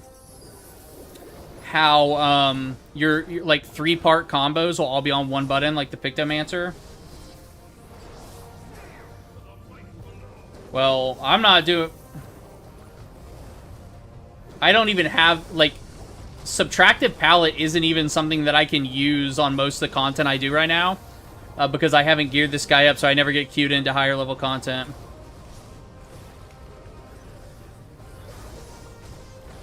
I know my Moogle, my little Moogle. Like... In a dungeon where I can use Starry Night, I'm normally surprised. Like, I never even use it because I don't even think about it.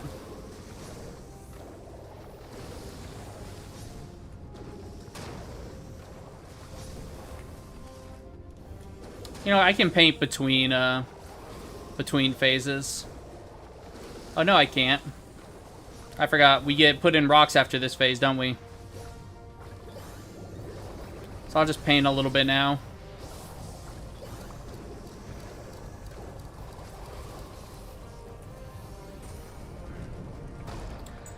Yeah, subtractive palette you don't get unlocked until level 60, and almost all the content I'm doing is lower level than that to level this character, you know? And then for subtractive palette, you have to have 50 of your palette gauge, which I don't know if we have like a Reaper button where you can like instantly get 50 palette gauge. Like a lot of classes have it where, you know, you can instantly get a gauge charge with a off global cooldown.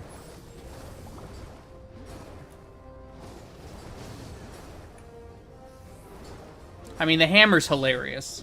The hammer is the funniest move in the game.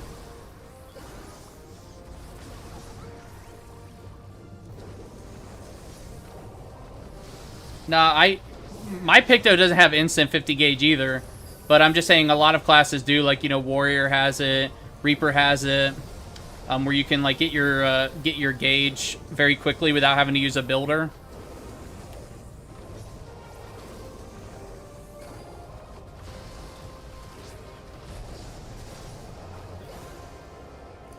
Okay, I made it out in time. I was a little bit worried that I was painting too long right there. Which I'm painting too long right here for sure. Where you at? Where's he at?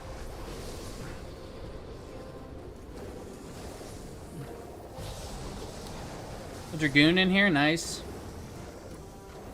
Yeah, we're level synced right now.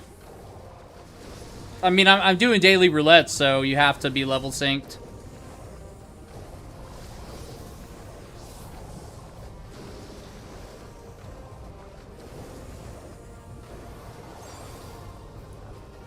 Now I can paint in peace.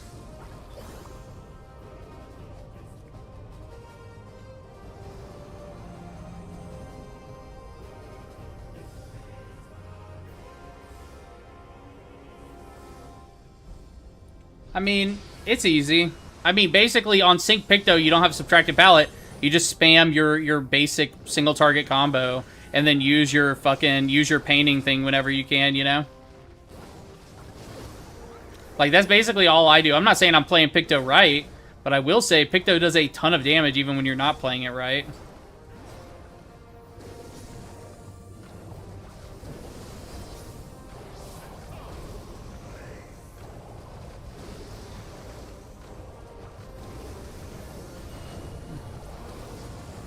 I mean, are all range magic classes just have good DPS?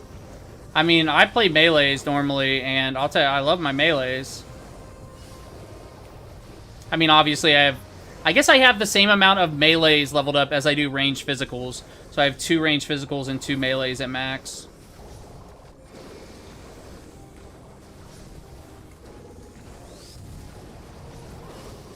I need a level bar just because I'm holding on to all of my machinist leveling gear.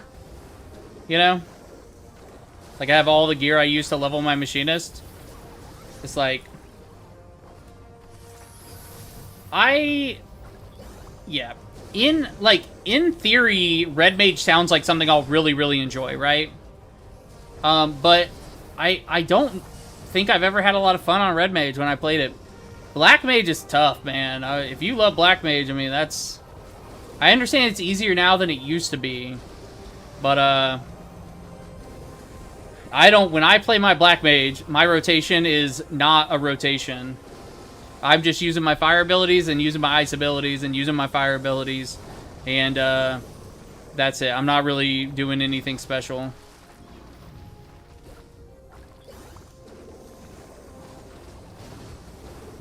I mean, what's my Black Mage up to? Like 50-something? 53, yeah, I mean, I try a little bit. But, I mean, honestly, at 50, no class has its rotation, its identity figured out. You know? Like, level 50 Warrior, you have no self-heals except your single-target combo. Which is crazy, because that's, like, its entire class identity.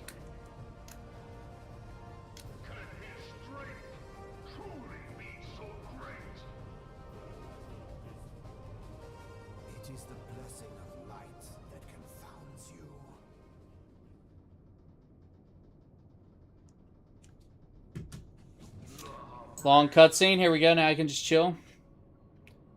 9 years since you played Astro. I mean, I don't care to play most of the classes. You know, like, I don't want to play Astro. I don't want to play Summoner. But I do want them all at 100. So, yeah, it's tough. Can I just skip the learning the class? You quit in 2017? Yeah, like I said, I think you quit before I started playing.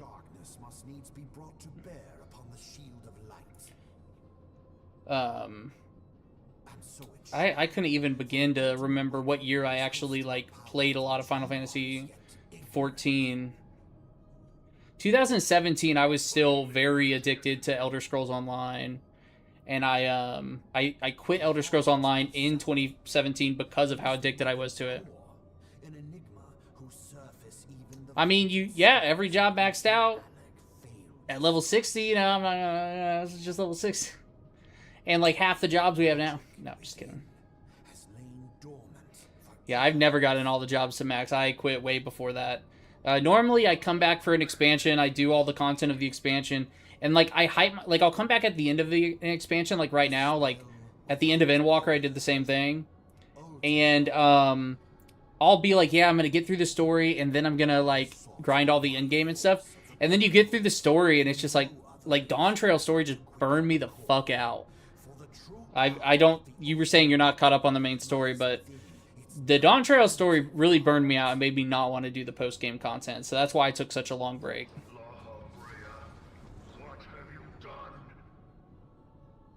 Which I missed so much good content because of that. Southhorn came out, which was a ton of fun. Northhorn came out. Obviously, I was back in the game before Northhorn because that just came out. In Search of the Past MSQ. What expansion is that in?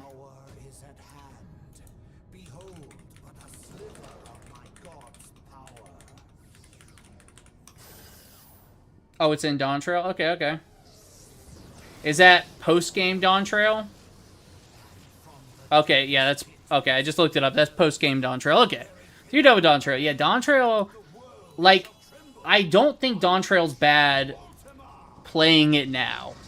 You know what I'm saying? Like, I think a lot of people who have come into the game recently or didn't play Dawn Trail when it first came out talk about people who want... Like, a lot of people complained about Dawn Trail's story. Like, a lot of people coming in now will be like, no, Dawn Trail's really good. It's not that bad. It was bad to people who just came off of Endwalker, right?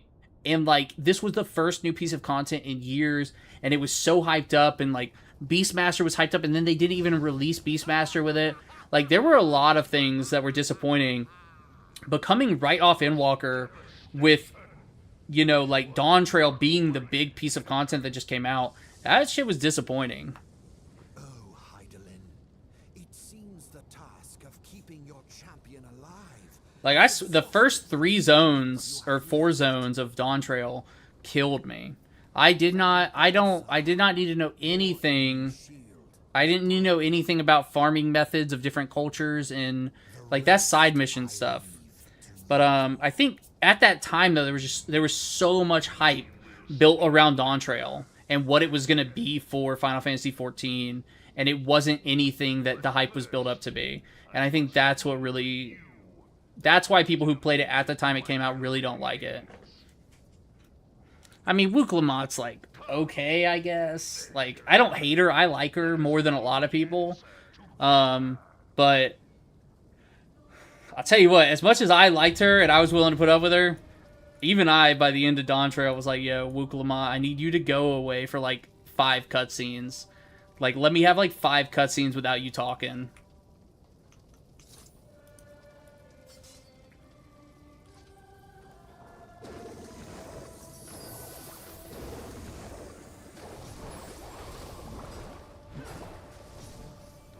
See, here, since I have so few abilities, I think I can just, like, kind of use my motifs whenever I want. Motifs?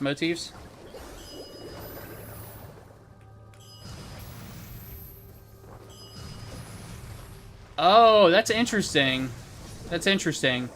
So you go to, like, the inn and watch all the cutscenes after you're done with it? You just spam through it?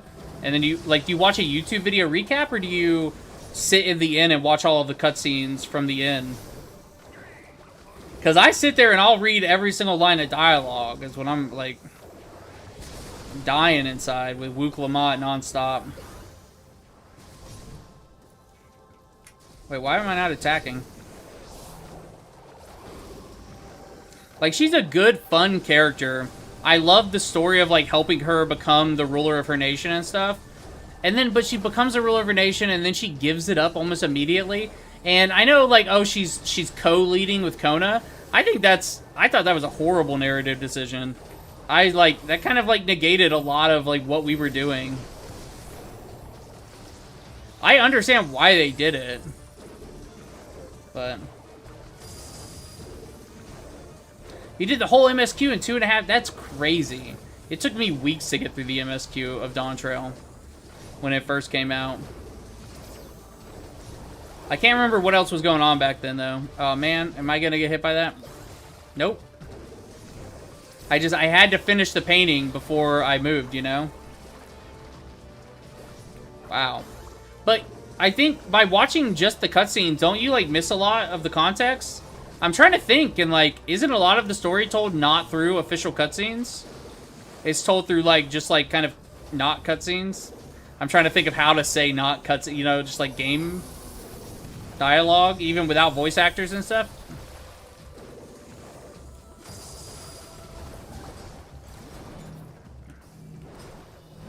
Do you have to fill... maybe I'll go watch the cutscenes and see if I feel like I got enough of the story from that.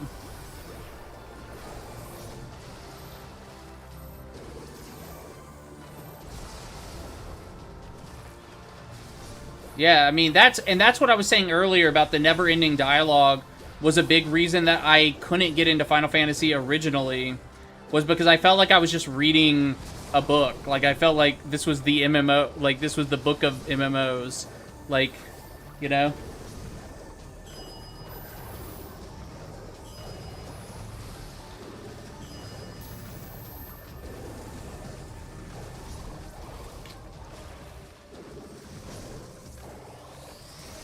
Oh, no.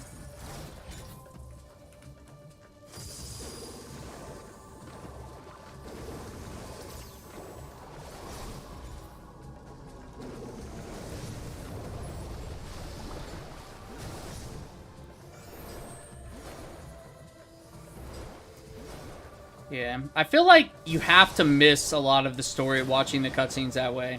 But if I'm wrong, then that's how I want to do it.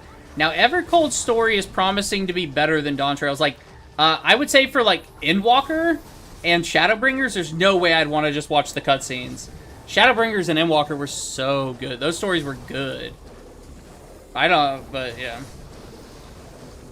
But then again, I also watch a lot of lore videos, so I could probably get away with just that.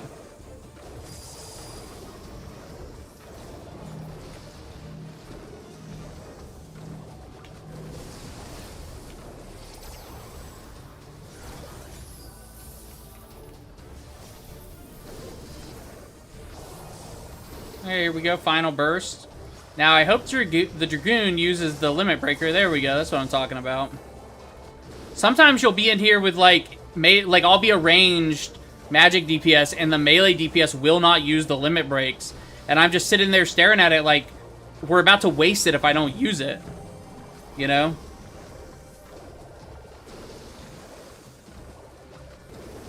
But it's good to see we got a Dragoon that's willing to use it. And then right here, Dragoon, pop it again. Oh yeah, that is such a badass limit break right there. With a summon in the dragon. I guess I should use some of my abilities, huh?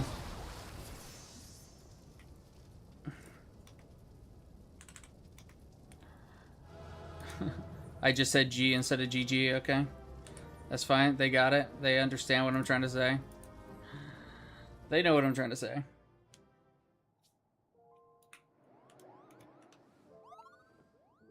Now let's see if I can capture one of these guys. I guess I'll just leave my inventory open. My Chocobo won't kill it, right? I mean, my Chocobo will absolutely kill it. But how low do I need to get it before I use? Probably one more attack. Okay, yeah. That was easy. Sometimes I, like, get those things really low before I use the item, and then you have to, like, charge the item up, you know? I mean, I could definitely see how with the cutscenes, Dawn Trail doesn't seem that bad, you know what I'm saying? Because a lot of what made Dawn Trail bad for people was just, like, oh my god, all the Wook Lamont, and all the, like, you had to, like, go around and, like, learn about all the different cultures of all the different areas, because she was, like, trying to learn about, you know, like, her heritage, like, yeah, to become, like, the king or whatever it was, the Dawn Servant, you had to learn all about your people. And it's like, I'm happy you need to know about your people, but I don't need to know about your people.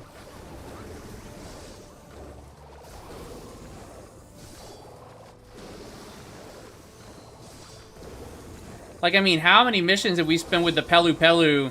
Just like, or I don't even know if that's how you say the name of that race. Yeah, it's Pelu Pelu, Jesus. And, like, how long did we spend just, like, learning about, how they herd llamas or whatever it was? It was something like that.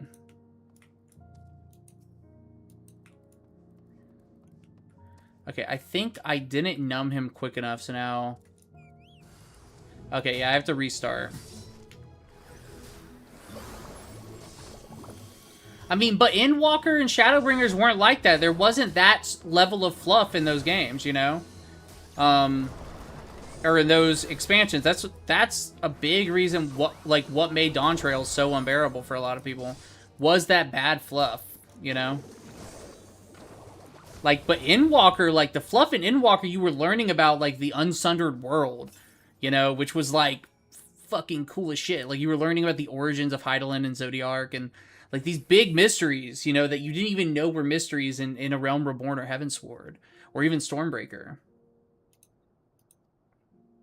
You know, but then again, Shadowbringers just had so many major revelations for the story. And then, of course, Endwalker didn't have quite as many revelations, but it definitely had, you know, some good conclusions for it. Is that every mission in the zone? No, that's not every mission in the zone. Okay, I'm done with main story. All I have left are normal raids and alliance raids. I'm not sure I can do an alliance raid right now. I need to go get some food. So I'm going to start turning these missions in, and then I'm going to get some food.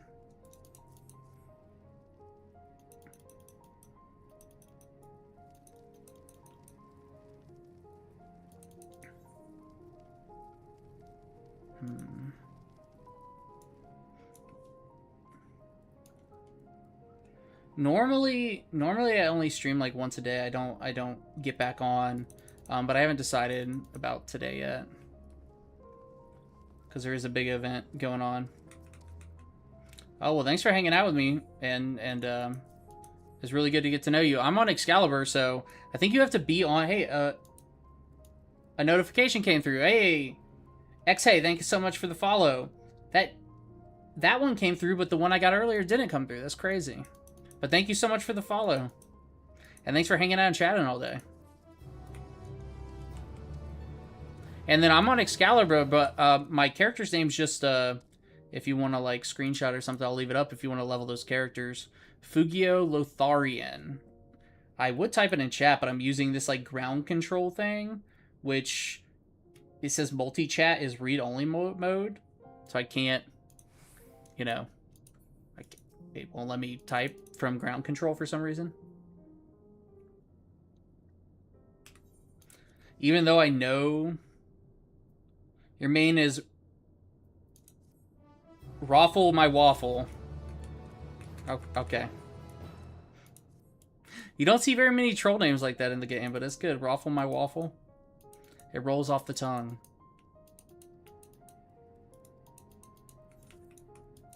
Oh man, what are they? This is fluff right here. Yeah, Lala's got a Lala, you know. I finally I can't keep up with like all the little Lalafell emotes that people do, like where they go up and like pat people on the head and stuff. And like or no, people go up and pat like Lalafell sprouts on the head and stuff and like give them cookies or something. Did that ever happen to you? Part of me wants to make a Lalafell. I have a Lalafell character, but I only made it to play with my brother. My brother made a Lalafell, and he named it Ricky Longsword, I think it was. And so I made Xavier Longsword, and we ran around together as little Lalafells. Everyone treats you badly. Is your character a male Lalafell? I saw it earlier, but I can't remember. Do people treat male Lalafells badly? They called Lala's crotch sniffers? That's crazy. I've never heard somebody say anything derogatory against Lalafells in this game. I don't know. You don't see a lot of like anything derogatory. Then again, I'm not like in a lot of like active communities and stuff, you know? Like I don't like go seek them out or anything. You know, like the only link shells I'm in are for hunts, you know? Like, the only thing I want out of link shells, I want people to post when hunts and fates are up so I can go do them, which I haven't gotten any hunt notifications for hours. I thought like it was, okay, so the options standard, obviously I'm going to grab this because I'm going to go turn it in Endoma. Everybody, I've never seen any negativity toward Lalafells, but then again, like I said earlier, I've heard that Crystal can be like that, can be kind of like toxic, you know? But I don't, like, I saw some people, I am in, like, a couple, like, groups online. I'm not really engaged in them, but I just kind of passively see them when I scroll social media, which is more than I should. And I saw some people in there recently that were like, it's, you know, everybody's so toxic in this game, talking about, like, how people force, like, they're so tired of, like, people starting bosses before they finish cutscenes on, like, Sprout characters and stuff. And I thought that was crazy, because I've literally never seen anything except people yelling at people for starting cutscenes when a Sprout's like in a cutscene. I've never seen anybody try to rush a Sprout. Or like if somebody starts a boss and a Sprout's in a cutscene, normally they instantly apologize and they're like, I'm sorry, like I just wasn't paying attention, you know? But there's some people out there that claim it's like toxic and stuff and nobody will help them. And, like, somebody was saying, like, nobody explains mechanics and stuff. I remember when I first started playing, which a long time ago, but everybody always had macros to explain every single mechanic. So, and you don't see that anymore, which I think is kind of weird because it's just a macro. But, I mean, it used to be even, like, a low-level dungeon you'd go into, and somebody would explain the mechanics before every boss if you were a Sprout. So I guess maybe the community is getting a little less helpful. But, I mean, even in Alliance raids, you don't see explanations for bosses. And you have a lot of people in there that clearly do not know what they're doing.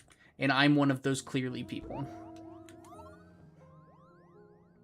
Like, I was doing, like, one of the basic ARR dungeons. Like, I can't remember which one it is, but, like, Syracuse Tower. I don't even know how you say it. But, one of those. And it's the one where you get, like, the purple orbs, the frozen orbs, and the fire orbs.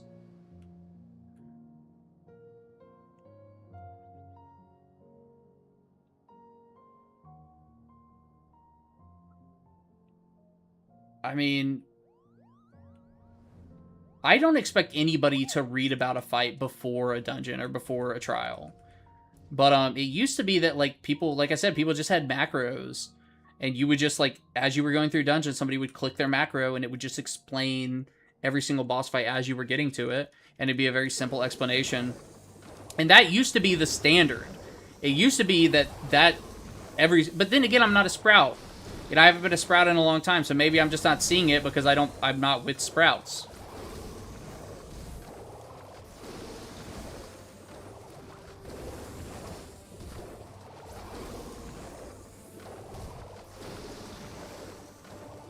Yeah, now that I think about it, I guess that was a long time ago, back when I was, you know, still learning.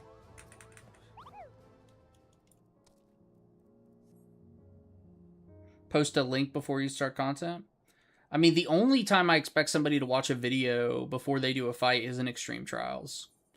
You know, unless, and I only do Extreme Trials through Party Finders. I've never done a static. So, unless it says blind progression. I do have, somebody did recently ask me to join their static, and I told them I would. Actually, 2 people asked me to join their static, and I told them I would. But you know, they haven't given me any information on it. But I was, like, pretty clear that, like, I'll do it, and I'll show up, but my tolerance for, like, toxic elitist players is very low.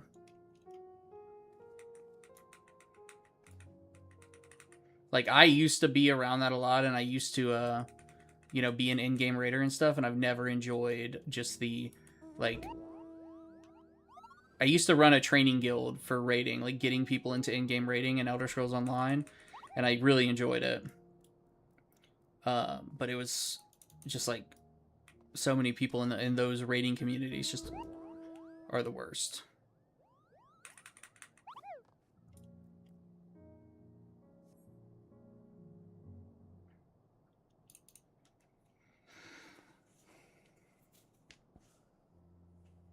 Dude, I like making lots of guild too, but I won't do it. I won't put the time and effort in, you know?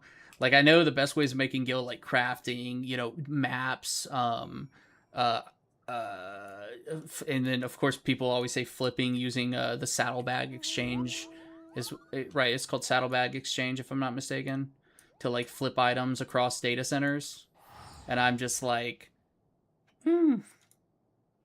60 million a month? That's wild. Yeah, I mean, of course, like, and there's so much stuff to buy in the game, you know?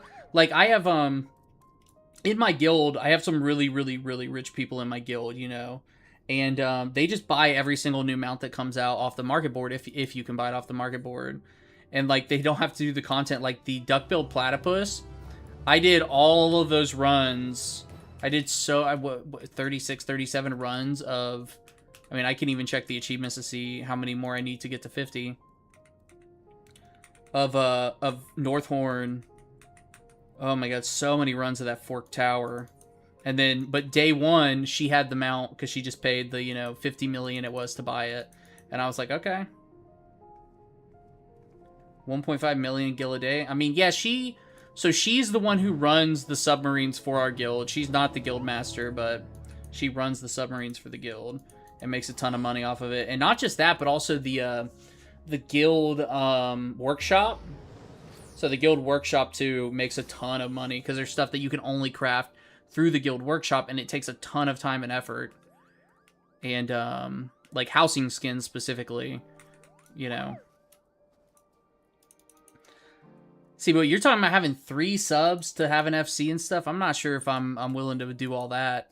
Maybe I'll try to look up a YouTube video on like how to, you know, get a guild going and stuff, because I'm not attached to my guild. Like I said, the people in it are chill. They're okay. I don't know, but they're very like they're very clearly a close group of friends who have played games together for a long time. You know. And they like watch movies together and stuff in Discord and all this stuff, and you know, so it's like they're a group, they're a clique, and it's I don't have the energy to try to break into something like that. And honestly, I'm only in it for the buffs. If they stop putting up the buffs every day, I wouldn't stay.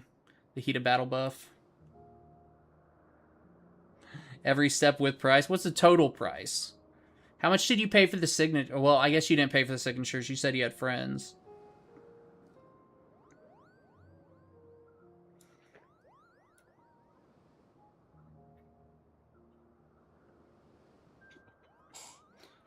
I mean, if I was going to do it, now is the time to do it because there's so many houses on the market.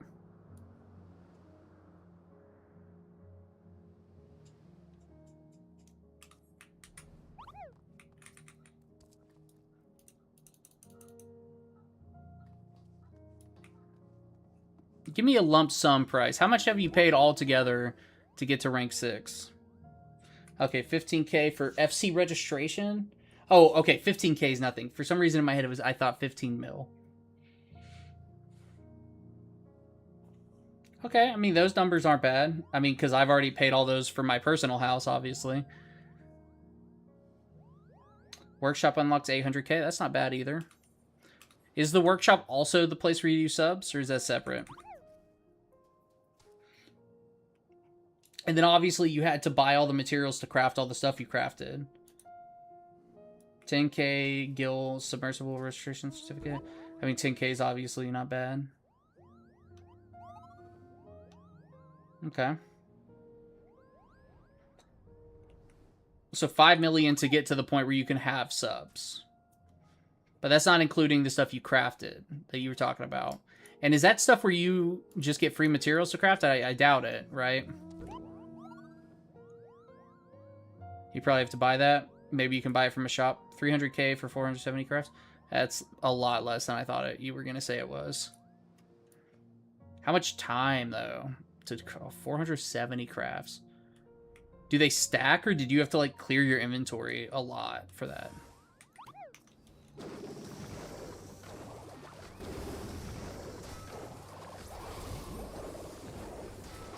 I keep forgetting to paint when I have nothing to do. So much time of me doing nothing, and then I get into a fight and I'm like, oh, I haven't painted yet.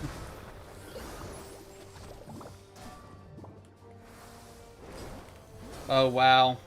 That's 1 by 1 each time. That's crazy dedication. And you just grinded that out straight. You didn't do anything. You just did that. That's wild. Did you get a lot of scripts from that? Do you get scripts from that? I assume you get scripts from that.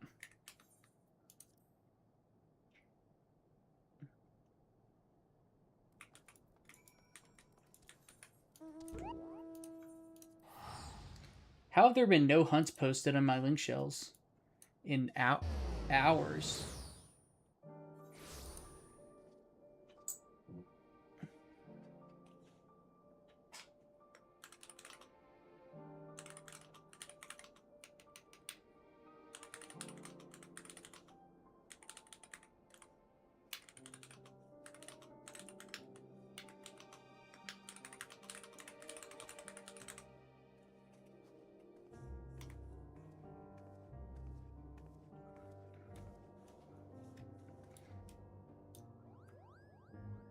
Okay, level 50 high quality 2-button craft. That's not bad. I would still use a macro because I wouldn't be able to figure out which 2 buttons it was.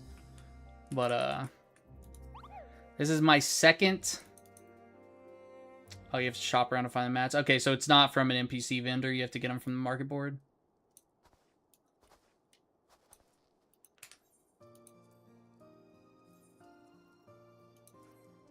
From doing all these side quests, I'm getting so many useless items. Like, my inventory's filling up with all these, like, useless food items and stuff. And I am throwing them up on the market board, but I don't think they're selling. Okay, well, I need to go eat some dinner, so I'm going to jump off. Thank you so much for hanging out, though. This has been a really fun stream. Hippogriff leather and raptor sinew. Wait, I know raptor sinew. That comes from bicolor gemstones, doesn't it? Let's check out.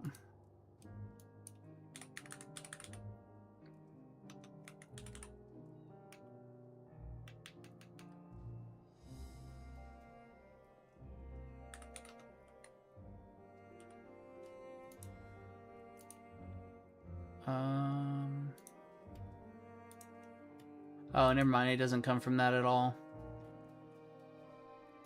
It comes from, it's a drop from enemies, okay.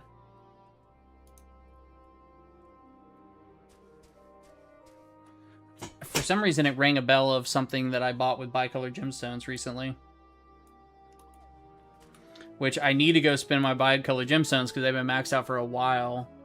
But I'll go spend them all and then I'll go buy a bunch of stuff and sell it on the market board. Good way to make gil, but like not a lot of gil. And like you got to figure out which thing to buy. And then sometimes you'll go buy whatever, like there are tools online that'll tell you what to buy to make money. And then you'll go do that and then it'll be like none of it'll sell, you know? Like I used one of those tools for my poetics and it was like I just sat on the items I bought forever without them selling. And then, but normally for my bicolor gemstones, I just use them to get Thavnerian Grade 3 soil, which is obviously, like, in my opinion, the best use of the poetics. Besides, like, old gear. Like, people say use bicolor gemstones to, like, level up alts with gear, and I just don't want to find the vendor that sells the gear I need, you know what I'm saying? That's my problem. I don't want to go find that vendor. There's too many gear vendors.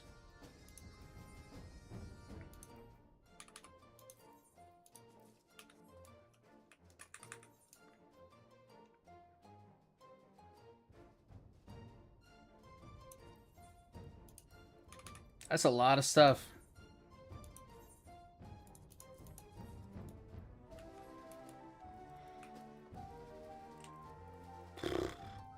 Definitely buying that off the store. Not going to be farming that myself. Oh, hey, I got 3 done. Oh, look at this one. This one's an easy one this week. I'll probably use this one to farm. Last weird piece is a light party advance button.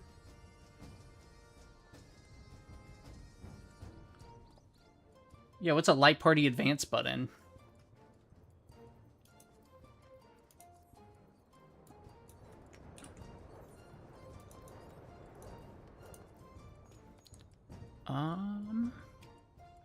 This is trash. I gotta get rid of all the Allied Society items. Always end up with way more of them than I needed. This is what I want to go farm. I'll probably farm this later today as the variant dungeons. I want to get a bunch of these Alola pot sherds to get some of the gear from that. Because some of the gear from that, these look really cool. Like, really chill gear. Like, laid-back island vibe gear. And then also I need to go farm Rathalos for the mount more. There's a bunch of the Heavensward mounts I would need to go farm. I was farming mounts yesterday. I think yesterday I was farming mounts. And I only got 2 of the Kamuis. I did finally get the Firebird, which is the Heavensward special mount. Finally, after like a million years I got it, even though I should have got it like 3 expansions ago.